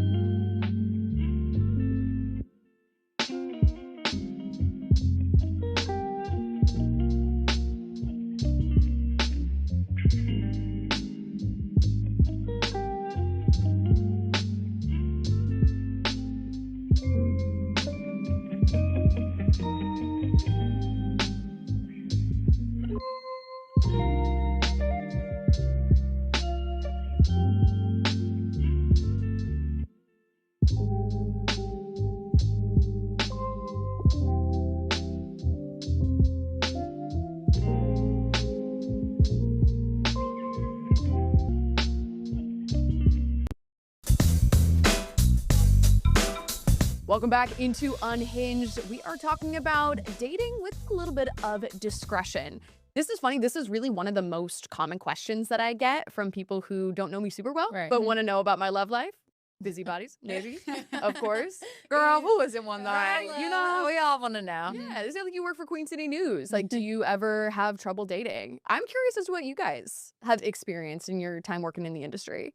I always, whenever I'm on dating apps, I don't put the fact that I'm a journalist or anything like that, that I work in news or anything involving TV. I just don't put that on my profile. And then also when I'm meeting people, whether it is friends or also like potential love interests, I'm not really advertising the fact that I'm on TV. Because first of all, it just kind of like steers the conversation away from like whatever you're planning on talking about. It can, yeah. And so, because a lot of times then people have questions, which is so fair, but it's like, you know, this is just our day to day. So it's like, I typically just don't really bring it up until later. And I've seen that in action. I've seen you do this. I've watched them. I was gonna be like, oh, we work together. And it's like, just like, we're in communication. Yeah, exactly. It was so beautiful. And it was just. Because then you just don't really have to, like, then it's not like, oh, you're on TV, which also, here's the thing. The people that we're talking to probably aren't really watching a ton of cable. They probably aren't really watching a ton of TV news. So it's not like they're going to be like, oh my gosh, yeah, I watch you every day. Like, you know, that's not what I think that any of our worries is, but like. For potential partners, not necessarily. Yeah. I've always told people, like, I don't care. But the thing is, I will say, once you get into a long-term relationship, a lot of times it's worked against me, meaning that guys get resentful because people always do want to know, what do you do? Oh my God, you talk to celebrities. Oh my God, oh my God. Yeah. And it does steer the conversation that way. And eventually you start shining the relationship, not because you mean to, just because it's part of your job. It's what you do. And guys can get super resentful. But I'm definitely not gonna like hide what I do. It's just, it is what it is. You take, like me or don't. I don't care. Yeah, I don't feel like discretion is something I necessarily really look for necessarily. You know what I mean? I don't put like where I work on my dating profile, but that's more so a safety thing. Right. So I feel like I kind of hit that same level as a lot of women do. I think a lot of women, especially who are online dating, are using discretion every single day. And so it's not necessarily about, oh, who do you want to see? Who do you not want to see? It's that level of how much information you're just giving out. Exactly. It's true. Just in terms of safety. Now, Alicia, I know you said that being on Raya, that's something where, you know, this is a different dating platform where you kind of do share what you do. Right. Raya's for like quote unquote celebrities. And that's, you literally share what you do. So I think that platform is kind of equal opportunity because everybody on that platform is in the industry in some way, shape, or form. Sure. So nobody's really going to be impressed with your job because everybody has pretty cool, creative, interesting jobs. So it's just not really been an issue for me being on TV or, you know, being a journalist. I think I've always dated people industry adjacent that just get it, but they also have interesting jobs too. Yeah. Do you feel like it was different in New York versus Charlotte? I think so because New York is, I mean, Charlotte's a big finance community, right? That's like, we got finance bros. In New York, I was around a bunch of creatives where everybody, like, you know, so-and-so worked, so was on tour with Madonna, but that was just the norm. That's not even name dropping, just people had cool jobs. So you didn't think about it and didn't hinder you in dating. The biggest hindrance were, are you going to be in the city at the same time? Because nobody was ever, we just weren't there together. But that's the other thing. That's the issue that I feel like comes up with Raya specifically is that these are people who, of course, you know, there are some people on there who have money to fly you to wherever they are, but it's like, you know, you aren't in that direct exact same space. Exactly. Right? It's true. You're not in the same space. So you might literally connect with somebody from Lebanon and be like, oh, this is amazing. Oh, they live there. Cool. So that's the. And Emily's just like, she's like, I don't know. I just haven't really gone on dates. I'm like, well, maybe it's because he's hundreds of miles away. No, before these kids, y'all, I get on the plane and be flued out. But that's right. Those days are over. Okay, this is my suburban mom days. So yeah, I think I need to get off Raya. I don't think Raya is like where I'm at right now. Well, that's coming up on one episode of Unhinged. We got to get you on Hinge. Yes, get me on Hinge, girls. Get me on Hinge. I'm ready. All right, ladies, that'll do it for another episode of Unhinged. It's been eye-opening with Ashley Madison. We're talking discretion and dating in the spotlight. You guys, thank you so much for tuning in.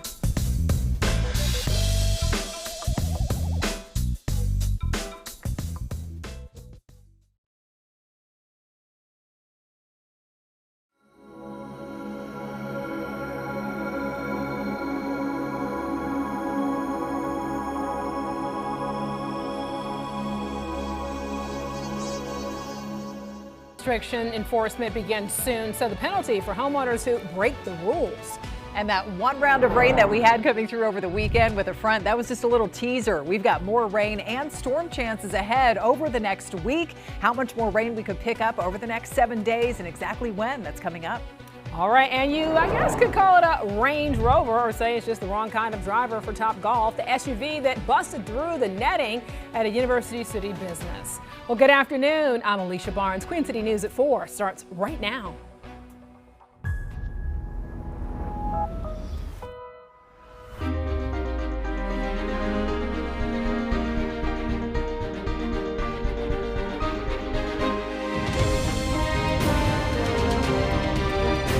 Queen City News starts now.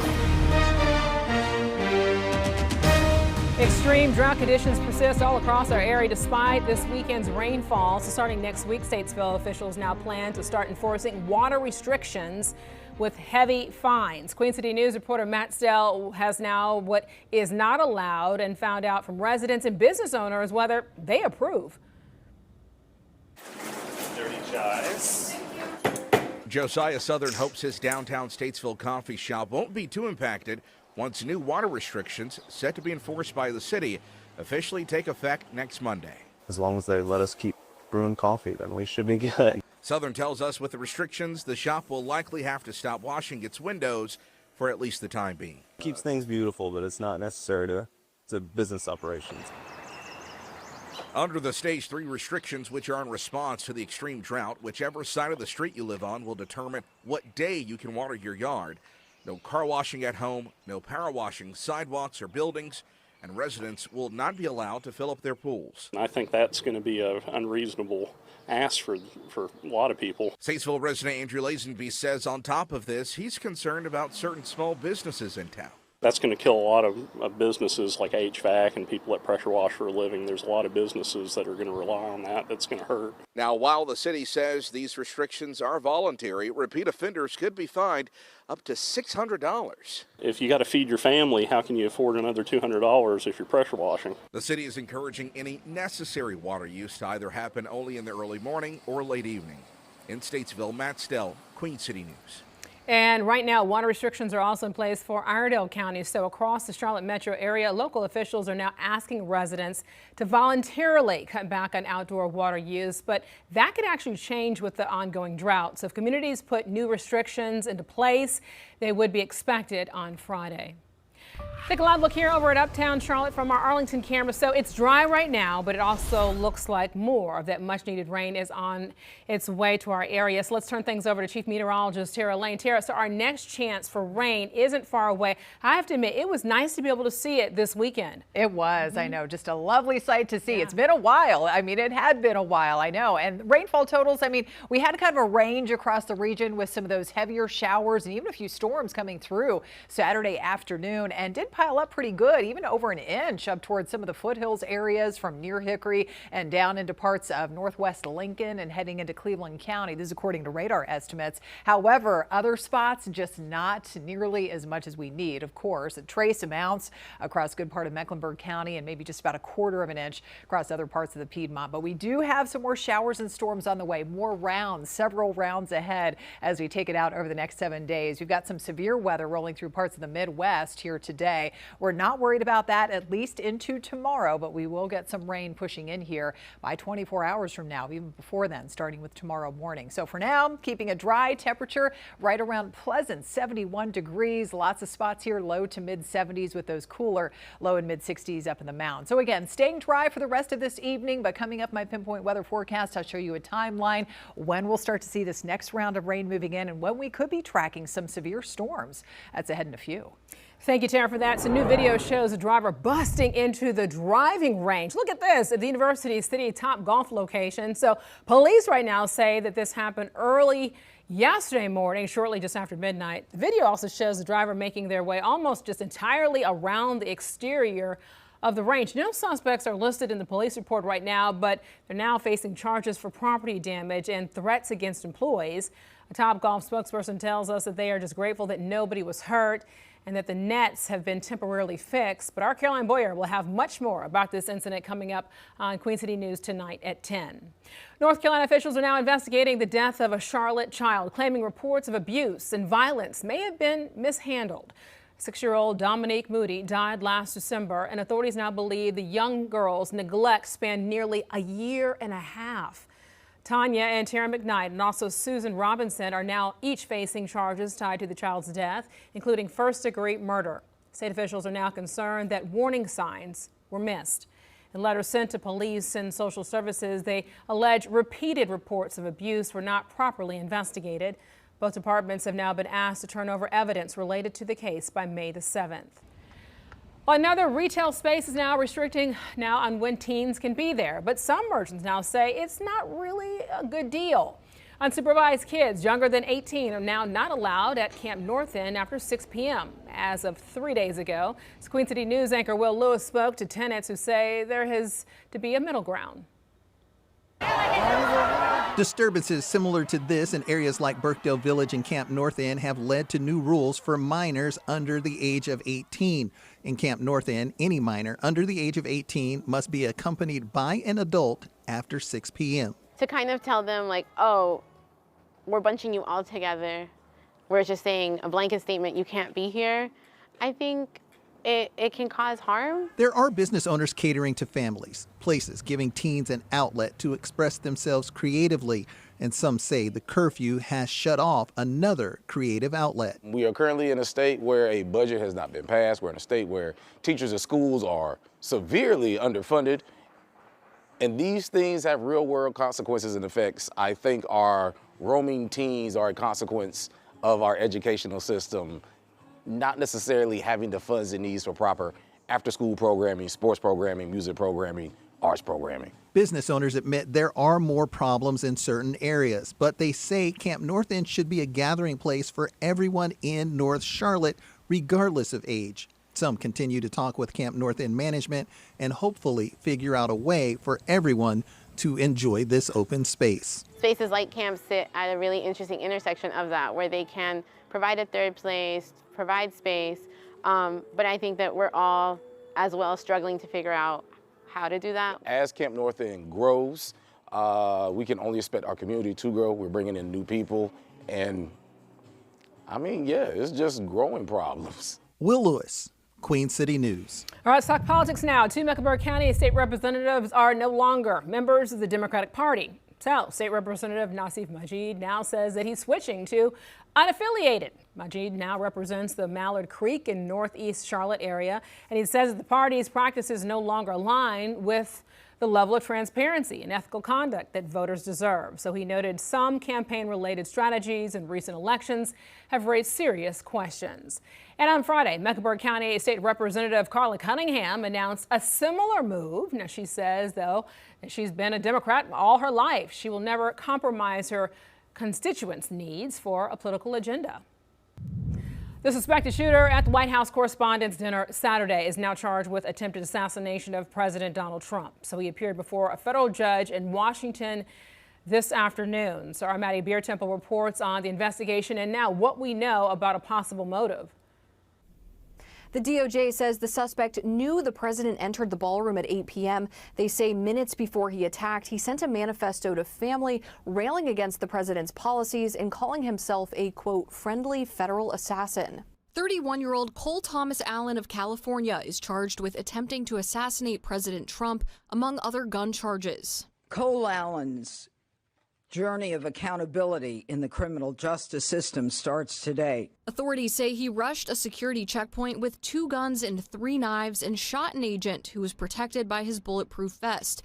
It happened outside the ballroom where the president and hundreds of journalists gathered for the White House Correspondents' Dinner. No one was injured. Investigators say they are now reviewing writings and social media posts from Allen. Make no mistake, he says, I am targeting the administration officials. White House Press Secretary Caroline Leavitt blames rhetoric from Democrats for inspiring the attack. Those who constantly falsely label and slander the president as a fascist, as a threat to democracy, and compare him to Hitler to score political points are fueling this kind of violence. Meanwhile, there are new questions about the security in place that night. The president has said he believes that the protocols worked. Leavitt says Secret Service, DHS, and White House officials will meet this week to ensure the president's safety. Virginia Democratic Congressman Suhas Subramaniam, who was near the shooting, says there needs to be further review from Congress. I'd like to see us put together hearings and a commission on political violence. The White House says this incident emphasizes the need for Congress to fund the Department of Homeland Security, which includes Secret Service. That department has been shut down 73 days now and runs out of money to pay employees Thursday. Maddie Beertemple, News Nation, Washington. After such a dry month of April so far, we have finally flipped the switch over to more of an unsettled pattern this final week of this month here. We've got more rain and storm chances to talk about, how much rain we could see over the next 7 days, and I'm timing it out when you may have to break out that umbrella again. That's next. All right, and the home of a late Charlotte CEO is up for sale. A friend who says the home reflects Doug Lebda's legacy. And Elon Musk's lawsuit against OpenAI is in court beginning today as the chief legal analyst, Clive Rhodes, looks at the potential fallout. You're watching Queen City News at 4. Your time now is 4:10. 69 degrees outside right now. You're watching the most honored and the most local news in Charlotte.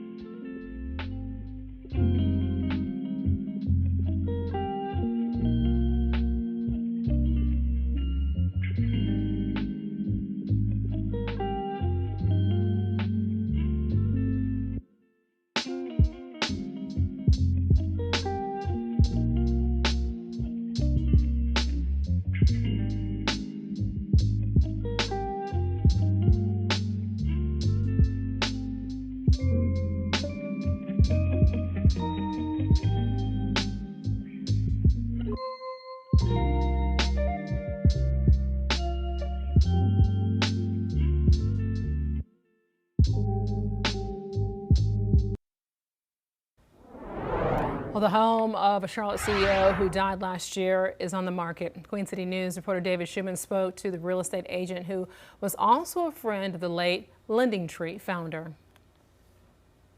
This home makes everybody feel very emotional when you come through the front door. Some of the emotion for Eliza Caminiti when she walks through the doors here is grief. Caminiti was friends with the former owner, Doug Lebda, the Lending Tree CEO who died in an ATV accident last fall. She's now the real estate agent selling his South Charlotte home. My first time really getting to hang out with them, I remember him saying to me, what do you do? And I said, oh, I'm in real estate. And he said, you're gonna be the best real estate agent in Charlotte. I'm gonna do my damnedest to make sure you're the best real estate agent in Charlotte. And it was, I left there that night going, wow. That's the kind of man Caminiti says Lebda was, inspirational and finding the good in people. She believes his house, which is listed for $15 million, reflects that. You can feel energy and a vibe in a house. And there was so much love and passion that went into building this home and making it a forever home. Lebda was a sports fan, installing a golf simulator in the home, which is on the 15th hole of the Quail Hollow golf course. LendingTree, the online financial platform he founded in 1996, was also a jersey sponsor for the Hornets. After Lebda's death, his wife Megan said in a statement, he was an amazing man with a heart so big it seemed to have room for everyone he met. Doug was compassionate, generous, and endlessly curious about the world and the people around him. You just want her to be happy. Caminiti says even at the high price point, the home's gotten more interest than her other listings. The house has had a lot of attention, and I don't think it's going to last long. In Charlotte, David Schumann, Queen City News. It is gorgeous. All right, well, today Elon Musk is in court for his lawsuit against ChatGPT maker OpenAI. So the top names in tech are now testifying, and that includes OpenAI CEO Sam Altman speaking about whether executives deceived Musk and betrayed OpenAI's original nonprofit mission when it evolved to include a for-profit arm. So the case comes at a very critical moment for the company as it faces intense competition in the AI industry and prepares for a potential blockbuster IPO. Chief Legal Analyst Clay Rhodes weighed in on the case. Money is the major impact, and even though he's saying he doesn't want any of the damages connected to it, the damages from this case won't be set into the box of that courtroom. They will trickle outside of that all the way to New York City to the stock market. OpenAI has a pending IPO. That IPO is supposed to be evaluated in the trillions of dollars. And so if this case and he loses this, yeah, you can see that that could have a devastating effect on that IPO's launch. And so I can say it's not just confined to the courtroom. Everyone is watching this on both coasts, East and the West Coast. That full chat with Khalif Rhodes is on our website at qcnews.com if you want to check it out. All right, tonight at 10, a local teacher has a somewhat spooky side hustle, right? So Jamie Monk leads Dark Belmont walking tours, and the hour-long excursion includes stories of true crime and unfortunate incidents, along with a few ghost stories. When you dig a little bit into the past, you oftentimes find things that maybe you didn't quite expect. Dark Belmont gets good reviews online, but Monk doesn't plan to be able to quit his day job as a teacher. In fact, he actually approaches the tours much like he teaches history, he says. You can watch Faces of the Carolinas on Queen City News tonight at 10. I'm sure that is going to be very interesting. Take a live look here over at Uptown from Arlington camera. So it was a cooler day, obviously, today, which is set for the tone now for the week. Chief Meteorologist Tara Lane is here. So, Tara, what should we expect coming our way? Yeah, so we do have more rounds of rain coming in for tomorrow, Wednesday. And you mentioned feeling a little bit cooler out there today. We're going to stick with that theme here. Just temperatures either right around normal, if not cooler than average over the next 7 days. So we're sweeping out those 80s that we had late last week, at least for a little bit. But yeah, as we look live outside, though, beautiful. I mean, great start to the week here on a Monday. Lots of sunshine, some scattered high thin clouds, and temperature is now up to 69 degrees outside. But keep in mind, the average high is about 76 for this time of the year. So coming in below that, we don't have much of a breeze out there. The trees are pretty still, but the wind will start to pick up a little bit as we get some showers and storms in here off and on over the next couple of days. It continues to be a dry scan as we look around on the radar imagery, or the lack thereof, here late this afternoon on a Monday. We've got comfortable 71 degrees from out of the airport in Charlotte. Light east wind and dew points are still hovering in the dry zone, mid 40s. So we're feeling that nice and crisp, refreshing dry air out there, especially with those cooler mornings. 72 checking in Concord, Monroe, Albemarle. We've got mid 70s showing up in Wadesboro, right at 70, heading up into the foothills, and only in the upper 50s in Jefferson, you all in Ashe County in the mountains. So the rain, this first round of rain, will start to move in mountains first to get the rain late tonight and into early tomorrow morning. Showers mainly moving through the rest of the foothills into the Piedmont Charlotte metro late morning into early Tuesday afternoon. So by this time tomorrow, definitely looking a little bit drier, but then we're not done yet.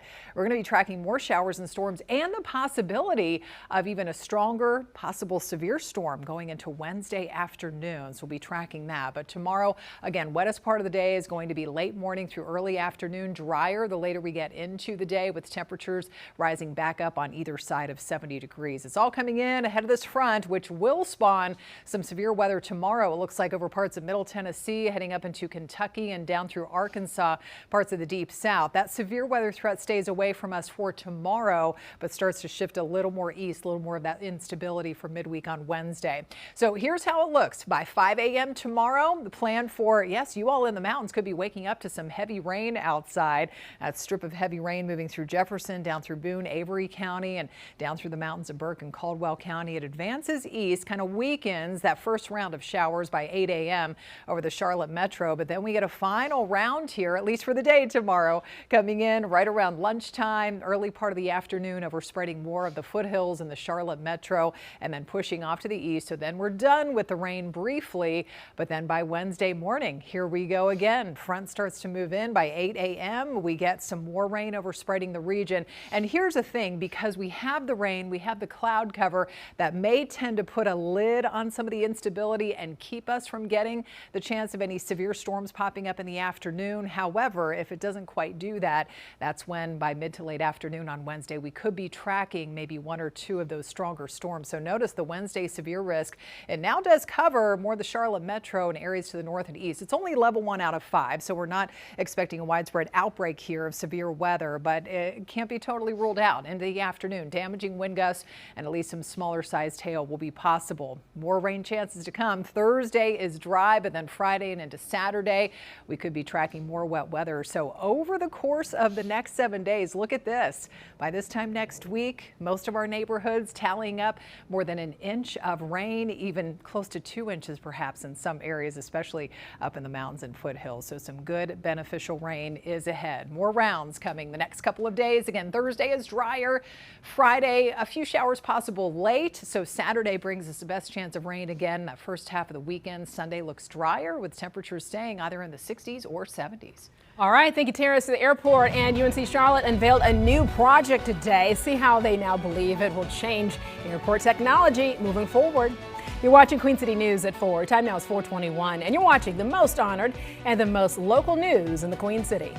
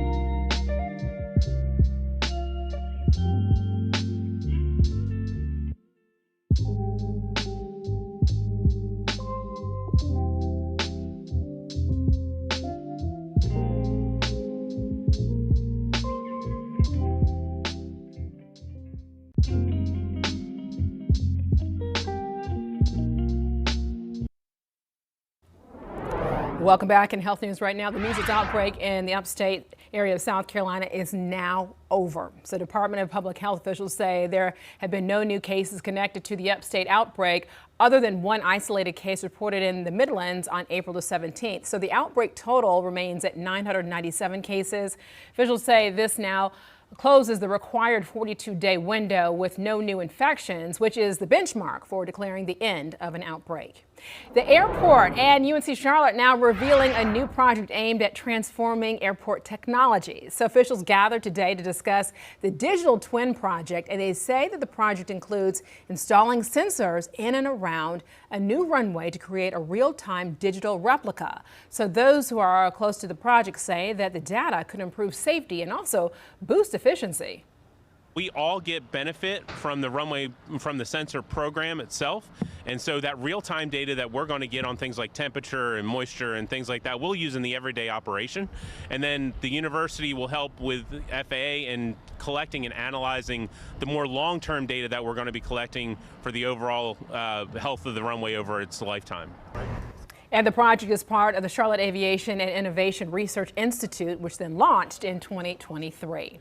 Well, NASCAR Cup driver William Byron now was in Charlotte today for his 6th annual charity golf tournament. And the tournament helps support fundraising efforts for the more than 1,000 youth and Big Brothers Big Sisters of Central Carolinas, and also the William Byron Foundation. I think it really means more to the people that have put it all together. It means a lot to me, but they've really put in a lot of effort to make this happen and support the community. So for me, it's a special cause. It's something that I was a part of when I was younger, and I feel like it's just something that's really important to the community. And in its first 5 years, the tournament has actually raised more than $1.2 million in donations. The man accused of rushing the White House Correspondents' Dinner this weekend is now charged with attempted assassination on the president. So what now happened during the first court appearance that happened today? And also there's a new curfew for unattended teenagers at Camp North End. Why some business owners are not on board with the new rules. You're watching Queen City News, the most honored and the most local news in Charlotte.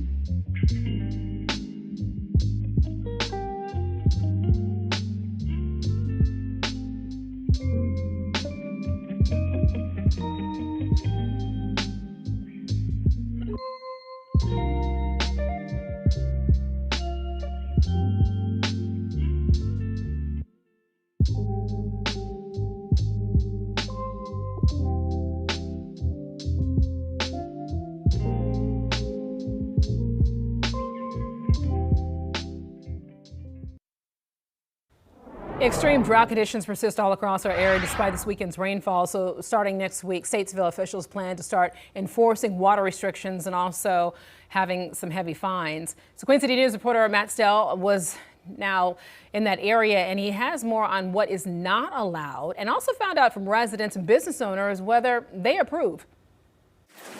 Dirty chives. Josiah Southern hopes his downtown Statesville coffee shop won't be too impacted once new water restrictions set to be enforced by the city officially take effect next Monday. As long as they let us keep brewing coffee, then we should be good. Southern tells us with the restrictions, the shop will likely have to stop washing its windows for at least the time being. Keeps things beautiful, but it's not necessary to business operations. Under the Stage 3 restrictions, which are in response to the extreme drought, whichever side of the street you live on will determine what day you can water your yard.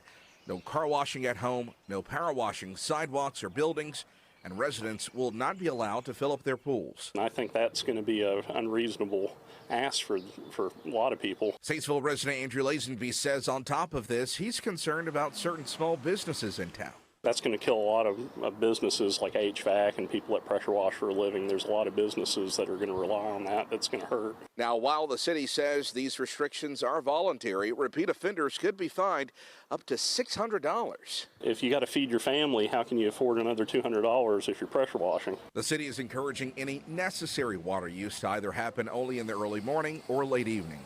In Statesville, Matt Stell, Queen City News. Thank you, Matt. So looking live here over at Uptown Charlotte from our Arlington camera right now. So it's dry now, but it looks like more of that much needed rain is on the way to our area.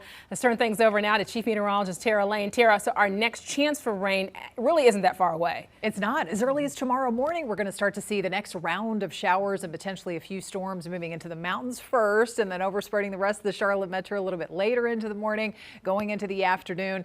You know what, before we had the rainfall that we got on Saturday, it was going on 20 consecutive days without any measurable rain in the Charlotte area. And we made up for that just a little bit here this weekend, and especially up toward the foothills where we got some of those higher amounts of steadier, heavier pockets of rain, even a couple of storms in the mix, added up to about an inch or even a little more maybe in some of your backyard rain gauges. Meanwhile, it was only a few hundredths or a trace of rainfall across a good part of, say, Mecklenburg County, points east, and up toward the higher elevations in the mountains, a little closer to half of an inch there. Of course, we're dry here to kick off the week today. They're not dry, though. They're dealing with the round of severe weather moving through sections of the Midwest. We're not going to see that severe weather risk tomorrow, but we will get some of the showers starting to move in. 71 degrees right now with the sunshine in the Queen City. Most of us, running a little bit on the cooler side today for this time of the year, only around that 70-degree mark. Coming up, my pinpoint weather forecast. I'll show you a timeline exactly when the rain will start to move in, where you live, and how much to expect with this first round tomorrow. That's ahead in a few minutes. All right, thank you so much for that, Tara. So new video showing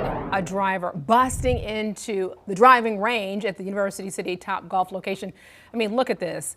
This video says it all right here. Police say this happened earlier yesterday morning, shortly after midnight. The video also shows the driver making their way almost entirely around the exterior of the range. No suspects are listed in the police report, but they're now facing charges for property damage. And there's also some threats against employees. So that's a concern. A Top Golf spokesperson tells us that they are just grateful that nobody was hurt in all this and that the nets have been temporarily fixed. Our Caroline Boyer will have much more on this story coming up on Queen City News tonight at 10. A North Carolina man in custody and accused of impersonating an FBI agent to scam a local family. So investigators took Christopher Murray into custody yesterday at Charlotte Douglas International Airport. They say that Murray contacted victims falsely claiming their bank accounts had been compromised and demanding money to fix the problem. Murray is now facing several charges, and he posted bail on a $7,500 bond. So this case is now due back in court on May 15th. Another retail space is restricting on when teens can be there, but some merchants say it's not really a good deal. Unsupervised kids younger than 18 are now not allowed at Camp North End after 6 p.m. as of 3 days ago. Queen City News anchor Will Lewis spoke to tenants who say there has to be a middle ground. Disturbances similar to this in areas like Birkdale Village and Camp North End have led to new rules for minors under the age of 18. In Camp North End, any minor under the age of 18 must be accompanied by an adult after 6 p.m. To kind of tell them like, oh, we're bunching you all together. where it's just saying a blanket statement, you can't be here, I think it can cause harm. There are business owners catering to families, places giving teens an outlet to express themselves creatively, and some say the curfew has shut off another creative outlet. We are currently in a state where a budget has not been passed. We're in a state where teachers and schools are severely underfunded. And these things have real world consequences and effects. I think our roaming teens are a consequence of our educational system not necessarily having the funds it needs for proper after-school programming, sports programming, music programming, arts programming. Business owners admit there are more problems in certain areas, but they say Camp North End should be a gathering place for everyone in North Charlotte, regardless of age. Some continue to talk with Camp North End management and hopefully figure out a way for everyone to enjoy this open space. Spaces like camp sit at a really interesting intersection of that, where they can provide a third place, provide space, but I think that we're all as well struggling to figure out how to do that. As Camp North End grows, we can only expect our community to grow. We're bringing in new people, and I mean, yeah, it's just growing problems. Will Lewis, Queen City News. Growing problems. All right, two Mecklenburg County state representatives now no longer members of the Democratic Party. So here's the deal. State Representative Nassif Majid says that he now is switching to unaffiliated. Majid represents the Mallard Creek and Northeast Charlotte area. He says that the party's practices no longer align with the level of transparency and ethical conduct that voters deserve. He also noted some campaign-related strategies in recent elections have raised serious questions. On Friday, Mecklenburg County State Representative Carla Cunningham announced a very similar move, and she says, though, that she's been a Democrat all of her life, she will never compromise her constituents' needs for a political agenda. Well, the suspected shooter at the White House Correspondents' Dinner Saturday is now charged with attempted assassination of President Trump. That suspect now appeared before a federal judge in Washington this afternoon. And Maddie Beertemple now reports on the investigation and now what's being learned about a possible motive. The DOJ says the suspect knew the president entered the ballroom at 8 p.m. They say minutes before he attacked, he sent a manifesto to family railing against the president's policies and calling himself a, quote, friendly federal assassin. 31-year-old Cole Thomas Allen of California is charged with attempting to assassinate President Trump, among other gun charges. Cole Allen's journey of accountability in the criminal justice system starts today. Authorities say he rushed a security checkpoint with 2 guns and 3 knives and shot an agent who was protected by his bulletproof vest. It happened outside the ballroom where the president and hundreds of journalists gathered for the White House Correspondents' Dinner. No one was injured. Investigators say they are now reviewing writings and social media posts from Allen. Make no mistake, he says, I am targeting the administration officials. White House Press Secretary Caroline Leavitt blames rhetoric from Democrats for inspiring the attack. Those who constantly falsely label and slander the president as a fascist, as a threat to democracy, and compare him to Hitler to score political points are fueling this kind of violence. Meanwhile, there are new questions about the security in place that night. The president has said he believes that the protocols worked. Leavitt says Secret Service, DHS, and White House officials will meet this week to ensure the president's safety. Virginia Democratic Congressman Suhas Subramaniam, who was near the shooting, says there needs to be further review from Congress. I'd like to see us put together hearings and a commission on political violence. The White House says this incident emphasizes the need for Congress to fund the Department of Homeland Security, which includes Secret Service. That department has been shut down 73 days now and runs out of money to pay employees Thursday. Maddie Beertemple, News Nation, Washington. Thank you, Maddie. So Charlotte City Council members are also considering whether to sell vacant property to Habitat for Humanity. So the goal here is for the organization to turn the empty spaces into affordable housing. The 4 locations then would be sold to Habitat for just $1. The council's business meeting begins at 5:30. We will keep you posted on the outcome. Tomorrow, Charlotte Mecklenburg School Board members are set to vote on the district's budget for the next year, but it comes as key information about teacher pay is still missing right now. So without a state budget in place, CMS leaders do not know how much funding will be given. With more than half of the district budget coming from state funds, changes may have to be made if that money is cut. So tomorrow's board meeting is set for 6 o'clock.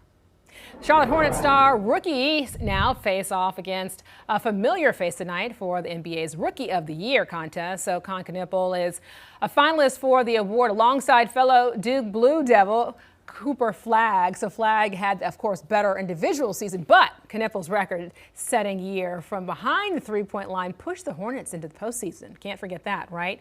The winner is going to be announced tonight at 7 o'clock. Tara. All right, we check that weather. Beautiful start to the week, enjoying sunshine. Temperatures up around 70 degrees. I'll check those highs for the rest of the week when we start to warm up again, and I'm happy to report that we do have some more much-needed rain chances on the way.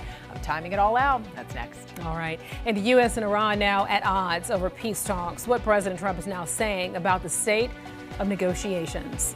You're watching Queen City News. Your time now is 4:39, and you're watching the most honored and the most local news here in Charlotte.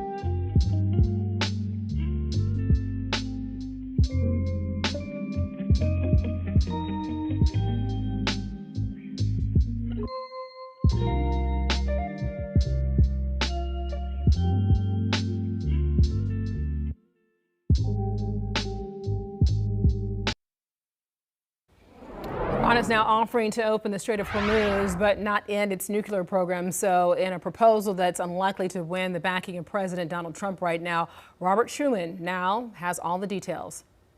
With talks appearing to be at a standstill between the United States and Iran, Iran's foreign minister is in Russia today, meeting with Russian President Vladimir Putin, with the Russian leader saying that he hopes that the Iranian people will weather this difficult period and that peace will prevail, but also saying that Russia will do everything that is in the interest of Iran and other countries in the region.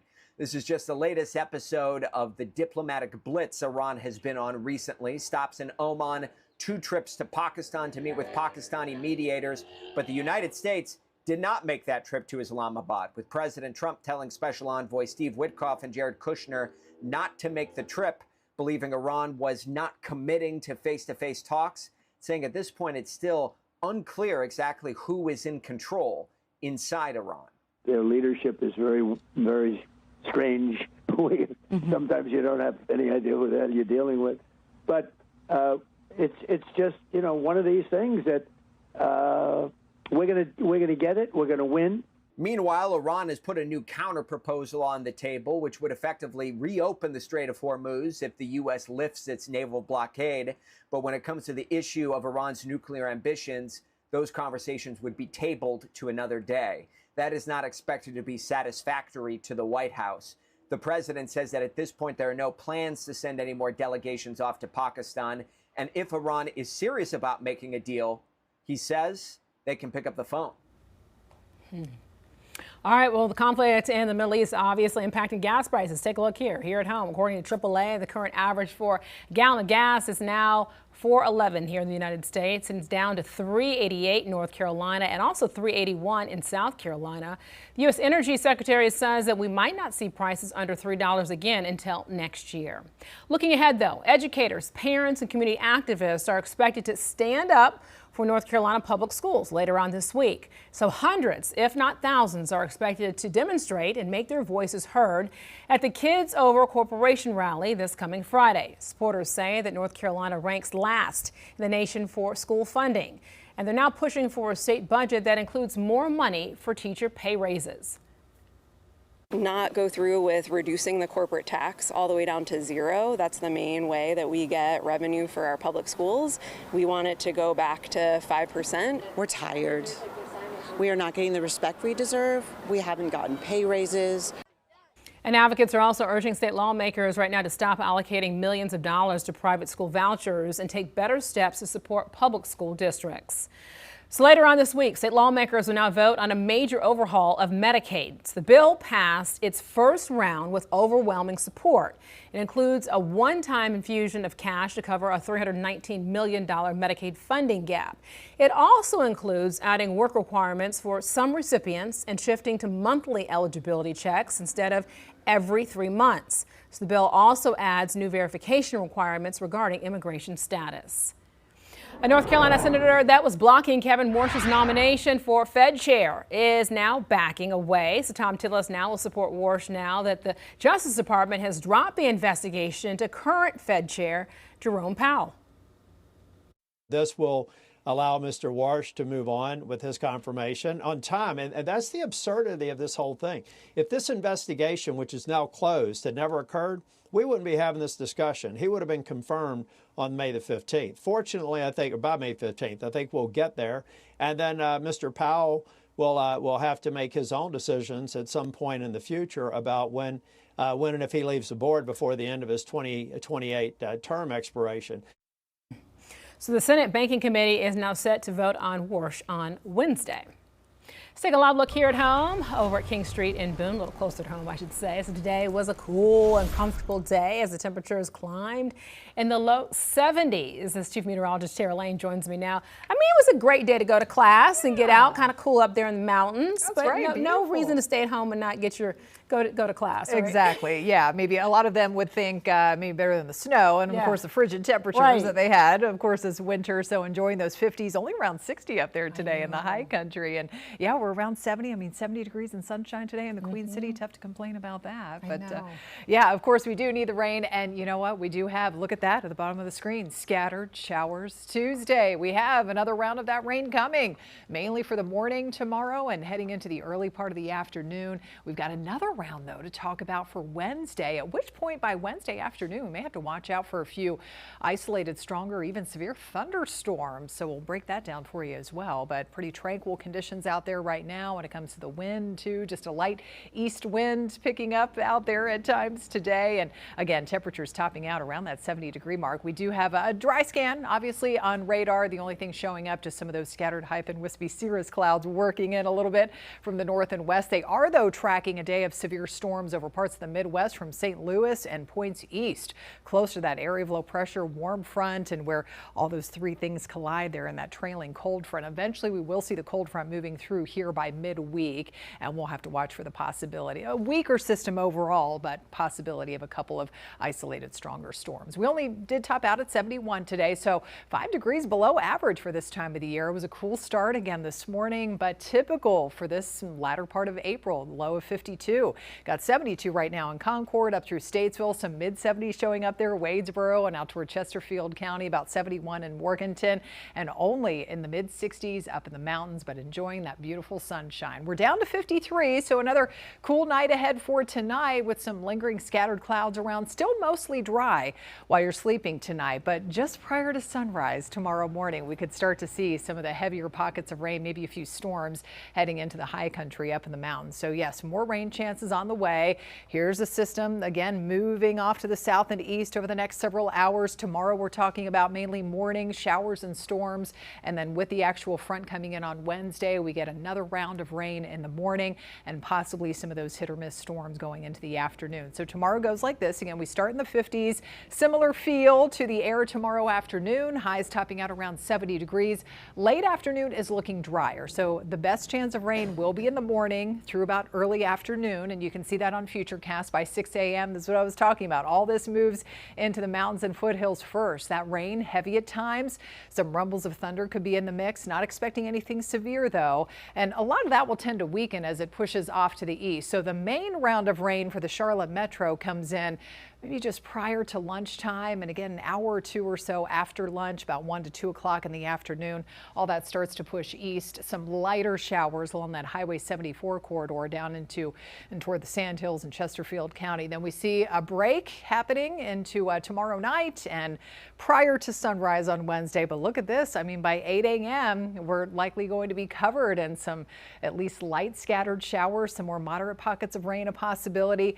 We see that kind of tapering off briefly, but then with enough instability, that front coming in into the afternoon and evening by 5 p.m., at that point in time, we could be tracking some of those isolated stronger storms. Notice how Storm Prediction Center does have us in a level 1 out of 5 risk of severe storms from the Charlotte Metro north and east from the mountains there and out toward Richmond County. Damaging wind gusts will be the main threat, maybe some smaller hail if we do get some of those stronger storms developing.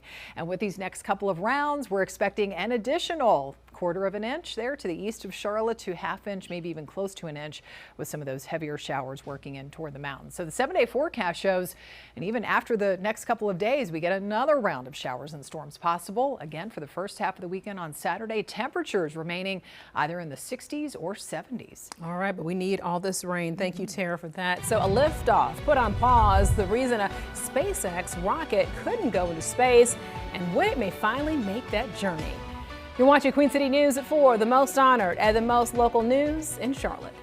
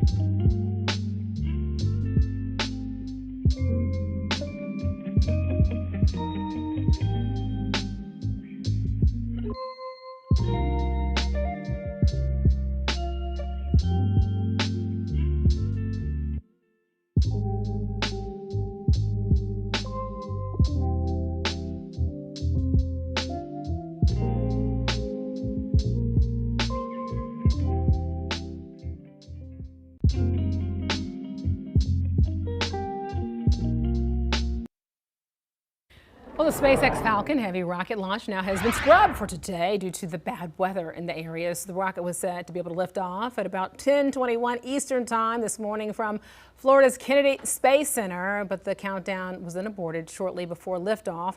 The powerful Falcon 9 rocket is now carrying 2 satellites for its 12th ever liftoff, and for its first in the last 18 months. SpaceX may make another launch attempt tomorrow morning, but that has yet to be confirmed. Well, it could get easier for prospective home buyers to qualify for a mortgage. Fannie Mae and Freddie Mac, 2 major companies that help back home loans in the U.S., now plan to factor rent and utility payments into certain credit evaluations. So that means a history of on-time rent payments could actually help boost credit scores and improve a buyer's chances of qualifying for a better mortgage in terms of their terms. Only on Queen City News Plus. So without any recent rainfall, our drought is getting worse. And meteorologist Brandon Lawson spoke with state experts about how rare these conditions are in a new episode of Pinpoint Weather University. Take a listen. About 9 or 10 months for that drought to end from 2007 to 2008. And it seemed like working together was the way they got through it then. Now, how do we get through it now? Yeah, it really does take all of us. And, you look at these extreme drought conditions that we're in right now, by definition, those only occur about 5% of the time or less. So when we see people being asked to save water, being asked to follow burn bans and other local advice, this is a vast minority of the time that we're asking folks to do that. This is not becoming the norm. Again, this is just one of those rare events that happens in the Carolinas. And you can be able to watch that full episode of Pinpoint Weather University right now for free. Just download the Queen City News Plus app on either your Roku, Apple TV, or Amazon Fire Stick. On Queen City News at 5, the man accused of rushing the White House Correspondents' Dinner this weekend now charged with attempted assassination on President Trump. What happened during his first court appearance today? And there's a new curfew for unattended teenagers at Camp North End, why some business owners are not on board with the new rules. You're watching Queen City News. That's going to do it for me. I'm Alicia Barnes. Morgan Francis is up next at 5, and you're watching the most honored and the most local news in Charlotte.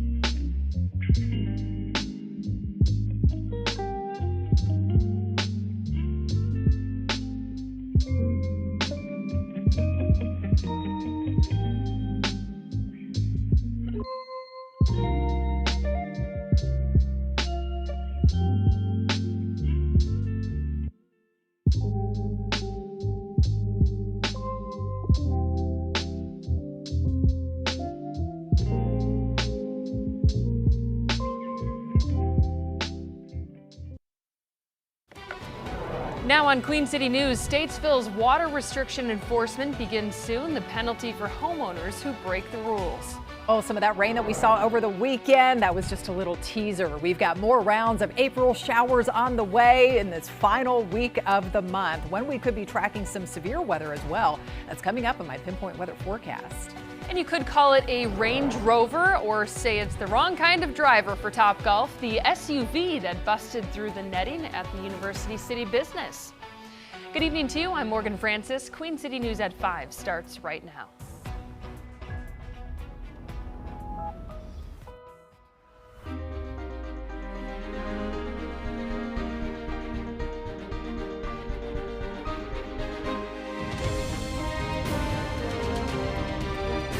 Queen City News starts now.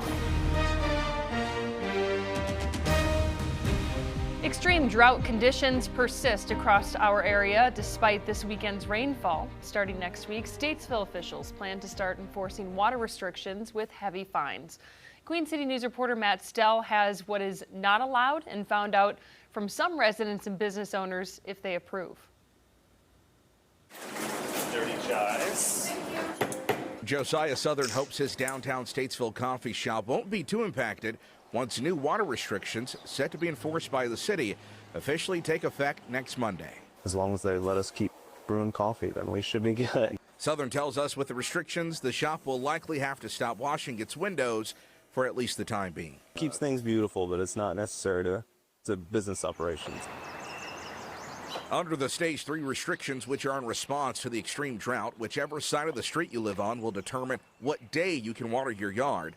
No car washing at home, no power washing sidewalks or buildings, and residents will not be allowed to fill up their pools. And I think that's going to be an unreasonable ask for a lot of people. Statesville resident Andrew Lazenby says on top of this, he's concerned about certain small businesses in town. That's going to kill a lot of businesses like HVAC and people that pressure wash for a living. There's a lot of businesses that are going to rely on that. That's going to hurt. Now, while the city says these restrictions are voluntary, repeat offenders could be fined up to $600. If you got to feed your family, how can you afford another $200 if you're pressure washing? The city is encouraging any necessary water use to either happen only in the early morning or late evening. In Statesville, Matt Stell, Queen City News.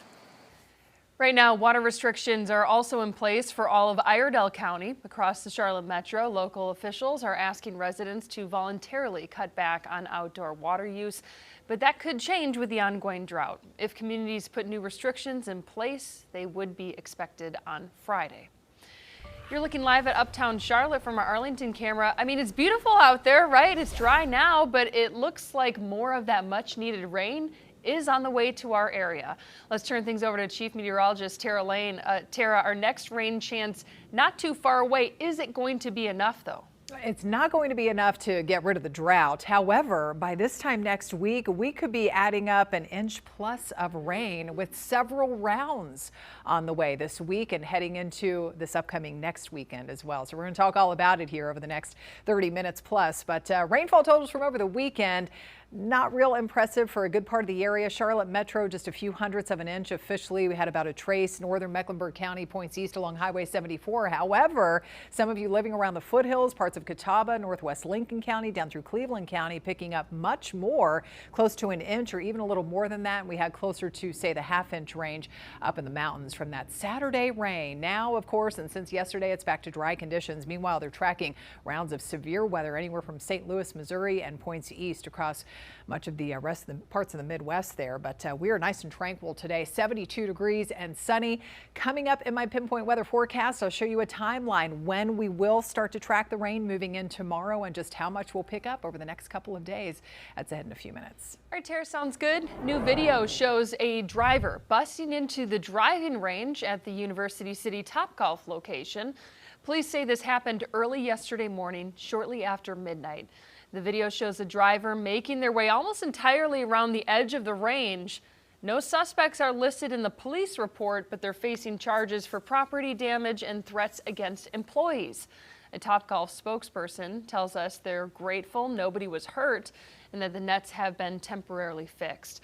Our Caroline Boyer will have more about this incident tonight on Queen City News at 10. North Carolina officials are investigating the death of a Charlotte child, claiming reports of abuse and violence may have been mishandled. 6-year-old Dominique Moody died last December. Authorities believe the young girl's neglect spanned nearly a year and a half. Tanya and Taryn McKnight and Susan Robinson are each facing charges tied to the child's death, including first-degree murder. State officials are concerned that warning signs were missed. In letters sent to police and social services, they allege repeated reports of abuse were not properly investigated. Both departments have been asked to turn over evidence related to the case by May 7th. Another retail space is restricting when teens can be there, but some merchants say it's not a good deal. Unsupervised kids younger than 18 are not allowed at Camp North End after 6 p.m. as of 3 days ago. Queen City News anchor Will Lewis spoke to tenants who say there has to be a middle ground. Disturbances similar to this in areas like Birkdale Village and Camp North End have led to new rules for minors under the age of 18. In Camp North End, any minor under the age of 18 must be accompanied by an adult after 6 p.m. To kind of tell them, like, oh, we're bunching you all together. We're just saying a blanket statement, you can't be here. I think it can cause harm. There are business owners catering to families, places giving teens an outlet to express themselves creatively, and some say the curfew has shut off another creative outlet. We are currently in a state where a budget has not been passed. We're in a state where teachers and schools are severely underfunded, and these things have real-world consequences and effects. I think our roaming teens are a consequence of our educational system not necessarily having the funds it needs for proper after-school programming, sports programming, music programming, arts programming. Business owners admit there are more problems in certain areas, but they say Camp North End should be a gathering place for everyone in North Charlotte, regardless of age. Some continue to talk with Camp North End management and hopefully figure out a way for everyone to enjoy this open space. Spaces like camp sit at a really interesting intersection of that, where they can provide a third place, provide space, but I think that we're all as well struggling to figure out how to do that. As Camp North End grows, we can only expect our community to grow. We're bringing in new people, and I mean, yeah, it's just growing problems. Will Lewis, Queen City News. 2 Mecklenburg County state representatives are no longer members of the Democratic Party. State Representative Nassif Majid says he is switching to unaffiliated. Majid represents the Mallard Creek and Northeast Charlotte area. He says the party's practices no longer align with the level of transparency and ethical conduct that voters deserve. He noted some campaign-related strategies in recent elections have raised serious questions. On Friday, Mecklenburg County State Representative Carla Cunningham announced a similar move. She says, though she's been a Democrat all her life, she will never compromise her constituents' needs for a political agenda. The suspected shooter at the White House Correspondents' Dinner Saturday has been charged with attempted assassination of President Trump. That suspect appeared before a federal judge in Washington this afternoon. Maddie Biertemple reports on the investigation and what's being learned about a possible motive. The DOJ says the suspect knew the president entered the ballroom at 8 p.m. They say minutes before he attacked, he sent a manifesto to family railing against the president's policies and calling himself a, quote, friendly federal assassin.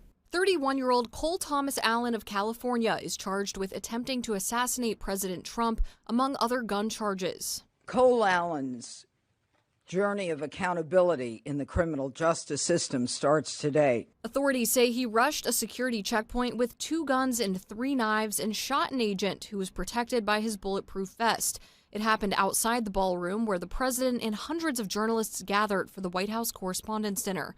No one was injured. Investigators say they are now reviewing writings and social media posts from Allen. Make no mistake, he says, I am targeting the administration officials. White House Press Secretary Caroline Leavitt blames rhetoric from Democrats for inspiring the attack. Those who constantly falsely label and slander the president as a fascist, as a threat to democracy and compare him to Hitler to score political points are fueling this kind of violence. Meanwhile, there are new questions about the security in place that night. The president has said he believes that the protocols worked. Leavitt says Secret Service, DHS, and White House officials will meet this week to ensure the president's safety. Virginia Democratic Congressman Suhas Subramaniam, who was near the shooting, says there needs to be further review from Congress. I'd like to see us put together hearings and a commission on political violence. The White House says this incident emphasizes the need for Congress to fund the Department of Homeland Security, which includes Secret Service. That department has been shut down 73 days now and runs out of money to pay employees Thursday. Maddie Beertemple, News Nation, Washington. Charlotte City Council members are considering whether to sell vacant property to Habitat for Humanity. The goal is for the organization to turn the empty spaces into affordable housing. The 4 locations would be sold to Habitat for just $1. The council's business meeting begins at 5:30. Tomorrow, Charlotte-Mecklenburg School Board members are set to vote on the district's budget for the next year, but it comes as key information about teacher pay is still missing. Without a state budget in place, CMS leaders do not know how much funding will be given. With more than half of the district budget coming from state funds, changes may have to be made if the money is cut. Tomorrow's board meeting is set for 6 o'clock. For people heading back to work or school tomorrow, plan for another kind of coolish feeling start and a different looking picture on the radar imagery. I'm tracking some rain moving in throughout the morning. I'll show you a more specific look at that timeline and just how much rain will pick up over the next couple of days. That's next. The home of a late Charlotte CEO is up for sale. A friend who says the home reflects Doug Lebda's legacy. Elon Musk's lawsuit against OpenAI is in court beginning today. Chief legal analyst Khalif Rhodes looks at the potential fallout. You're watching Queen City News, the most honored and local news in Charlotte.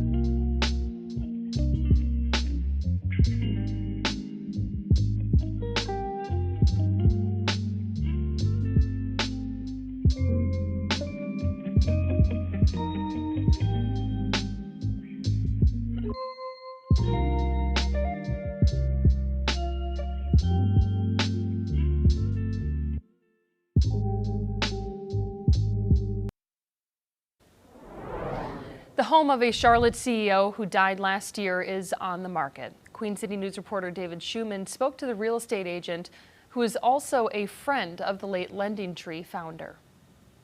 This home makes everybody feel very emotional when you come through the front door. Some of the emotion for Eliza Caminiti when she walks through the doors here is grief. Caminiti was friends with the former owner, Doug Lebda, the Lending Tree CEO who died in an ATV accident last fall.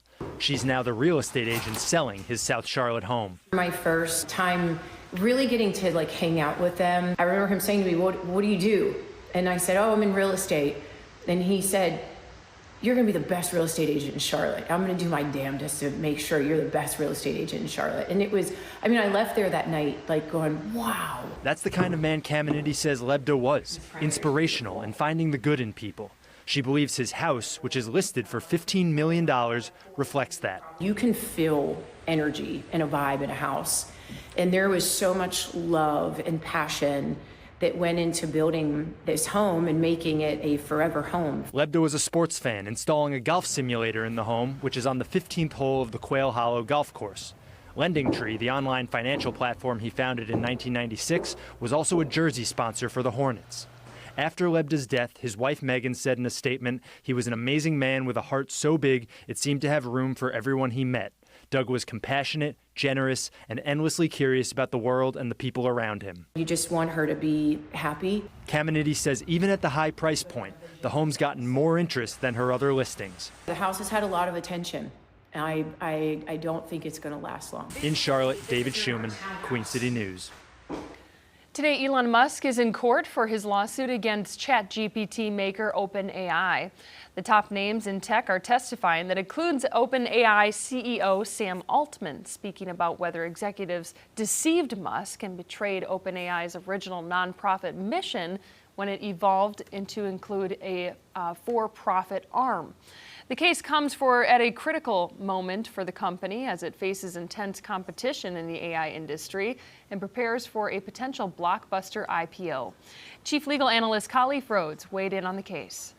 Money is the major impact, and even though he's saying he doesn't want any of the damages connected to it, the damages from this case won't be set into the box of that courtroom. They will trickle outside of that all the way to New York City to the stock market.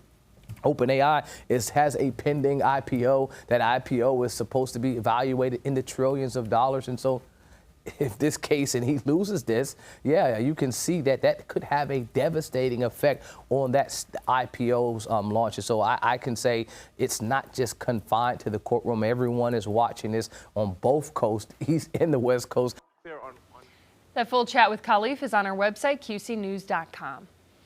Tonight at 10, a local teacher has a somewhat spooky side hustle. Jamie Monk leads Dark Belmont walking tours. The hour-long excursion includes stories of true crime and unfortunate incidents, along with a few ghost stories. When you dig a little bit into the past, you oftentimes find things that maybe you didn't quite expect. Dark Belmont gets good reviews online, but Monk doesn't plan to quit his day job as a teacher. In fact, he approaches the tours much like he teaches history. Watch Faces of the Carolinas on Queen City News tonight at 10. All right, let's talk about the weather as we take a live look at Uptown from our Arlington camera. It was cooler out today, pretty nice out there actually, 71 degrees right now. It is setting the tone for the rest of the week too. Chief Meteorologist Tara Lane is here. So gorgeous out there, wonderful temperatures, just comfortable. What else can we expect from our forecast? We finally have some more periods of rain coming up over the next couple of days and then heading into next weekend. So we have definitely gotten into the pattern change and multiple either disturbances or fronts heading in that will bring us more of the needed rain chances here this week. But we'll get still plenty of dry time here and there. But the first round comes in early tomorrow morning, affecting the mountains and foothills first. And then we get another round for Wednesday morning. Wednesday is when we could be tracking potentially a couple of stronger or even severe thunderstorms by the afternoon. So we'll break that down here coming up. Of course, it's a clean sweep, a dry scan as we look around on radar here today, and just some of those scattered high thin wispy clouds showing up, mixing in with the blue sky and sunshine.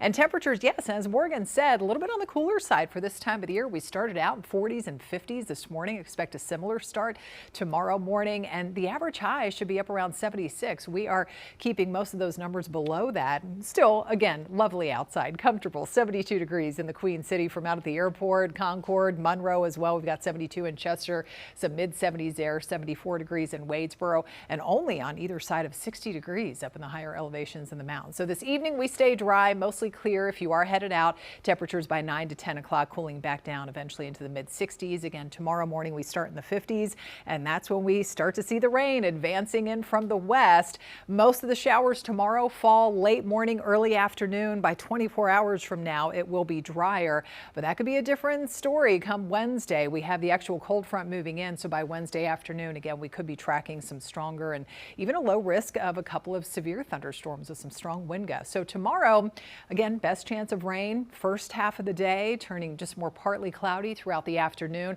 and similar feel. High temperatures end up in the lower 70s later in the day. So the front gets a little closer tomorrow. Risk of severe weather tomorrow will stay to our west, and so we're just expecting, for the most part, some scattered showers. Now the mountains, you all could be waking up hearing some rumbles of thunder early on with this first round moving in by 5 to 6 o'clock in the morning, so that could wake you up. And then notice how that pushes off to the east, kind of falls apart eventually as it moves toward the triad, but then we're not done yet. We get another round of rain coming in, approaching 9, 10, 11 o'clock in the morning, overspreading more of the Charlotte metro. Light to moderate showers here around lunchtime or so. That pushes off to the east, and it's back to a drier break for tomorrow night and before sunrise on Wednesday. But after that, we're going to see the next round moving in. Look at this, more rain coming in, clearing out, and depending on how much leftover instability we have with some breaks of sunshine, by 4 to 5 o'clock in the afternoon, at that point in time is when we could be tracking a few isolated pop-up stronger storms. So we do now have a level 1 out of 5 risk of severe storms, basically from the mountains, foothills, Charlotte metro, points east, where you see that darker shading of green. For Wednesday, again, this is for Wednesday, not tomorrow, damaging wind gusts and hail will be the main threat. So with these next couple of rounds coming in, an additional 1/4 of an inch to even close to 3/4 of an inch of rain is expected. But again, even more to come as we head into the weekend. Mountain forecast staying unsettled for you all. Pretty high rain chances, storm chances, as I've been showing you the next couple of days, and temperatures get even a few degrees cooler there to wrap up the week and heading into the weekend, with still a few spotty showers a possibility. Highs in the high country only in the mid to upper 50s. So we are not going to be ending up in the 80s like we did late last week. 60s, mostly low and mid 70s expected through about 7 days from now. But again, with more rain possible for that first half of the weekend next Saturday too. Back into the 60s, huh? All right, Yeah. Tara, thank you. The airport in UNC Charlotte unveiled a new project today. Hear how they believe it will change airport technology moving forward. You're watching Queen City News, the most honored and most local news in Charlotte.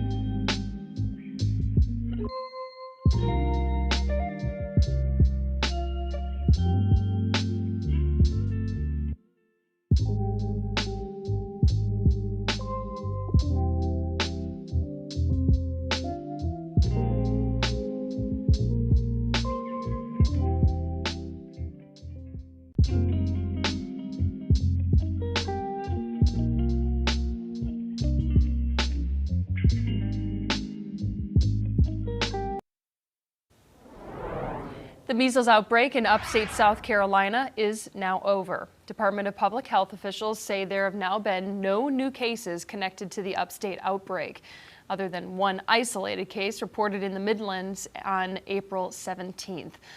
The outbreak total remains at 997 cases.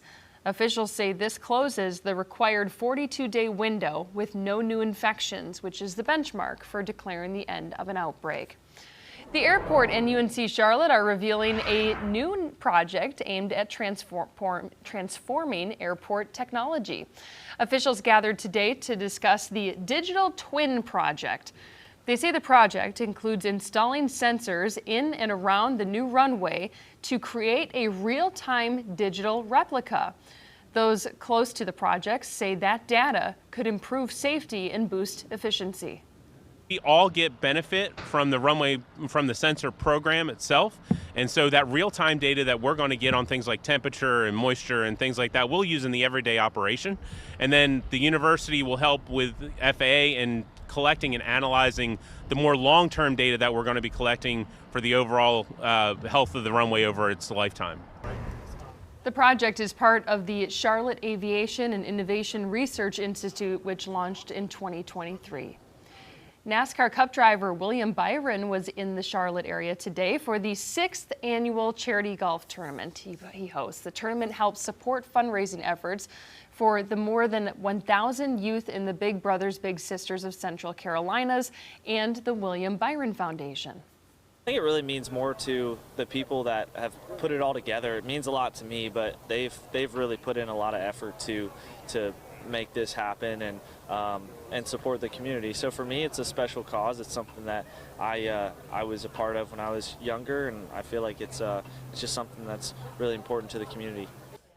In its first 5 years, the tournament has amassed more than $1.2 million in donations. The man accused of rushing the White House Correspondents' Dinner this weekend has been charged with attempted assassination of the president. What happened during his first court appearance today? And there's a new curfew for unattended teenagers at Camp North End. Why some business owners are not on board with the new rules. You're watching Queen City News, the most honored and most local news in Charlotte.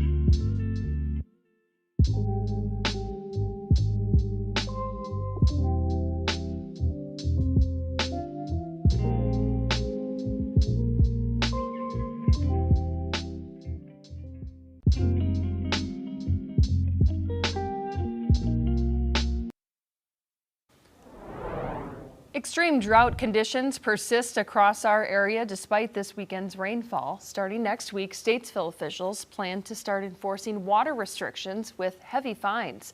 Queen City News reporter Matt Stell has what is not allowed and found out from residents and business owners if they approve. Dirty chives. Josiah Southern hopes his downtown Statesville coffee shop won't be too impacted once new water restrictions set to be enforced by the city officially take effect next Monday. As long as they let us keep brewing coffee, then we should be good. Southern tells us with the restrictions, the shop will likely have to stop washing its windows for at least the time being. Keeps things beautiful, but it's not necessary it's a business operation. Under the Stage 3 restrictions, which are in response to the extreme drought, whichever side of the street you live on will determine what day you can water your yard. No car washing at home, no power washing sidewalks or buildings, and residents will not be allowed to fill up their pools. I think that's going to be an unreasonable ask for a lot of people. Statesville resident Andrew Lazenby says on top of this, he's concerned about certain small businesses in town. That's going to kill a lot of businesses like HVAC and people that pressure wash for a living. There's a lot of businesses that are going to rely on that. That's going to hurt. Now, while the city says these restrictions are voluntary, repeat offenders could be fined up to $600. If you got to feed your family, how can you afford another $200 if you're pressure washing? The city is encouraging any necessary water use to either happen only in the early morning or late evening. In Statesville, Matt Stell, Queen City News. Right now, water restrictions are also in place for all of Iredell County. Across the Charlotte Metro, local officials are asking residents to voluntarily cut back on outdoor water use, but that could change with the ongoing drought. If communities put new restrictions into place, they would be expected on Friday.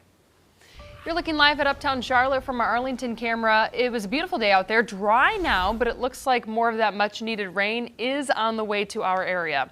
Let's turn things over to Chief Meteorologist Tara Lane. Tara, our next chance of rain not far away, and it sounds like it's going to kind of continue. That's right. We got more rounds coming in the rest of this week and even heading into next weekend once again, too. So definitely signs of that pattern change that continues to happen from just that dry stretch before this weekend's rain. We were going on 20 consecutive days without any measurable rain in the Queen City. Now we're getting into more of an off and on rainy stretch and wetter stretch of weather. Not so wet everywhere, though, from over the weekend, especially from Charlotte East. Only picking up generally trace amounts. We did have some of those higher totals, according to radar estimates, upwards of an inch or even a little more than that, up around the foothills from near Hickory down through parts of northwest Lincoln County and heading down into Cleveland County and close to that half-inch range up in the higher elevations in the mountains. And of course, no rain out there today, but it's a different story. They're tracking more rounds of severe weather anywhere from St. Louis, Missouri and points east, heading into parts of the Midwest along that warm front, area of low pressure and trailing cold front. Eventually, we'll see that front working in here, not until the middle of the week on Wednesday. So out ahead of that, we get more rounds of showers and potentially a few stronger thunderstorms coming in over the next couple of days. Again, right now, beautiful, sunny, 72 degrees, so still running a little cooler for this time of the year. The average high should be up around 76. We do have some mid-70s there, 75 off to the east in Chesterfield County, but only around 60 up in the mountains. Coming up, my pinpoint weather forecast, I'll show you a closer look at the timeline, when to expect the rain where you live tomorrow and just how much over the next several days. That's ahead in a few minutes.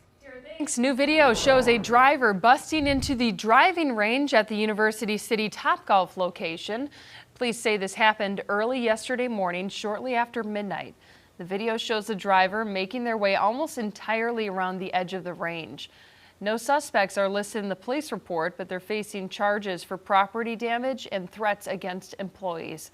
A Topgolf spokesperson tells us they're grateful no one was hurt and that the nets have been temporarily fixed. Our Caroline Boyer will have more about this incident tonight on Queen City News at 10.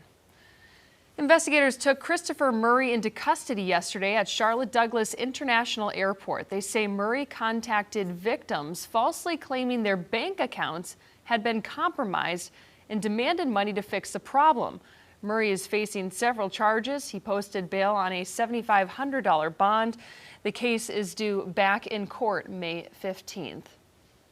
North Carolina officials are investigating the death of a Charlotte child, claiming reports of abuse and violence may have been mishandled. 6-year-old Dominique Moody died last December. Authorities believe the young girl's neglect spanned nearly a year and a half. Tanya and Taryn McKnight and Susan Robinson are each facing charges tied to the child's death, including first-degree murder. State officials are concerned that warning signs were missed. In letters sent to police and social services, they allege repeated reports of abuse were not properly investigated. Both departments have been asked to turn over evidence related to the case by May 7th. Another retail space is restricting when teens can be there, but some merchants say it's not a good deal. Unsupervised kids younger than 18 are not allowed at Camp North End after 6 p.m. as of 3 days ago. Queen City News anchor Will Lewis spoke to tenants who say there has to be a middle ground. Disturbances similar to this in areas like Birkdale Village and Camp North End have led to new rules for minors under the age of 18. In Camp North End, any minor under the age of 18 must be accompanied by an adult after 6 p.m. To kind of tell them like, oh, we're bunching you all together. We're just saying a blanket statement, you can't be here. I think it can cause harm. There are business owners catering to families, places giving teens an outlet to express themselves creatively, and some say the curfew has shut off another creative outlet. We are currently in a state where a budget has not been passed. We're in a state where teachers and schools are severely underfunded, and these things have real-world consequences and effects. I think our roaming teens are a consequence of our educational system not necessarily having the funds it needs for proper after-school programming, sports programming, music programming, arts programming. Business owners admit there are more problems in certain areas, but they say Camp North End should be a gathering place for everyone in North Charlotte, regardless of age. Some continue to talk with Camp North End management and hopefully figure out a way for everyone to enjoy this open space. Spaces like camp sit at a really interesting intersection of that, where they can provide a third place, provide space, but I think that we're all as well struggling to figure out how to do that. As Camp North End grows, we can only expect our community to grow. We're bringing in new people, and I mean, yeah, it's just growing problems. Will Lewis, Queen City News. 2 Mecklenburg County state representatives are no longer members of the Democratic Party. State Representative Nassif Majid says he is switching to unaffiliated. Majid represents the Mallard Creek and Northeast Charlotte area. He says the party's practices no longer align with the level of transparency and ethical conduct that voters deserve. He noted some campaign-related strategies in recent elections have raised serious concerns and questions. On Friday, Mecklenburg County State Representative Carla Cunningham announced a similar move. She says though she's been a Democrat all her life, she'll never compromise her constituents' needs for a political agenda. The suspected shooter at the White House Correspondents' Dinner on Saturday has been charged with attempted assassination of President Trump. That suspect appeared before a federal judge in Washington this afternoon. Maddie Beer-Temple reports on the investigation and what's being learned about a possible motive. The DOJ says the suspect knew the president entered the ballroom at 8 p.m. They say minutes before he attacked, he sent a manifesto to family railing against the president's policies and calling himself a, quote, friendly federal assassin. 31-year-old Cole Thomas Allen of California is charged with attempting to assassinate President Trump, among other gun charges. Cole Allen's journey of accountability in the criminal justice system starts today. Authorities say he rushed a security checkpoint with 2 guns and 3 knives and shot an agent who was protected by his bulletproof vest. It happened outside the ballroom where the president and hundreds of journalists gathered for the White House Correspondents' Dinner.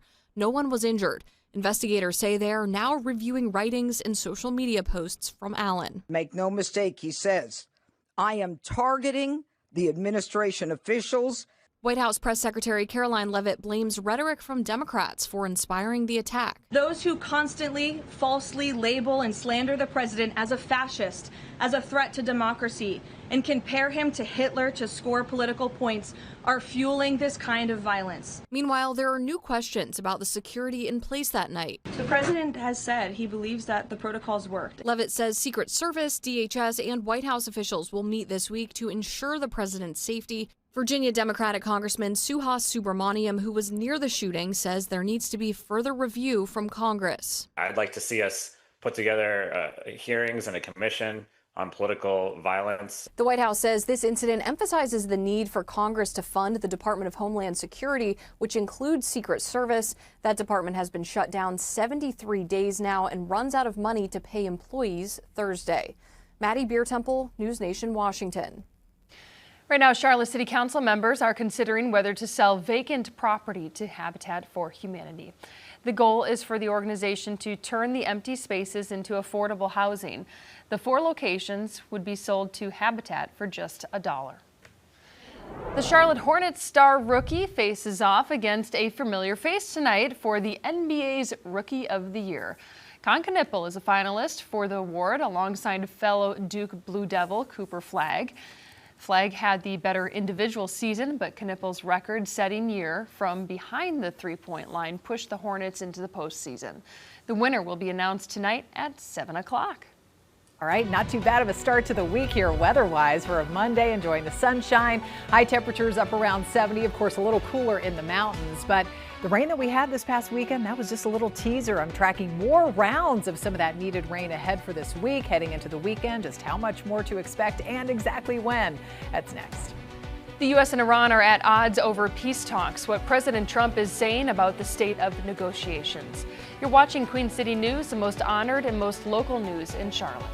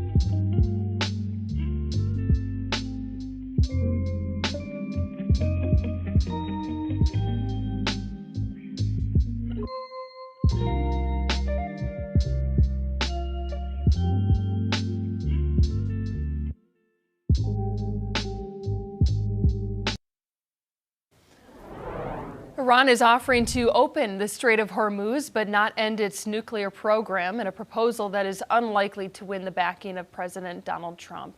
Robert Sherman has the details. With talks appearing to be at a standstill between the United States and Iran, Iran's foreign minister is in Russia today, meeting with Russian President Vladimir Putin, with the Russian leader saying that he hopes that the Iranian people will weather this difficult period and that peace will prevail, but also saying that Russia will do everything that is in the interest of Iran and other countries in the region. This is just the latest episode of the diplomatic blitz Iran has been on recently. Stops in Oman, 2 trips to Pakistan to meet with Pakistani mediators, but the United States did not make that trip to Islamabad, with President Trump telling Special Envoy Steve Witkoff and Jared Kushner not to make the trip, believing Iran was not committing to face-to-face talks, saying at this point it's still unclear exactly who is in control inside Iran. Their leadership is very, very strange. Sometimes you don't have any idea who the hell you're dealing with. But it's just, you know, one of these things that we're gonna get it. We're gonna win. Meanwhile, Iran has put a new counter-proposal on the table, which would effectively reopen the Strait of Hormuz if the U.S. lifts its naval blockade. But when it comes to the issue of Iran's nuclear ambitions, those conversations would be tabled to another day. That is not expected to be satisfactory to the White House. The president says that at this point there are no plans to send any more delegations off to Pakistan. And if Iran is serious about making a deal, he says they can pick up the phone. The conflict in the Middle East is impacting gas prices here at home. According to AAA, the current average for a gallon of gas in the U.S. is $4.11. It's down to $3.88 in North Carolina and $3.81 in South Carolina. The U.S. Energy Secretary says we might not see prices under $3 again until next year. Looking ahead, educators, parents, and community activists are expected to stand up for North Carolina public schools later this week. Hundreds, if not thousands, are expected to demonstrate and make their voices heard at the Kids Over Corporation rally this coming Friday. Supporters say North Carolina ranks in the nation for school funding, and they rank last. They're pushing for a state budget that includes more money for teacher pay raises. Not go through with reducing the corporate tax all the way down to zero. That's the main way that we get revenue for our public schools. We want it to go back to 5%. We're tired. We are not getting the respect we deserve. We haven't gotten pay raises. Advocates are also urging state lawmakers to stop allocating millions of dollars to private school vouchers and take better steps to support public school districts. Later this week, state lawmakers will vote on a major overhaul of Medicaid. The bill passed its first round with overwhelming support and includes a one-time infusion of cash to cover a $319 million Medicaid funding gap. It also includes adding work requirements for some recipients and shifting to monthly eligibility checks instead of every 3 months. The bill also adds new verification requirements regarding immigration status. A North Carolina senator that was blocking Kevin Warsh's nomination for Fed chair is backing away. Tom Tillis will support Warsh now that the Justice Department has dropped the investigation into current Fed chair Jerome Powell. This will allow Mr. Warsh to move on with his confirmation on time. And that's the absurdity of this whole thing. If this investigation, which is now closed, had never occurred, we wouldn't be having this discussion. He would have been confirmed on May the 15th. Fortunately, I think, or by May 15th, I think we'll get there. And then Mr. Powell will have to make his own decisions at some point in the future about when and if he leaves the board before the end of his 2028 term expiration. The Senate Banking Committee is set to vote on Warsh on Wednesday. All right, let's take a live look at King Street in Boone. Love seeing those views out in the mountains. Today was a cool and comfortable day as temperatures climbed into the low 70s. A lot of people out on the roads in Boone for a Monday. Chief Meteorologist Tara Lane joins me now. Tara, all the talk is about the rain that's coming. I know you're keeping a close eye on it. I know. Big pattern change here happening this week. As we were talking about last week, we had a little bit of rain that we picked up over the weekend, and there's just more of it to come, more chances of it over the next few days. So we'll talk all about it. And you know what? We wrapped up last week, if you recall, definitely on the warmer side. It was pretty hot out there on Saturday, too, those high temperatures in the 80s. We're going to keep those numbers on the cooler side for the foreseeable future, at least over the next 7 days. Highs either in the 60s, like up in the mountains today, or 70s. That's going to be the theme, and you'll see that coming up here shortly with the 7-day forecast. But the rain situation, obviously we're not seeing any out there right now, just tons of sun, Carolina blue sky, and just a few scattered high thin wispy clouds around. We only made it up to 73 today, so 3 degrees below the average of 76 for this latter part of April. 52 right on target for a low this morning. Cool start. We'll have similar numbers come tomorrow morning. We've still got those low and even a few spots in the mid 70s there in place off to the east. Wadesboro, one of the warmer spots at 75, and only up in the lower 60s in the mountains. Waking up tomorrow morning, back to kind of coolish feeling conditions, 53 degrees, mostly dry while we're sleeping tonight, but a lot of you will be waking up to some rain, in particular the mountains and foothills early tomorrow morning before we see those showers, more rounds of April showers starting to overspread the rest of the region later in the morning through the afternoon. So all due to the approach of this front here. So we have some upper level energy and an increase in moisture happening. So we get that first round of showers mainly affecting us late morning, early afternoon. A couple of storms could be in the mix tomorrow. Wednesday, chance of showers and storms continues from morning through the afternoon, potentially early evening with the actual front coming in. And Wednesday, we're going to be watching for the possibility of even a few hit or miss stronger, even if severe thunderstorm can't be ruled out. Tomorrow, not worried about the risk of severe weather. And again, the best chance of rain through about lunchtime or so tomorrow. Temperatures with the help of a little bit more sunshine coming out tomorrow late afternoon, warming back up into the lower 70s. So similar feel to today. Let's check it out on the timeline here by 7 a.m. You can see the rain, possibly a few storms rolling across the mountains and foothills, and then pushing off to the east over the Charlotte metro. So we get that one little quick round early in the morning.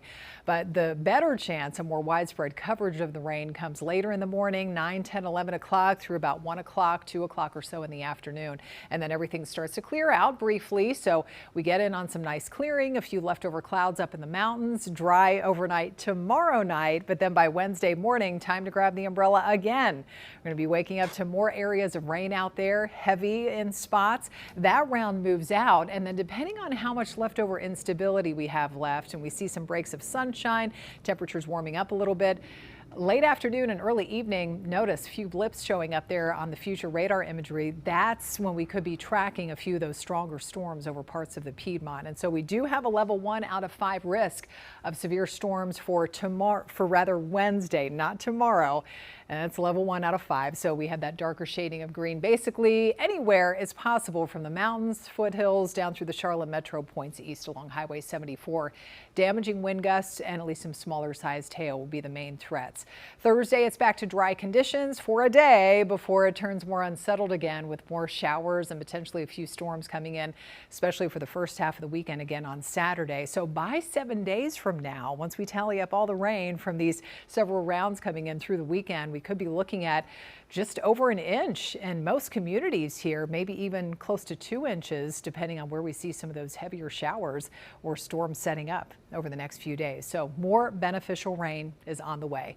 So tonight and tomorrow morning, we're going to be waking up to upper 40s to lower 50s. So kind of a chilly start, 71 tomorrow afternoon, mid 70s on Wednesday. Again, Thursday is drier. Saturday, even a little bit cooler with some of that rain around. All right, Tara, thank you. A liftoff put on pause, the reason a SpaceX rocket couldn't go into space and when it may finally make that journey. You're watching Queen City News, the most honored and most local news in Charlotte.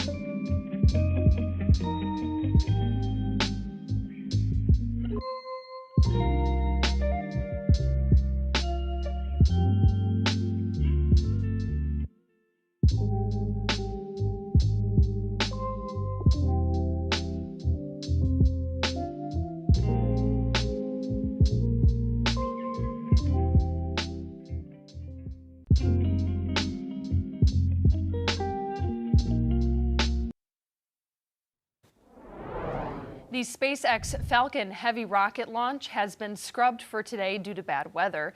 The rocket was set to lift off at about 10:21 Eastern Time this morning from Florida's Kennedy Space Center.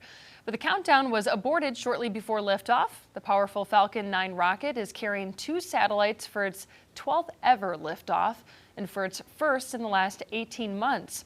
SpaceX may make another launch attempt tomorrow morning, but that has yet to be confirmed. Only on Queen City News Plus. Without any recent rainfall, our drought is getting worse. Meteorologist Brandon Lawson talked with state experts about how rare these conditions are in our new episode of Pinpoint Weather University. About 9 or 10 months for that drought to end from 2007 to 2008. And it seemed like working together was the way they got through it then. Now, how do we get through it now? Yeah, it really does take all of us. And, you look at these extreme drought conditions that we're in right now, by definition, those only occur about 5% of the time or less. So when we see people being asked to save water, being asked to follow burn bans and other local advice, this is a vast minority of the time that we're asking folks to do that. This is not becoming the norm. Again, this is just one of those rare events that happens in the Carolinas. You can watch the full episode of Pinpoint Weather University right now for free. Just download the Queen City News Plus app on either your Roku, Apple TV, or Amazon Fire Stick. On Queen City News at 6, the man accused of rushing the White House Correspondents' Dinner this weekend is charged with attempted assassination of the president. What happened during his first court appearance today? And there's a new curfew for unattended teenagers at Camp North End. Why some business owners are not on board with the new rules. You're watching Queen City News, the most honored and local news in Charlotte.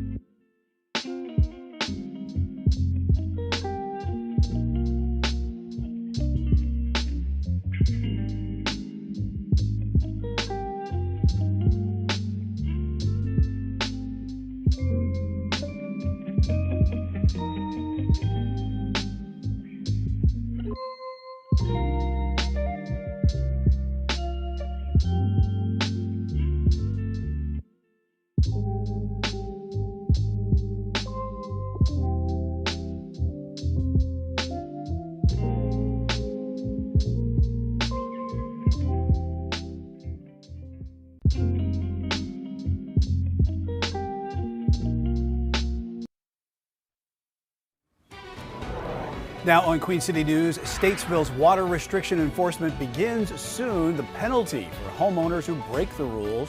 Well, some of that rain from this past weekend, that was just a teaser. We've got more rounds of April showers ahead for this week. How much you could see where you live and when it will start to move in again. That's coming up in my Pinpoint Weather Forecast. And you could call it a Range Rover or say it's the wrong kind of driver for Topgolf, the SUV that busted through the netting at the University City Business. Good evening, I'm Brian Blakely. Queen City News at 6 starts right now.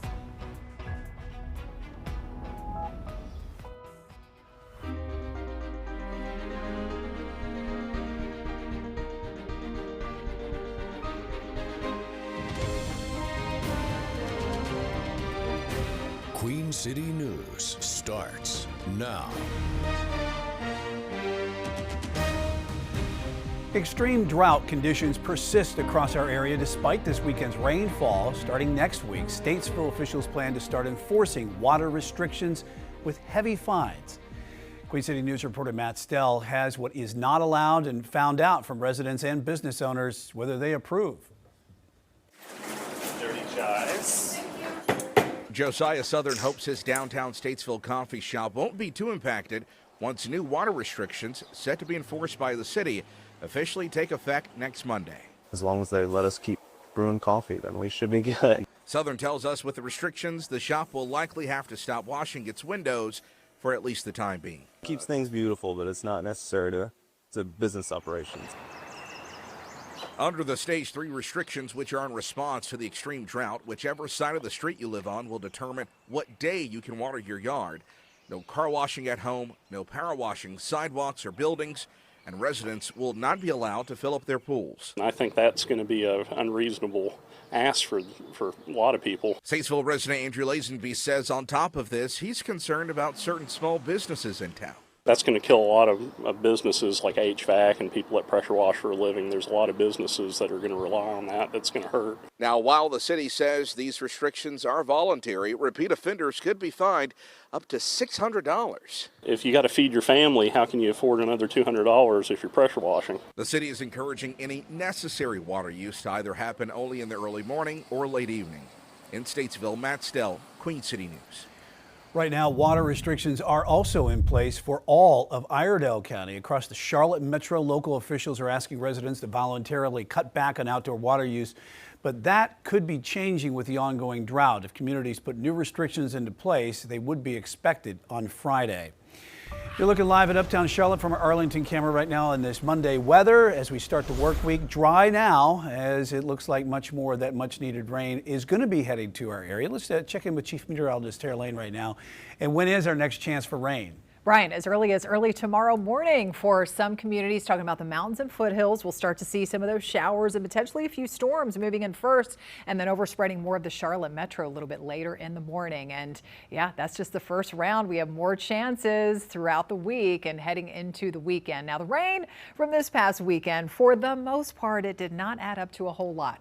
A few hundredths of an inch as expected and traced there, northern Mecklenburg County points east along Highway 74, according to radar estimates. However, we did have some isolated higher amounts, and actually this strip of some heavier rain, some thunderstorms that were moving through around the foothills from parts of Cleveland County up toward Catawba County, northwest Lincoln County, picking up around the 1 inch range and close to ½ of an inch or so up toward the higher elevations in the mountains. Dry, obviously, for now. Beautiful start to the week, but it is not so nice at all. They're tracking several tornado warnings up around the St. Louis area, heading into parts of Illinois and points east. Several rounds of severe weather moving through. We're not expecting a severe storm threat for tomorrow, but we will see some of the areas of rain and maybe a few rumbles. We could be hearing some of those moving into parts of the area. Again, nice and sunny and dry for now. 72 degrees, sunshine and highs around 70. Tough to complain about that. We've had some mid 70s there off to the east of Charlotte and only in the low 60s up in the mountain communities. Now, coming up, my pinpoint weather forecast. I'll show you more specific look at the timeline, when the rain starts to move in, when you have to break out that umbrella again, and just how much to expect over the next several days. That's ahead in a few.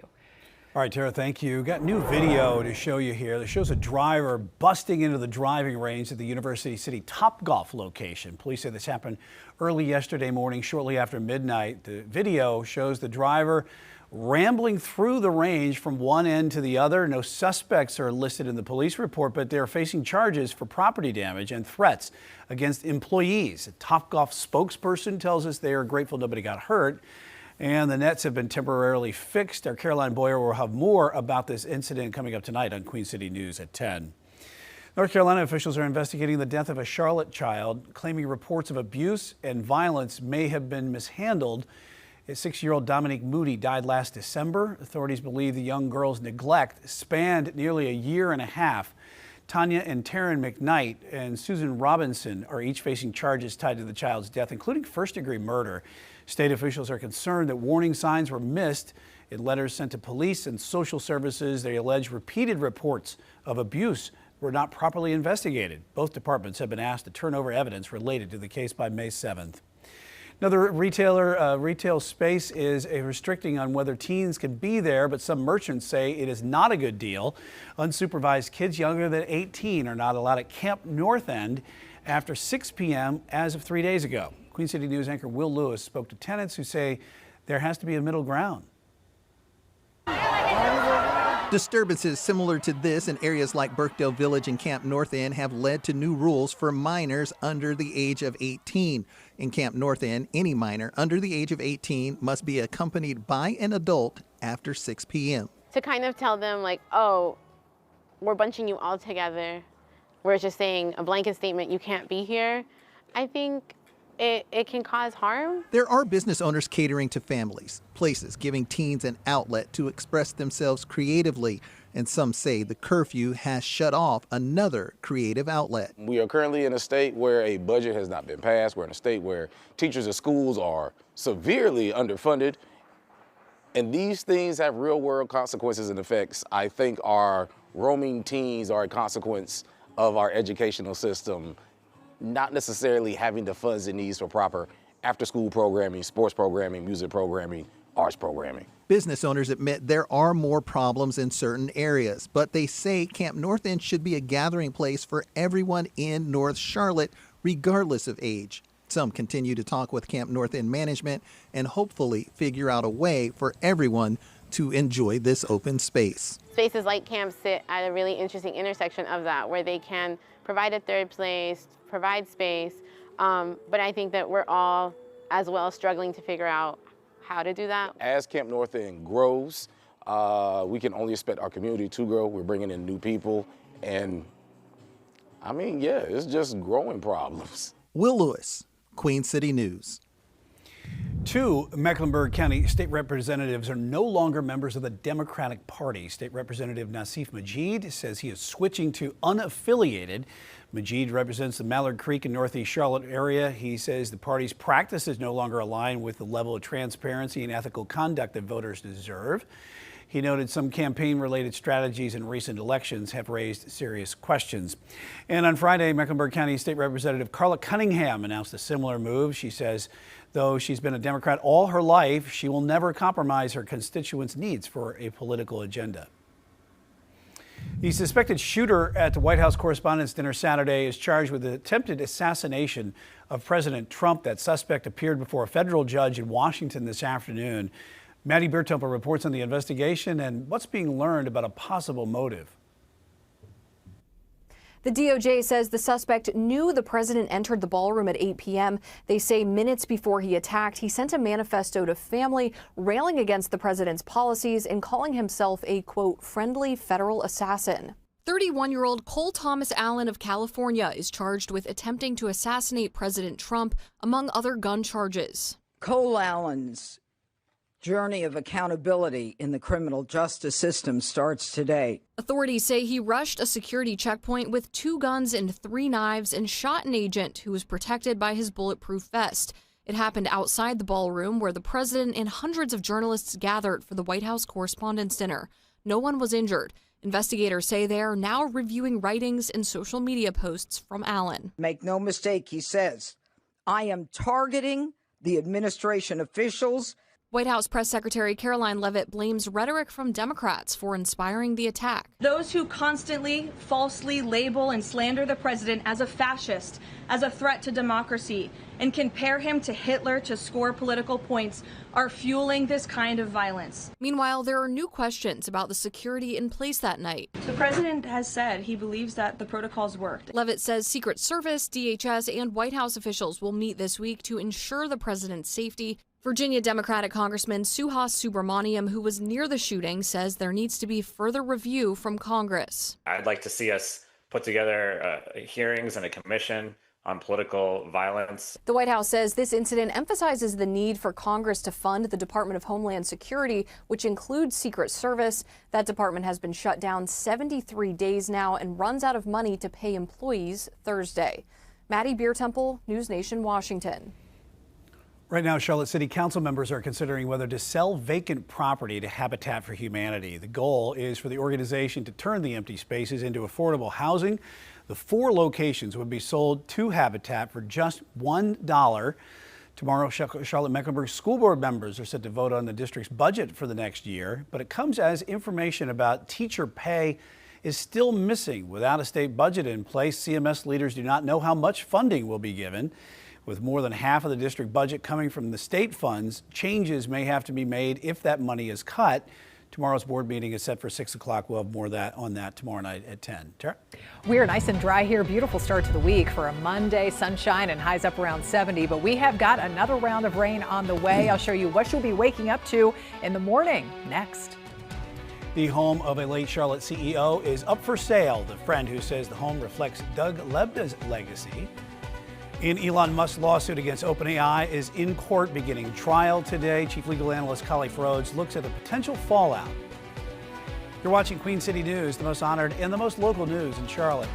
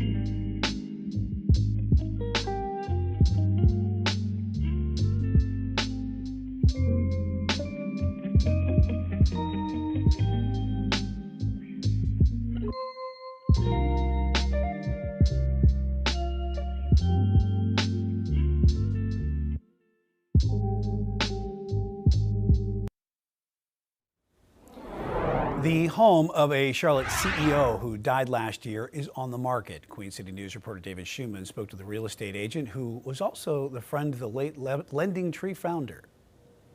This home makes everybody feel very emotional when you come through the front door. Some of the emotion for Eliza Caminiti when she walks through the doors here is grief. Caminiti was friends with the former owner, Doug Lebda, the Lending Tree CEO who died in an ATV accident last fall. She's now the real estate agent selling his South Charlotte home. My first time really getting to hang out with them, I remember him saying to me, what do you do? And I said, oh, I'm in real estate. And he said, you're gonna be the best real estate agent in Charlotte. I'm gonna do my damnedest to make sure you're the best real estate agent in Charlotte. And it was, I left there that night going, wow. That's the kind of man Caminiti says Lebda was, inspirational and finding the good in people. She believes his house, which is listed for $15 million, reflects that. You can feel energy and a vibe in a house. And there was so much love and passion that went into building this home and making it a forever home. Lebda was a sports fan, installing a golf simulator in the home, which is on the 15th hole of the Quail Hollow golf course. LendingTree, the online financial platform he founded in 1996, was also a jersey sponsor for the Hornets. After Lebda's death, his wife Megan said in a statement, "He was an amazing man with a heart so big it seemed to have room for everyone he met.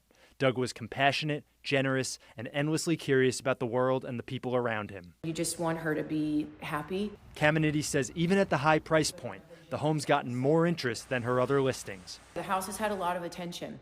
I don't think it's going to last long. In Charlotte, David Schumann, Queen City News.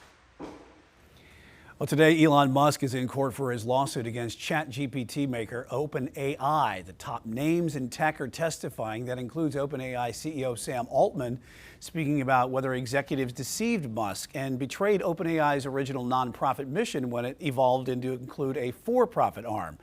Case comes at a critical moment for the company as it faces intense competition in the AI industry and prepares for a potential blockbuster IPO. Chief Legal Analyst Khalif Rhodes weighed in on the case.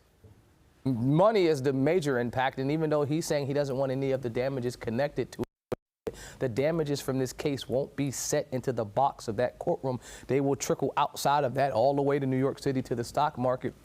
OpenAI has a pending IPO. That IPO is supposed to be evaluated in the trillions of dollars, and so if this case and he loses this, yeah, you can see that could have a devastating effect on that IPO's launch. So I can say it's not just confined to the courtroom. Everyone is watching this on both coasts, East and the West Coast. Full chat with Khalif is on our website, qcnews.com. Tonight at 10, a local teacher has a somewhat spooky side hustle. Jamie Monk leads Dark Belmont walking tours. The hour-long excursion includes stories of true crime and unfortunate incidents along with a few ghost stories. When you dig a little bit into the past, you oftentimes find things that maybe you didn't quite expect. Dark Belmont gets good reviews online, but Monk doesn't plan to quit his day job as a teacher. And in fact, he approaches the tours much like he teaches history. Watch Faces of the Carolinas on Queen City News tonight at 10. What about the weather tonight on this Monday as we look live at our uptown from our Arlington camera? Not a cloud in the sky right now, just a beautiful Monday, 72 degrees outside right now. And let's talk to Tara a little bit more about what we should be expecting this week, because we still have this drought condition. We got a little bit of rain over the weekend. Yeah. Will we get any more? Yes, we will. It's so nice to be able to say that. So the pattern change has been developing instead of just this dry stretch. I mean, before that weekend rain, we were going on 20 days in a row without any measurable rain in the Queen City. And here we go. We've got more rain chances to talk about over the next couple of days. And again, another round possible as we head into next weekend and heading into the first weekend of May coming up. But we are wrapping up April, also feeling just a little bit cooler again today, or a little closer to normal for this time of the year, as opposed to how we wrapped up last week with those highs back in the 80s. It was still kind of a warm one too before that rain moved in on Saturday. Dry scan, obviously, as we look around on radar right now, perfect evening for a walk around the neighborhood, maybe after dinner or maybe over downtown Belmont if you live in that area today. We got 72 in Concord and around Belmont, and friends in Gastonia also sitting in the low 70s, 71 in Shelby up through Morganton. We've had some mid 70s to the east out there for you all in Anson County, 74 in Wadesboro, 75 in Chesterfield County, and on either side of 60, feeling a bit cool up there in the mountain communities. This evening, still not a drop of rain expected through about 10, 11 o'clock, and really much of the overnight continues to be dry, but it starts its approach. The later we get into the night and closer to sunrise tomorrow morning, we'll get some scattered showers and possibly a few storms in the mix, impacting the mountains and foothills first. Most of the rain comes through tomorrow morning and then starts to scoot out. So by 24 hours from now, it's already back to dry conditions. But that situation will be changing a little bit for Wednesday. The chance of showers and potentially some severe storms will last into most of the day on Wednesday. So let's talk about tomorrow first. Temperature wise, we're back in the low 70s with a little bit of clearing taking place after the rain moves out, morning through about early afternoon. Any sort of severe threat tomorrow stays off to our west and closer to this approaching cold front. So we mainly get in on some of the scattered showers as the moisture increases. But again, a few rumbles could be heard, especially for you all in the mountains and foothills by as early as 4, 5, 6 o'clock in the morning. That could wake you up if you're still planning on being asleep at that time. Mountains, foothills, and maybe down toward the Hickory zone early on. We get that weakening band of rain, that first round coming in by about 6, 7, 8 o'clock or so across the Charlotte metro. That moves out, but there is more coming back off to the west, 10 o'clock in the morning and through about lunchtime, early afternoon. More areas of light scattered showers. Some of that rain could get a little heavier in spots, but then it moves out. So by 4 o'clock, we're going to see that sunshine returning and we get that brief dry break before, look at this. It's such a nice sight to see. We need this rain. 7 o'clock in the morning on Wednesday. Grab the umbrella once again before heading back to work or school, waking up to more wet weather. That round moves out, but then depending on how much instability we have left, late afternoon and early evening, we could start to get a few downpours and blossoming, even strong to possibly severe thunderstorms developing for Wednesday. This is not tomorrow, this is Wednesday. So we do have a level 1 out of 5 risk of severe weather now. That does include mountains, foothills, Charlotte metro, points east. If we do get those breaking out, damaging wind gusts and at least some smaller sized hail will be the main threats. Thursday, it's back to dry conditions. We get another round of showers and possible storms coming in by the first half of the weekend on Saturday. So look at this. By this time next week, we could be tallying up here in some of those rain gauges close to even 2 inches, 1.5 inches, close to 2 inches of rain. Not enough to get us completely out of the drought, but we will certainly take what we can get, and that's a nice sight to see. All right, so here tonight, as we stay still dry for several more hours, this is what you're going to be waking up to tomorrow morning. Another kind of cool start, upper 40s and lower 50s. That's about average though for this time of the year.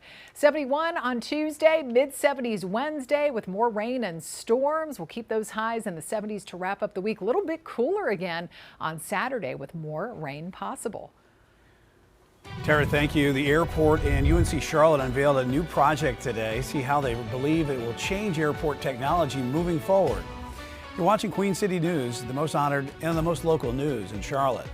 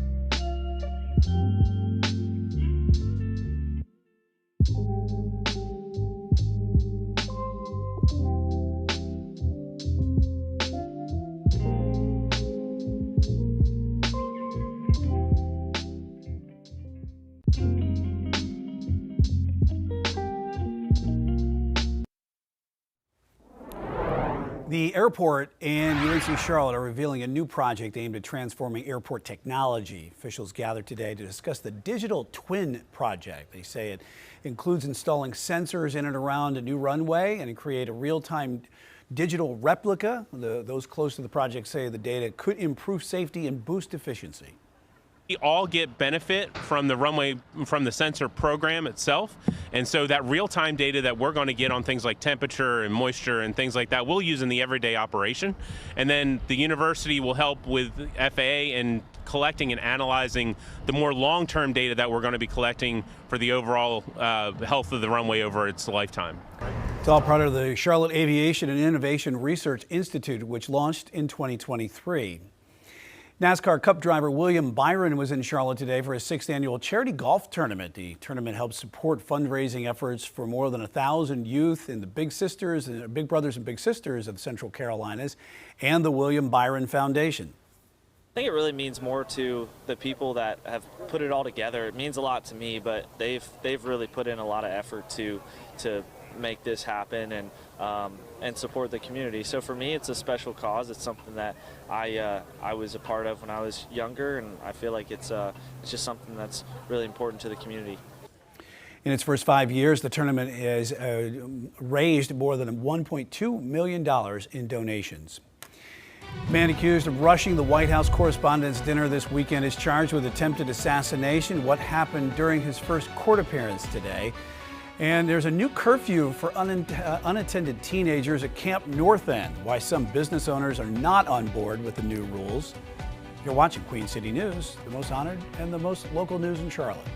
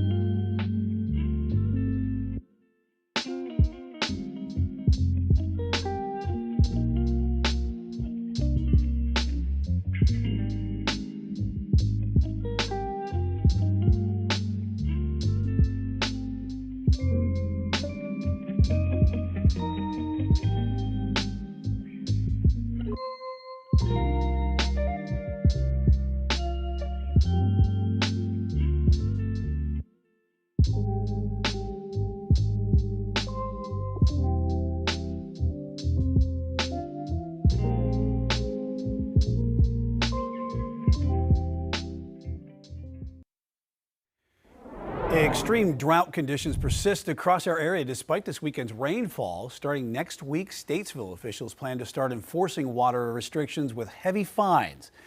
Queen City News reporter Matt Stell has what is not allowed and found out from residents and business owners whether they approve. Dirty Chives.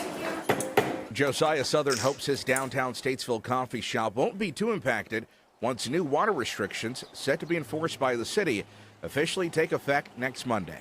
As long as they let us keep brewing coffee, then we should be good. Southern tells us with the restrictions, the shop will likely have to stop washing its windows for at least the time being. Keeps things beautiful, but it's not necessary to business operations.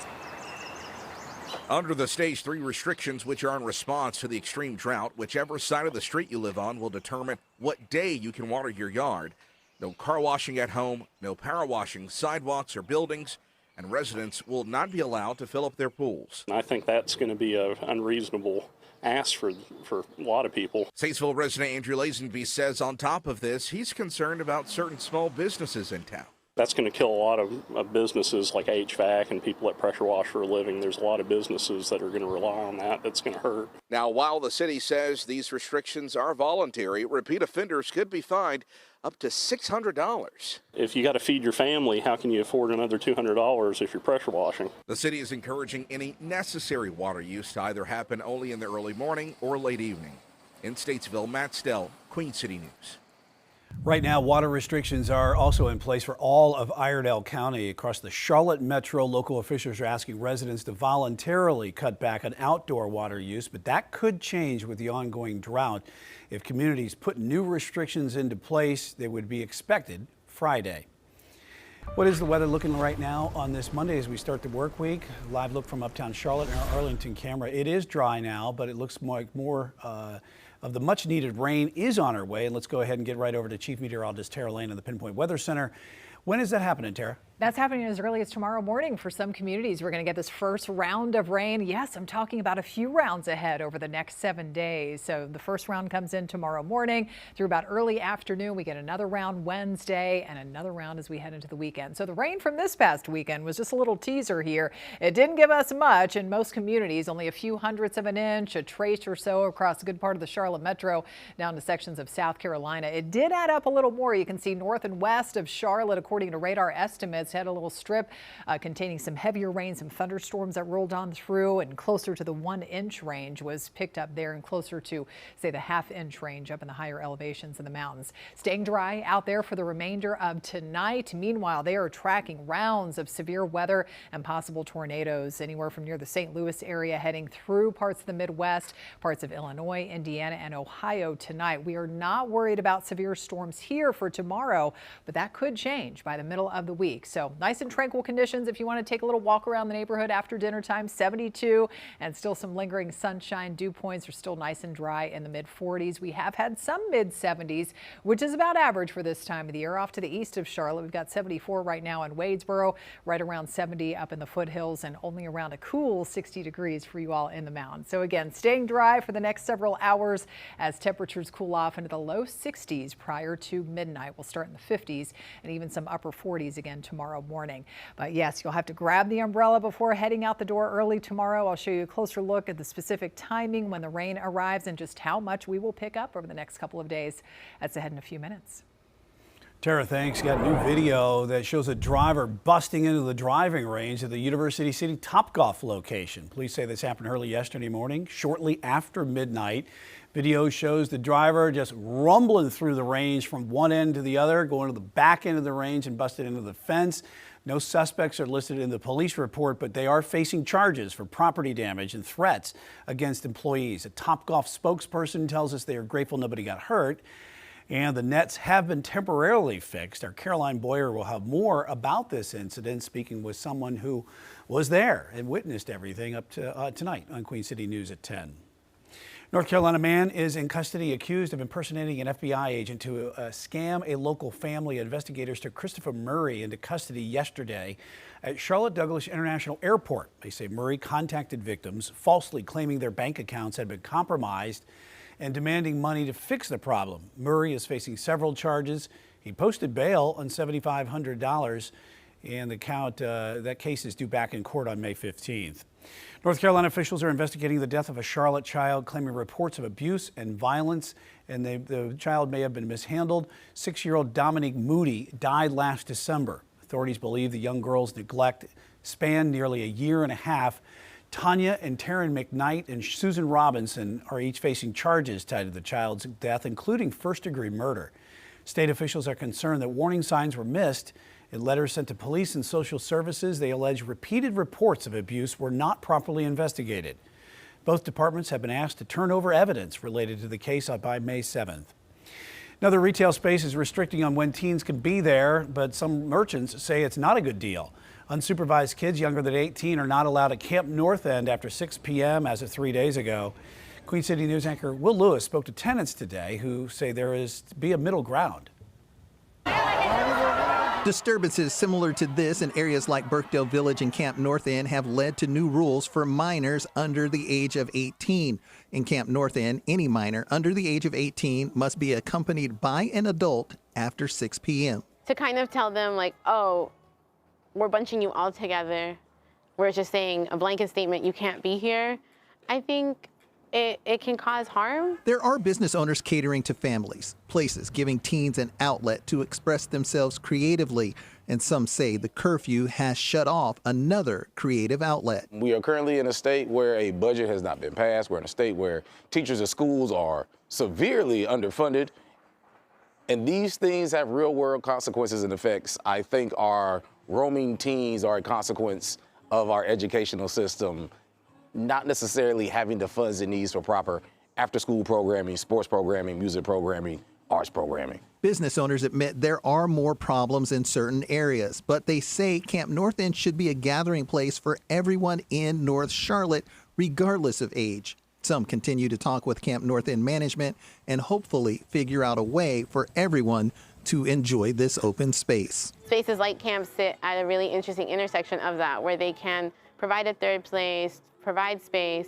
but I think that we're all as well struggling to figure out how to do that. As Camp North End grows, we can only expect our community to grow. We're bringing in new people, and I mean, yeah, it's just growing problems. Will Lewis, Queen City News.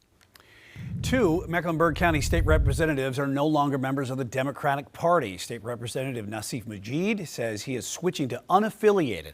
Majid represents the Mallard Creek and Northeast Charlotte area. He says the party's practices no longer align with the level of transparency and ethical conduct that voters deserve. He noted some campaign-related strategies in recent elections have raised serious questions.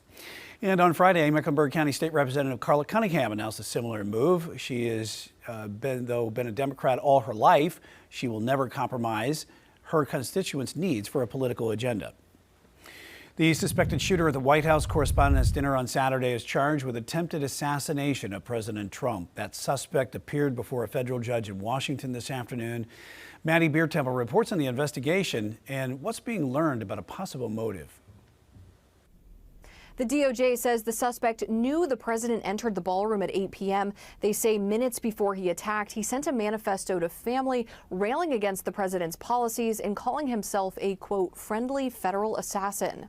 31-year-old Cole Thomas Allen of California is charged with attempting to assassinate President Trump, among other gun charges. Cole Allen's journey of accountability in the criminal justice system starts today. Authorities say he rushed a security checkpoint with 2 guns and 3 knives and shot an agent who was protected by his bulletproof vest. It happened outside the ballroom where the president and hundreds of journalists gathered for the White House Correspondents' Dinner. No one was injured. Investigators say they are now reviewing writings and social media posts from Allen. Make no mistake, he says, I am targeting the administration officials. White House Press Secretary Caroline Leavitt blames rhetoric from Democrats for inspiring the attack. Those who constantly falsely label and slander the president as a fascist, as a threat to democracy, and compare him to Hitler to score political points are fueling this kind of violence. Meanwhile, there are new questions about the security in place that night. The president has said he believes that the protocols worked. Leavitt says Secret Service, DHS, and White House officials will meet this week to ensure the president's safety. Virginia Democratic Congressman Suhas Subramaniam, who was near the shooting, says there needs to be further review from Congress. I'd like to see us put together hearings and a commission on political violence. The White House says this incident emphasizes the need for Congress to fund the Department of Homeland Security, which includes Secret Service. That department has been shut down 73 days now and runs out of money to pay employees Thursday. Maddie Beertemple, News Nation, Washington. Right now, Charlotte City Council members are considering whether to sell vacant property to Habitat for Humanity. The goal is for the organization to turn the empty spaces into affordable housing. The 4 locations would be sold to Habitat for just $1. Tomorrow, Charlotte-Mecklenburg school board members are going to vote on the district's budget for next year. It comes as key information about teacher pay is still missing. Without a state budget in place, CMS leaders do not know how much funding will be given. With more than half of the district budget coming from state funds, changes may have to be made if the money is cut. Tomorrow's board meeting is set for 6 o'clock. We'll have more tomorrow night at 10. Charlotte Hornets star rookie faces off against another familiar face tonight for NBA Rookie of the Year. Con Knippel is the finalist for the award alongside his fellow Duke Blue Devils star Cooper Flagg. Flagg had the better individual season, but Knippel's record-setting year from behind the three-point line pushed the Hornets into the postseason. The winner is announced tonight at 7 o'clock.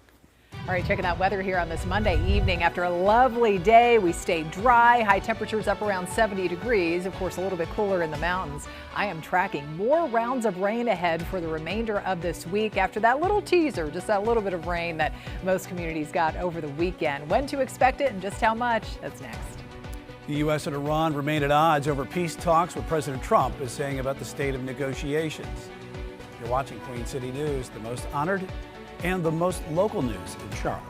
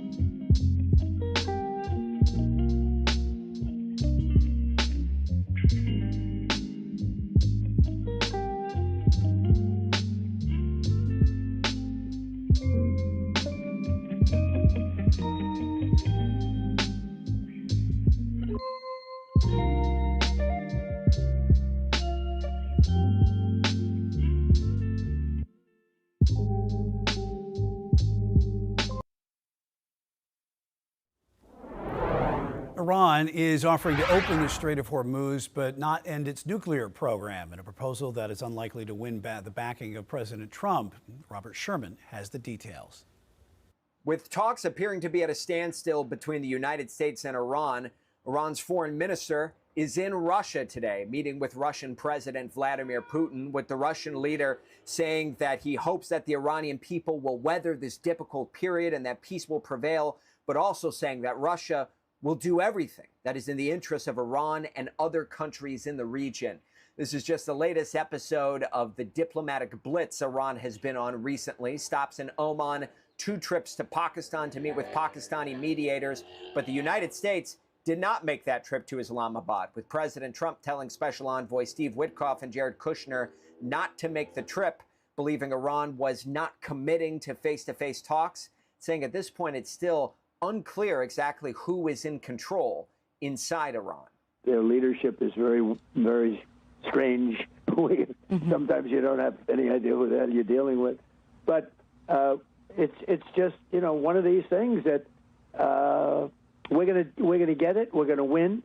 Meanwhile, Iran has put a new counterproposal on the table, which would effectively reopen the Strait of Hormuz if the U.S. lifts its naval blockade. But when it comes to the issue of Iran's nuclear ambitions, those conversations would be tabled to another day. That is not expected to be satisfactory to the White House. The president says that at this point, there are no plans to send any more delegations off to Pakistan. And if Iran is serious about making a deal, he says they can pick up the phone. Conflict in the Middle East continues to impact gas prices here at home. According to AAA, the average price for a gallon of gas is $4.11 nationwide, $3.88 in North Carolina, $3.81 in South Carolina. The U.S. Energy Secretary says we might not see prices under $3 again until next year.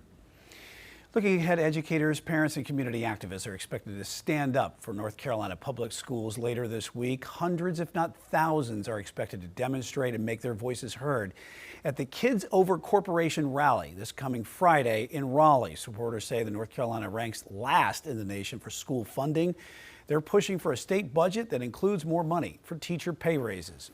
Not go through with reducing the corporate tax all the way down to zero. That's the main way that we get revenue for our public schools. We want it to go back to 5%. We're tired. We are not getting the respect we deserve. We haven't gotten pay raises. Advocates are also urging state lawmakers to stop allocating millions of dollars to private school vouchers and take better steps to support public school districts. Later this week, state lawmakers will vote on a major overhaul of Medicaid. The bill passed its first round of overwhelming support.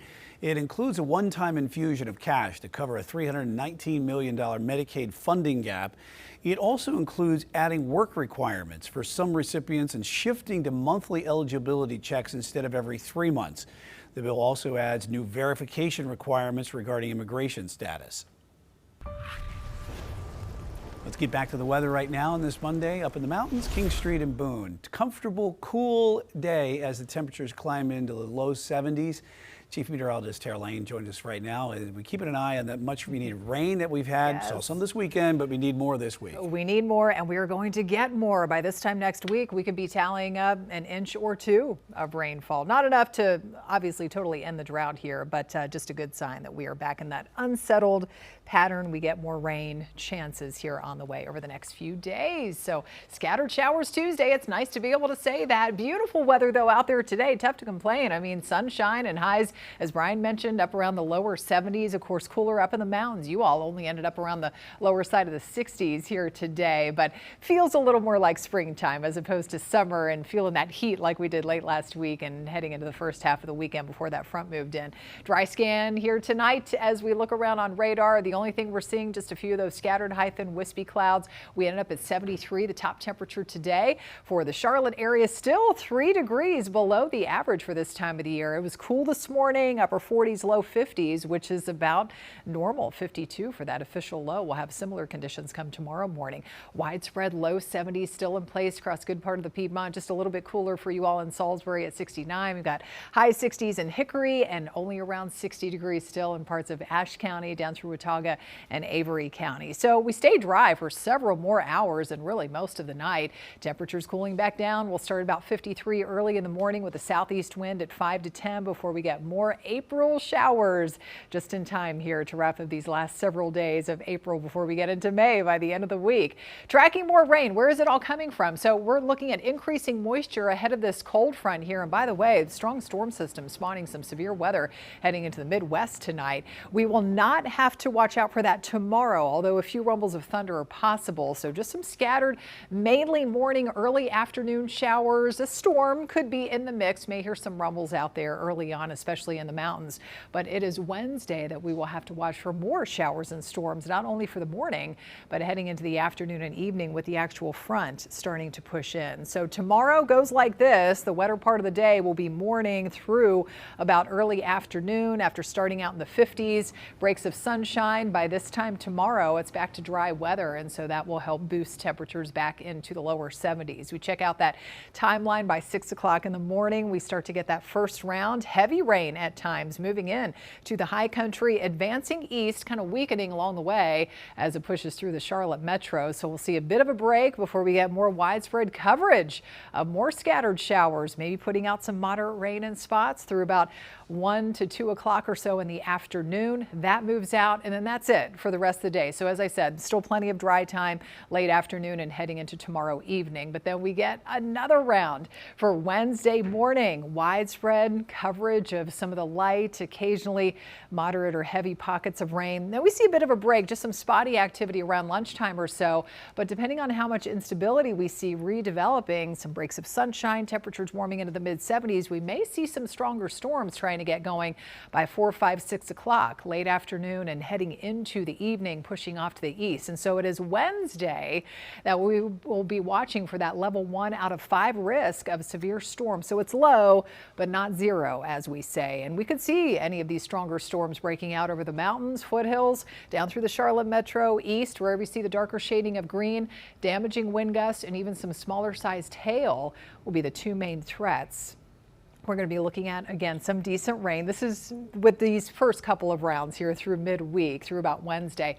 Anywhere from 1/4 of an inch to even close to 3/4 of an inch with some of those heavier showers or storms, some of those higher totals expected up in the mountains. But again, more to come as we head into the weekend. You can see that on the mountain forecasting. Pretty active, often on rainy and stormy through about midweek. Lower chance Thursday is looking a little bit drier for you all, and definitely a little bit cooler too. 60s the next couple of days, back in the 50s. Look at that, only 53 on Saturday, but that's when we could be tracking more areas of rain. 53 in the mountains. We're only going to be feeling about 66 degrees on Saturday afternoon, so definitely cooler feeling. Second half of the weekend is again looking like the drier half, heading into that first weekend of May.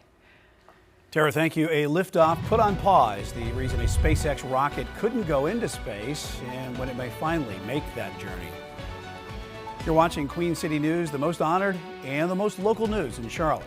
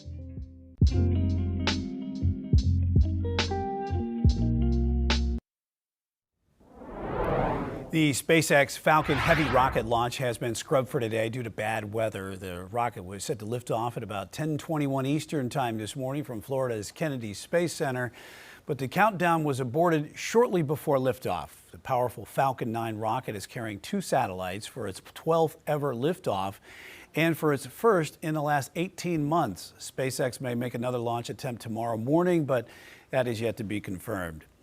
Meanwhile, people are buying their first homes later than ever before. Data from the Bank of Montreal shows that the average age for the first-time buyers is now around 40 years old. About 65% of prospective purchases expect their first home to be the only one instead of starter homes. More than 50% of non-homeowners believe purchasing a house is out of reach. Only on Queen City News Plus, without any recent rainfall, our drought is getting worse. Meteorologist Brandon Lawson talked with state experts about how rare these conditions are in a new episode of Pinpoint Weather University. About 9 or 10 months for that drought to end from 2007 to 2008. And it seemed like working together was the way they got through it then. Now, how do we get through it now? Yeah, it really does take all of us. And, you look at these extreme drought conditions that we're in right now, by definition, those only occur about 5% of the time or less. So when we see people being asked to save water, being asked to follow burn bans and other local advice, this is a vast minority of the time that we're asking folks to do that. This is not becoming the norm. Again, this is just one of those rare events that happens in the Carolinas. You can watch the full episode of Pinpoint Weather University right now for free. Just download the Queen City News Plus app on either your Roku, Apple TV, or Amazon Fire Stick. You're watching Queen City News, the most honored and the most local news in Charlotte.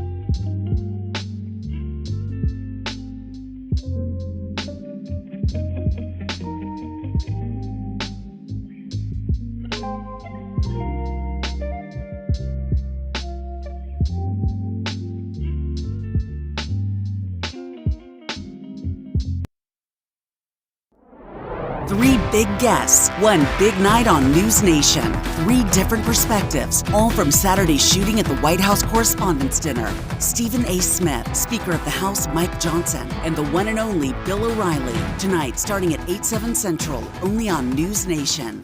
To find News Nation, go to newsnationnow.com. Queen City News has an all-new way to stay connected when we're not live on the air. Download the Queen City News Plus app on your smart TV using either a Roku, Apple TV, or Amazon Fire device.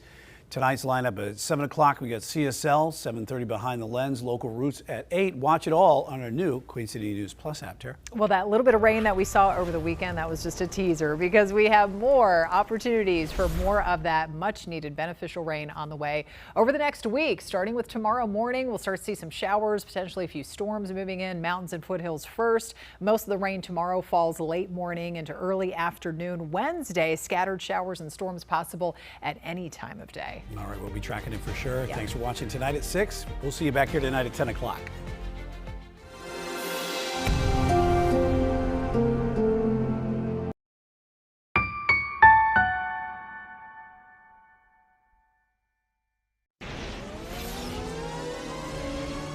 Now, it's CSL, Carolina Sports Live. A hurricane made its way through Talladega earlier today. Another first-time winner in the NASCAR